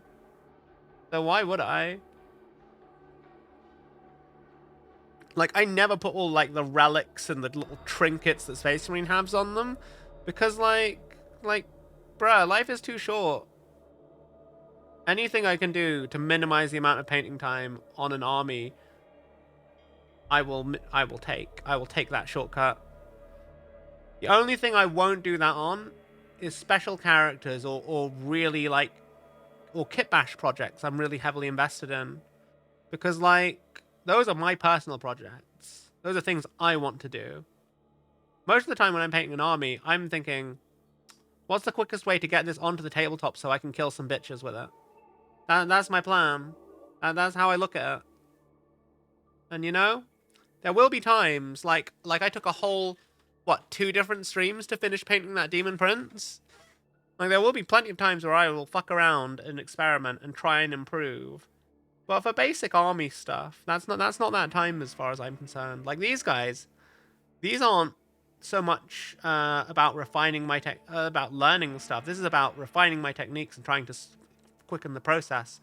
For the next time I paint a bunch of Chaos Space Marines for my Word Bearers army, if they ever actually get any new units. But, like, I don't think I will need to do that, because I've got kind of, like, there's some demon engines and stuff like that I think I'd like to add, but everything I kind of want for Chaos Space Marines, I kind of have, with the exception of, like, doing some Noise Marines for Emperor's Children. But there's no point doing that, because when they get their army release, I mean, they'll have new miniatures, and, like, I mean, I guess I wouldn't mind them for doing some stuff for Horus Heresy. That'd be quite fun.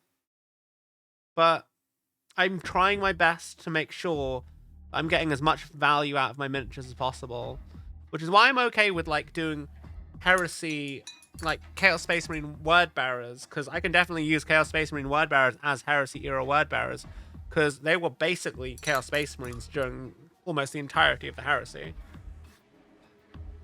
Like, they even had mutations and, like, altered armor. If you ever play Horus Heresy Legions, you look at the Word Bearer art, and they're all just straight up modern Chaos Space Marines. And it's like, bruh, this is literally all official Horus Heresy art for the Legion. And they're the only Legion that's I think the Sons of Horus, to a lesser extent, are very Chaos aligned. But they're not nearly as Chaos, like, full-on Chaos Space Marine as the Word Bearers are. Easy model according to the tier list with stuff like Necrons. Orcs don't belong in that. There's no way. There's a lot of variety in Orc sculpts.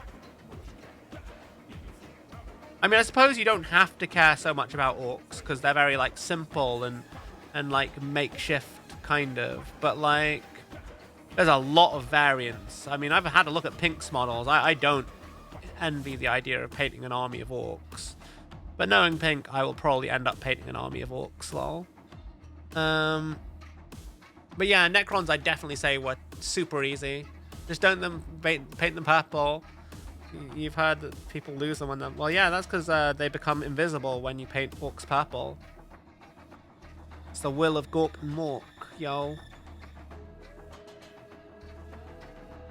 You know what I'm super excited for, actually? Painting Pink's Skaven.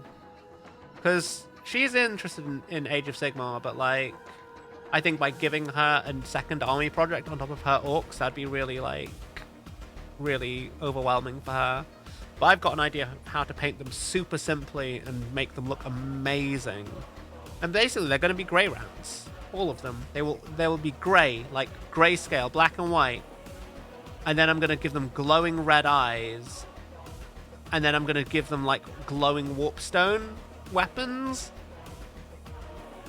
And it'll look really fucking sick. Because it'll be just, like, grayscale, grey, black and white. And then you'll just see these glowing bits on them. And it'll just illuminate the whole miniature. And that's going to look really cool. Really cool, really simple. Really, really fast to do. And the lack of colour is going to make the bits where there are colour really impactful. Just like how I'm going to do my the Stormcast from Scaventide. I'm going to do the Stormcast in pure white, and then I'm going to do magenta and cyan fluorescent airbrushed, and then I'm going to use black oil paint and heavily recess shade them so they just become like cyan, black, white, and magenta. That'll look really cool. It'll be very striking. Like, one thing I like about... Hi, Evie. Hi, Evie. Hi, Evie. Do you mind?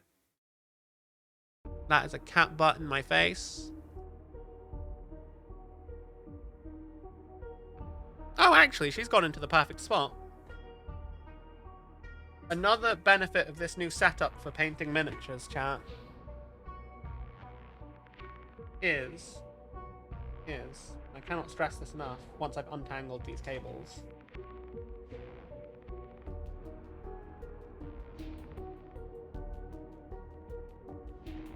we have a new thing that's technically an old thing. Behold. Wait, where is it? Where is it? Ah.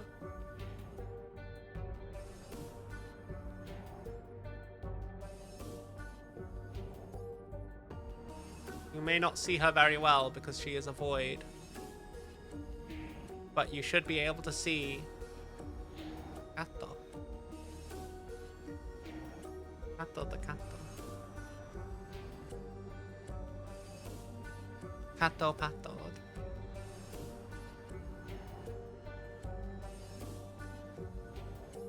Oh god, it's 10 o'clock already. Holy shit. I am not making as much progress on this stuff as I thought I was going to. Yeah, I'm probably not going to finish these tonight.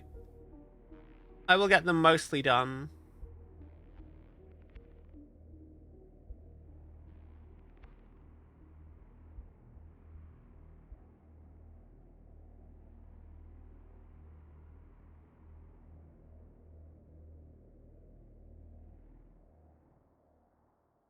But I probably won't finish them all tonight.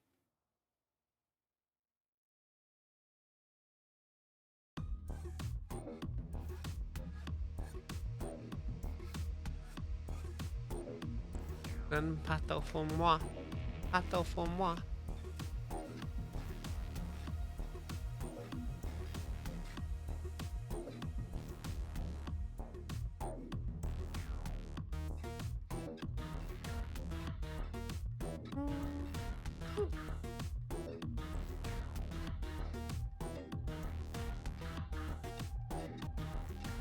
I like this song.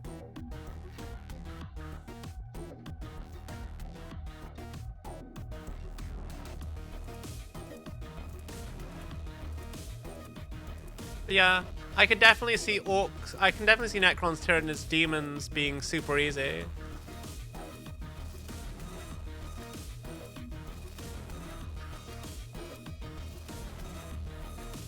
But yeah, I guess orcs you can have a lot of fun kit bashing.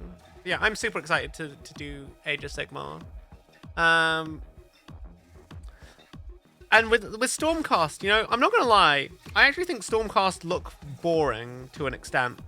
But they have some very highly detailed sculpts. And because I'm like very low investment in Stormcast, like they're not an army I've chosen or chat's chosen to paint or collect. They're just kind of there, and I'm like, well, I can fuck around with these and experiment and see how I've tried different paints and different techniques. And that kind of makes it the idea of doing Stormcast quite exciting because it'll be fun. Like, this is one thing I love about hobbying, is that when I have something new that I want to mess around with, it's literally just, it captures that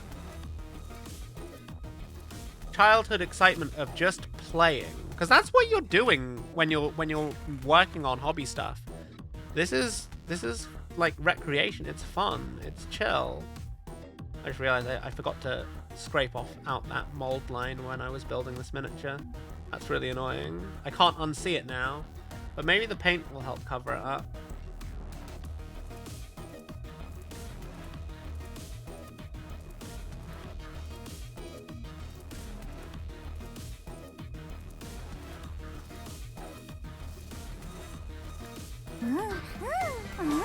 Wow. Zany, thank you so much for the raid. How are you doing? Oh my god, my tracking is dead. It's because my microphone is literally right in the middle, in the way of the tracking. But welcome. How was your stream? Can we get a shout out for Zany, please? Welcome, raiders. I'm Tiger. I do variety games. I sometimes have games with chat. And I like to do hobby streams every Friday. Today we are working on increasing my Warhammer 40,000 Chaos Space Marines army by 500 points. We are painting them as Word Bearers, the best legion, very clearly, who are the whole reason that Warhammer 40,000 exists. Yes. Thank you, Demi. Atelier Marie. Thank you. I'm not familiar with Atelier Marie. What's it like? If you'd like to follow me on socials, by the way, I like to make lots of memes. And I like to do silly streams and stuff. I hope that you had a comfy stream. I know if you need to raid and run. That's perfectly understandable. We all have to do it sometimes. But thank you so much. Thank you so much for trusting me with your community. I hope you guys have a comfy, cozy time with us here.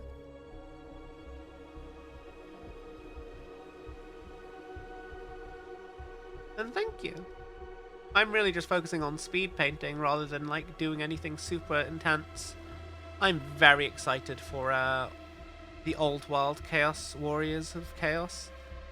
Actually, that's something I want to do at some point. Is I want to do an old world campaign on stream. I think that'd be really fun, but like have it be like a big collab with like a bunch of other people, and we like do it like once every couple of weeks. We continue a session.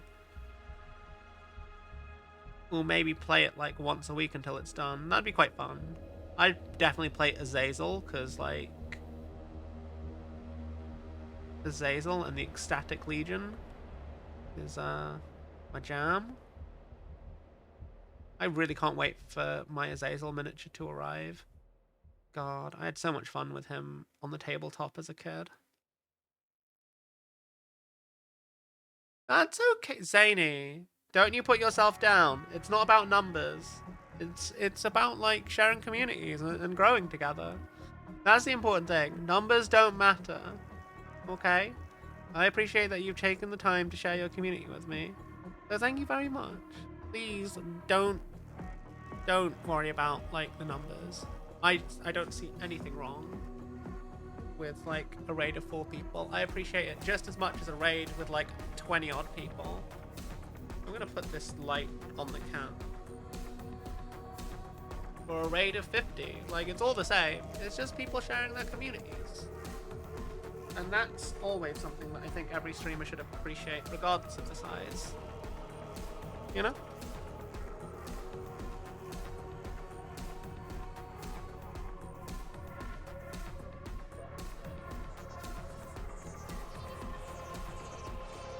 Ooh, that's probably a bit too much paint on that bit, but that's fine. We'll just fix that here. Oh no! What are you doing, cat? Don't do it! Don't knock over the painting booth! I have a very makeshift painting setup. Because an actual painting booth is very expensive. And I don't have £100 to dump on one. Well, so I just used some card and glued it all together to create a little space I can airbrush in without having to worry about making a mess. Of course, the fact that it's just card means that the cats can mess it up if they want to. Fortunately, they haven't, but every now and then I get a little bit worried when they do something. If you are wondering, that is Evie in the cat cam just above my head.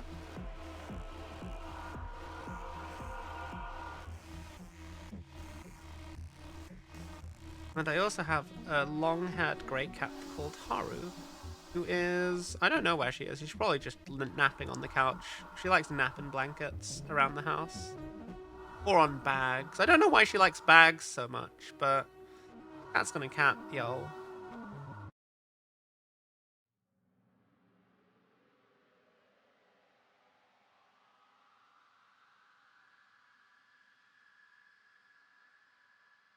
Okay, what am I doing? Do the back plate here.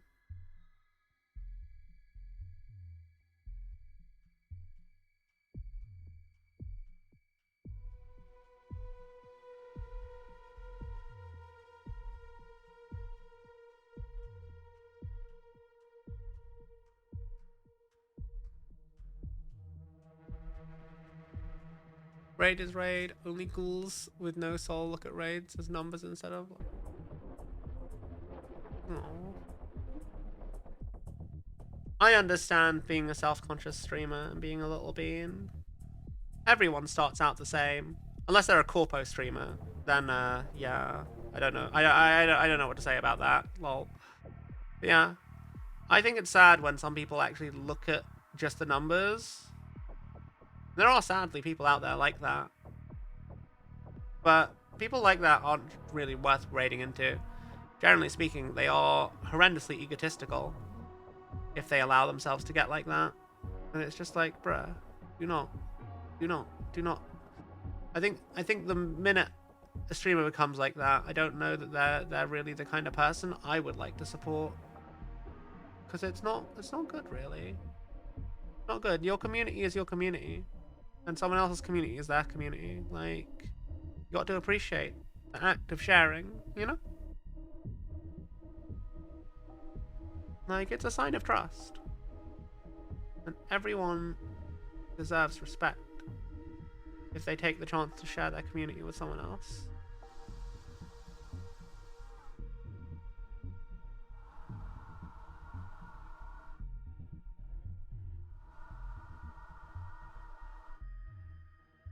Yeah, looking at numbers is very detrimental. I like to raid small streamers, actually. Every now and then I like to raid my bigger streamer friends as well, but like, raiding small streamers is always fun. They have the best reactions when you raid into them with like a big raid of like 20 odd people or more. It's always funny. I know a certain person in chat has key smashed audibly on a raid. Well, I will not name them. They know who they are and may out themselves for comedic value. Yeah.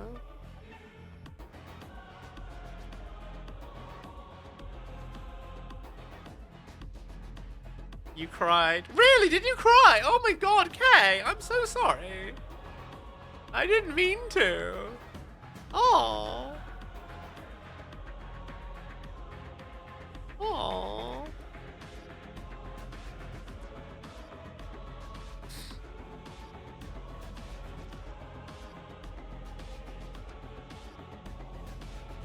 What? Where shall we put this item? I would hope so. No, actually, I might be out of juice. I might quickly go grab juice. Let me make a jar beam.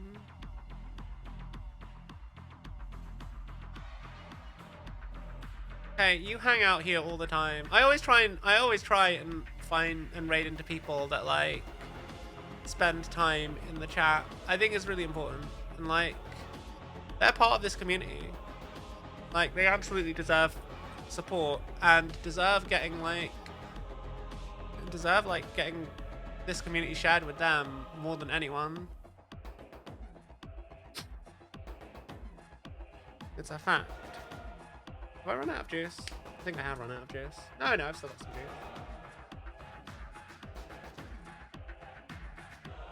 I will run out of juice soon though, so I'm gonna get more.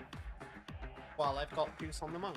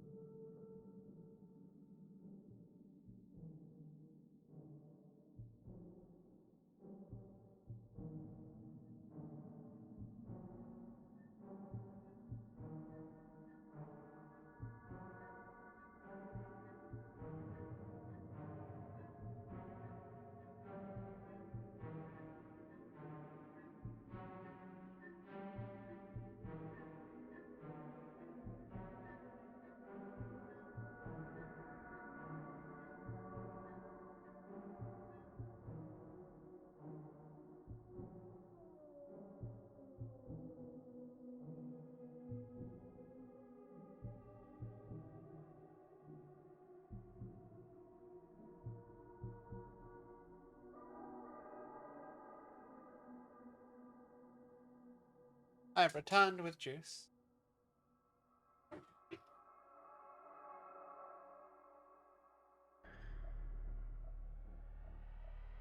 That's fine, Zany. You don't have to worry about making every stream or even chatting. I appreciate my lurkers as well. Most of the time when I'm in people's streams, I'm a lurker. I literally don't say anything. I just observe. And maybe occasionally I'll chime in with a joke when one comes to mind. What kind of plushie shall we make you, Zany?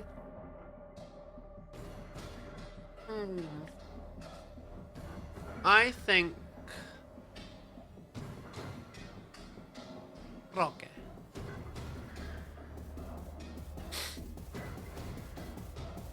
Little frog.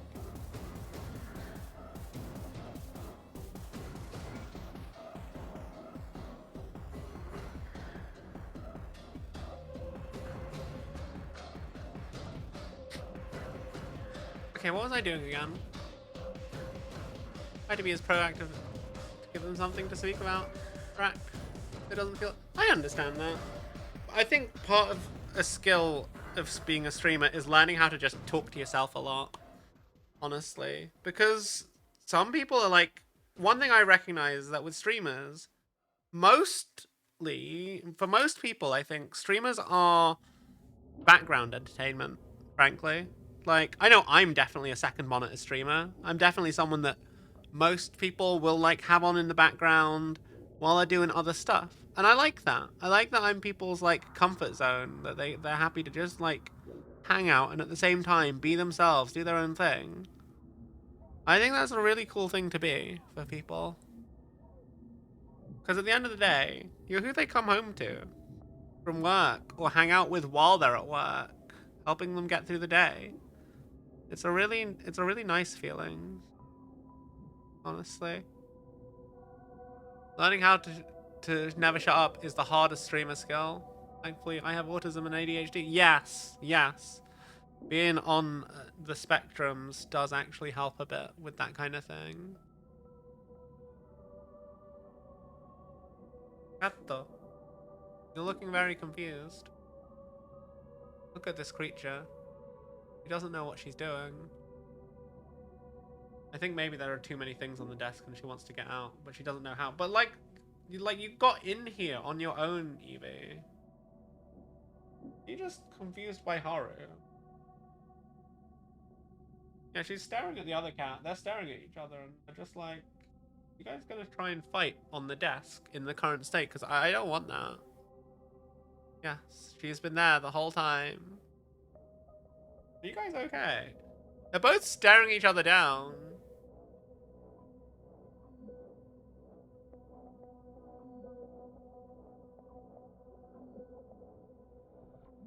Okay. I'm going to continue painting and not allow myself to be too distracted by cats. Evie, you know how you can get out of there, right? You know there's a path literally behind you to get out of the cat hole. I don't know why you always choose the really awkward, difficult path. Like, you're just such a silly cat. I love you, but both of my cats are a bit silly and a bit dumb sometimes, and that's okay. Because it makes them funny. Ah. Honk has said she wants pizza from that shiny new place. I say shiny new place. It's just a nice place, like that's pretty cheap and very quick. So I'm kind of glad I haven't actually eaten yet. So we will have dinner and then go to bed, which will be nice. But she's still not home for like a little bit. She's judging us with that death stare to the camera. No, she was staring at the other cat, who was like just entered the room, kind of. I was thinking that, the way they're staring at each other, it looked like they were going to have a fight. Because, like, every now and then, my cats like to fight. Sometimes I feel like they're just playing, but other times I feel like they actually just hate each other sometimes. I know they piss each other off every now and again. Sometimes on purpose. Like, in fact, I'm pretty sure most of the time they piss each other off on purpose because it's funny for them. But the rest of the time, they're super chill and comfy and cuddly with each other.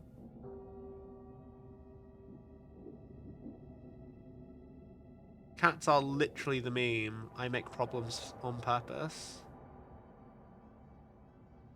And that's okay. That's part of the fun of having cats, I think. I just realized I'm painting off stream.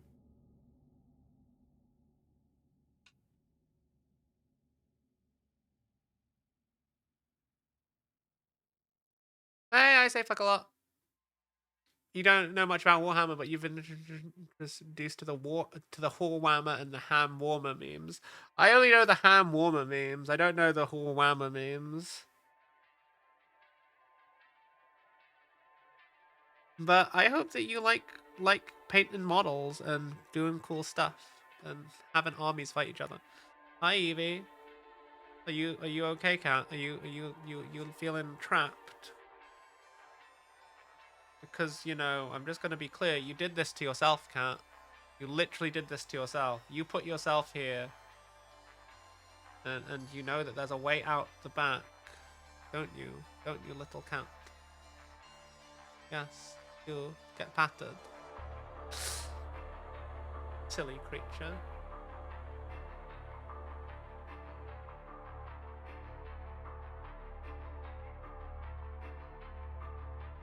You got on that day to celebrate ticking over the 3 viewer and 50 follower mark. Well, I was barely over 3 viewers average and was going to celebrate. I stopped after an hour of it just being me. To stop, to keep it from keeping me from getting affiliate when I registered with Twitch overnight. Felt awful, so I came back into your stream and trying to raid me and panic. Had to. Oh, okay, you're such a sweet bean. I'm playing the music on speakers or something. You have to, I'm unsure if it's stream or behind you. No, I'm not playing the music on speakers. Am I? No. No, I'm not. I don't have speakers. I have noise cancelling headphones on. Well, I don't actually have speakers for this. I'm gonna quickly turn off the cat cam because she's moved. She clearly wants to get out of this situation she's put herself in. You want me to pick you up? Are you confused, cat? No. She's like got herself trapped on the desk behind all this stuff, but like she's going every which way except the one way she needs to go to get out. Oh my god, she's learned. Has she? No. Oh god. Okay, she's returned to the cat cam. Oh no, she hasn't. Cat, you are so confused about where you can go.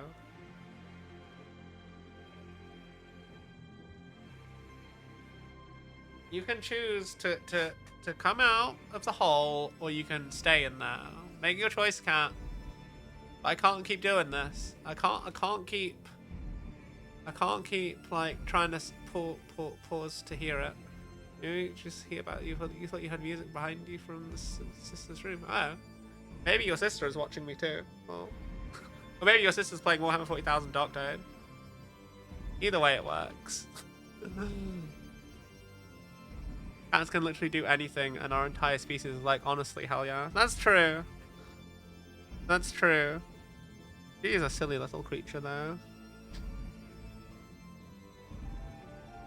She is just a silly little creature.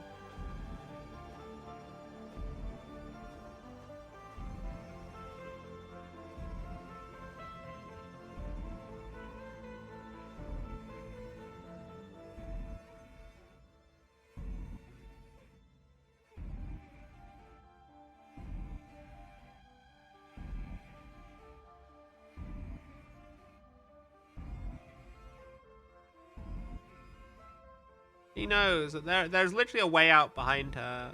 She just has to step onto the radiator. Like, it's how she got into the place. I think she's literally forgotten how she got to where she is. That's what I think cats do sometimes. They literally just have terrible short-term memories.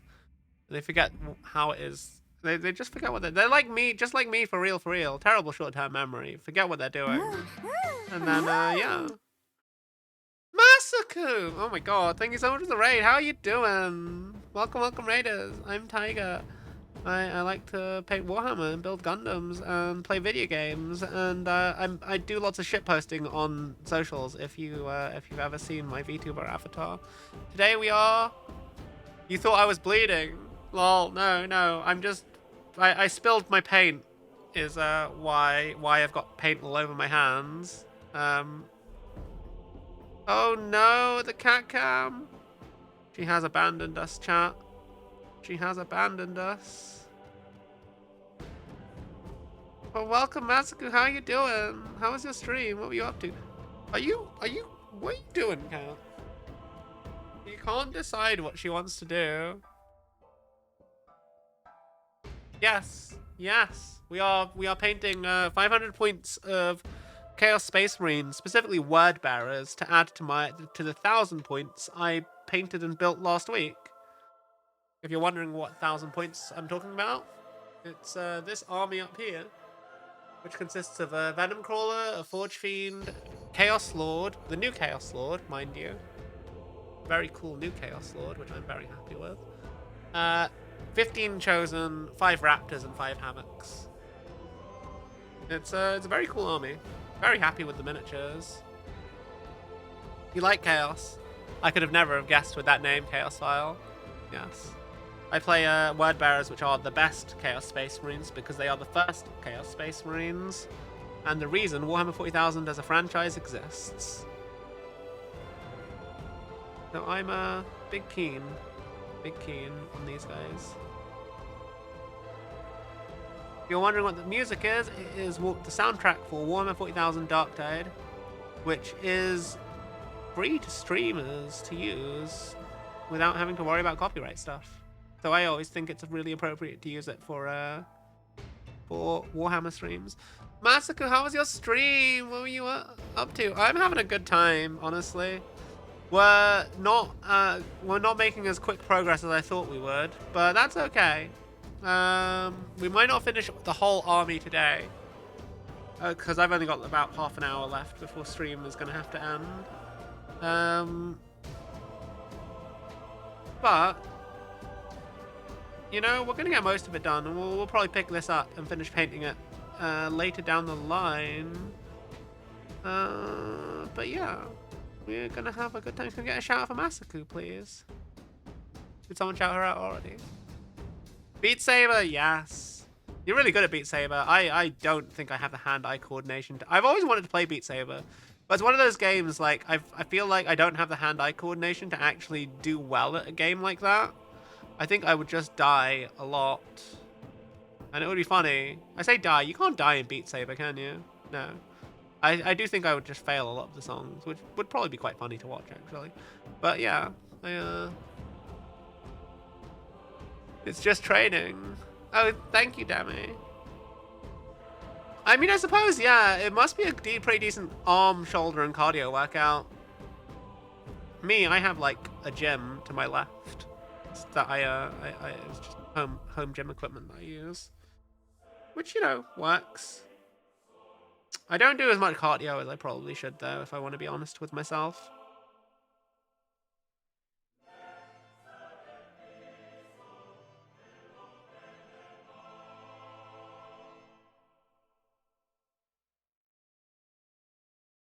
Today was Fitbeat Friday. So you did squat maps. Squat maps? Wait, are there actually, like, fitness, like, Beat Saber workout programs? That's hilarious and amazing. Super here for that. Like, yes. Pong does have VR chat and 3D tracking. One day when I get a 3D model, I will do a Beat Saber stream chat. One day.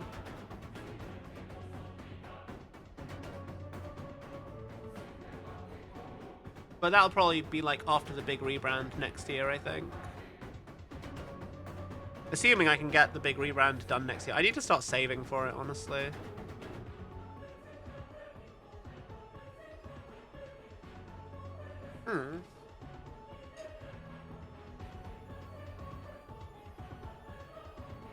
Thought I heard something.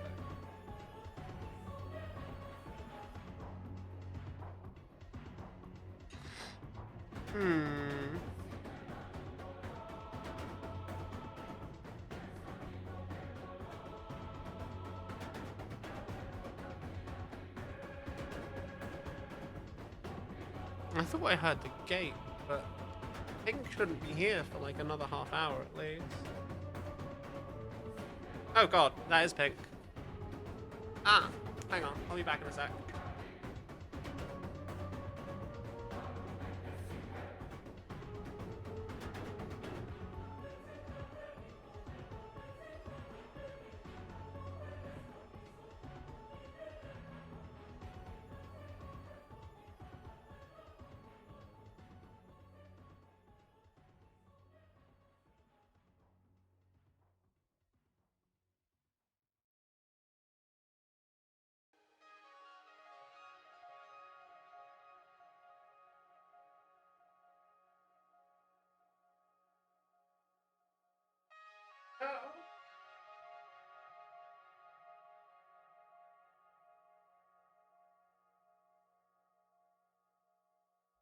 haven't.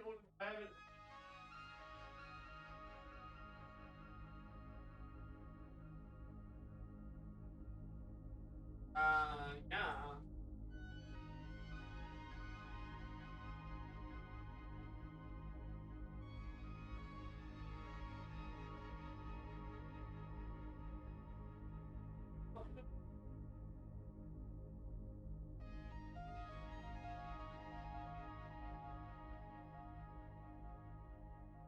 Okay, so I was gonna end the stream when Ponk got back.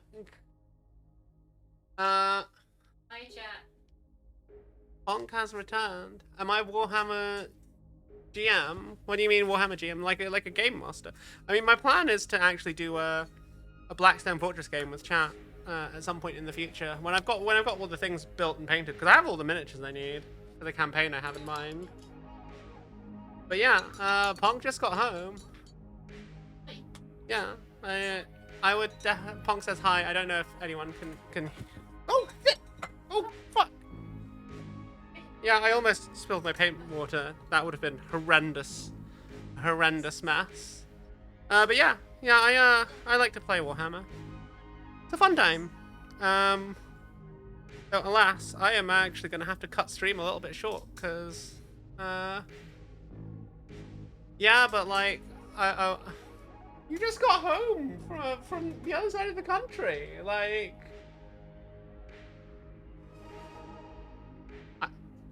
I mean, yeah, but I don't have. There's not enough time in the night before I have to go to bed to like finish what I'm doing anyway. Wah. But yeah, yeah, I do play Warhammer. I'm happy to host games and stuff. It's a fun time. I'm planning at some point in the future to do a Blackstone Fortress campaign with a story I'm gonna write with chat, and it's gonna be interesting. It should be really fun. I've got some stuff in mind for it already, but it'll probably be towards the end of the year when I've got more of everything painted and built and ready to go. But yeah, Ponk has just come home, so I'm gonna have to raid out. Thank you once again, Masaku. I mean, my plan was to end stream in like about half an hour, which I know this is a little bit early, but yeah. Who should I raid? Oh, I could raid into Jamie Daggers. Jamie is an amazing painter. Actually, is Froggy streaming? Is Froggy streaming? I fucking love Froggy. I need to hang out with Froggy more often. I know Froggy usually streams on Friday.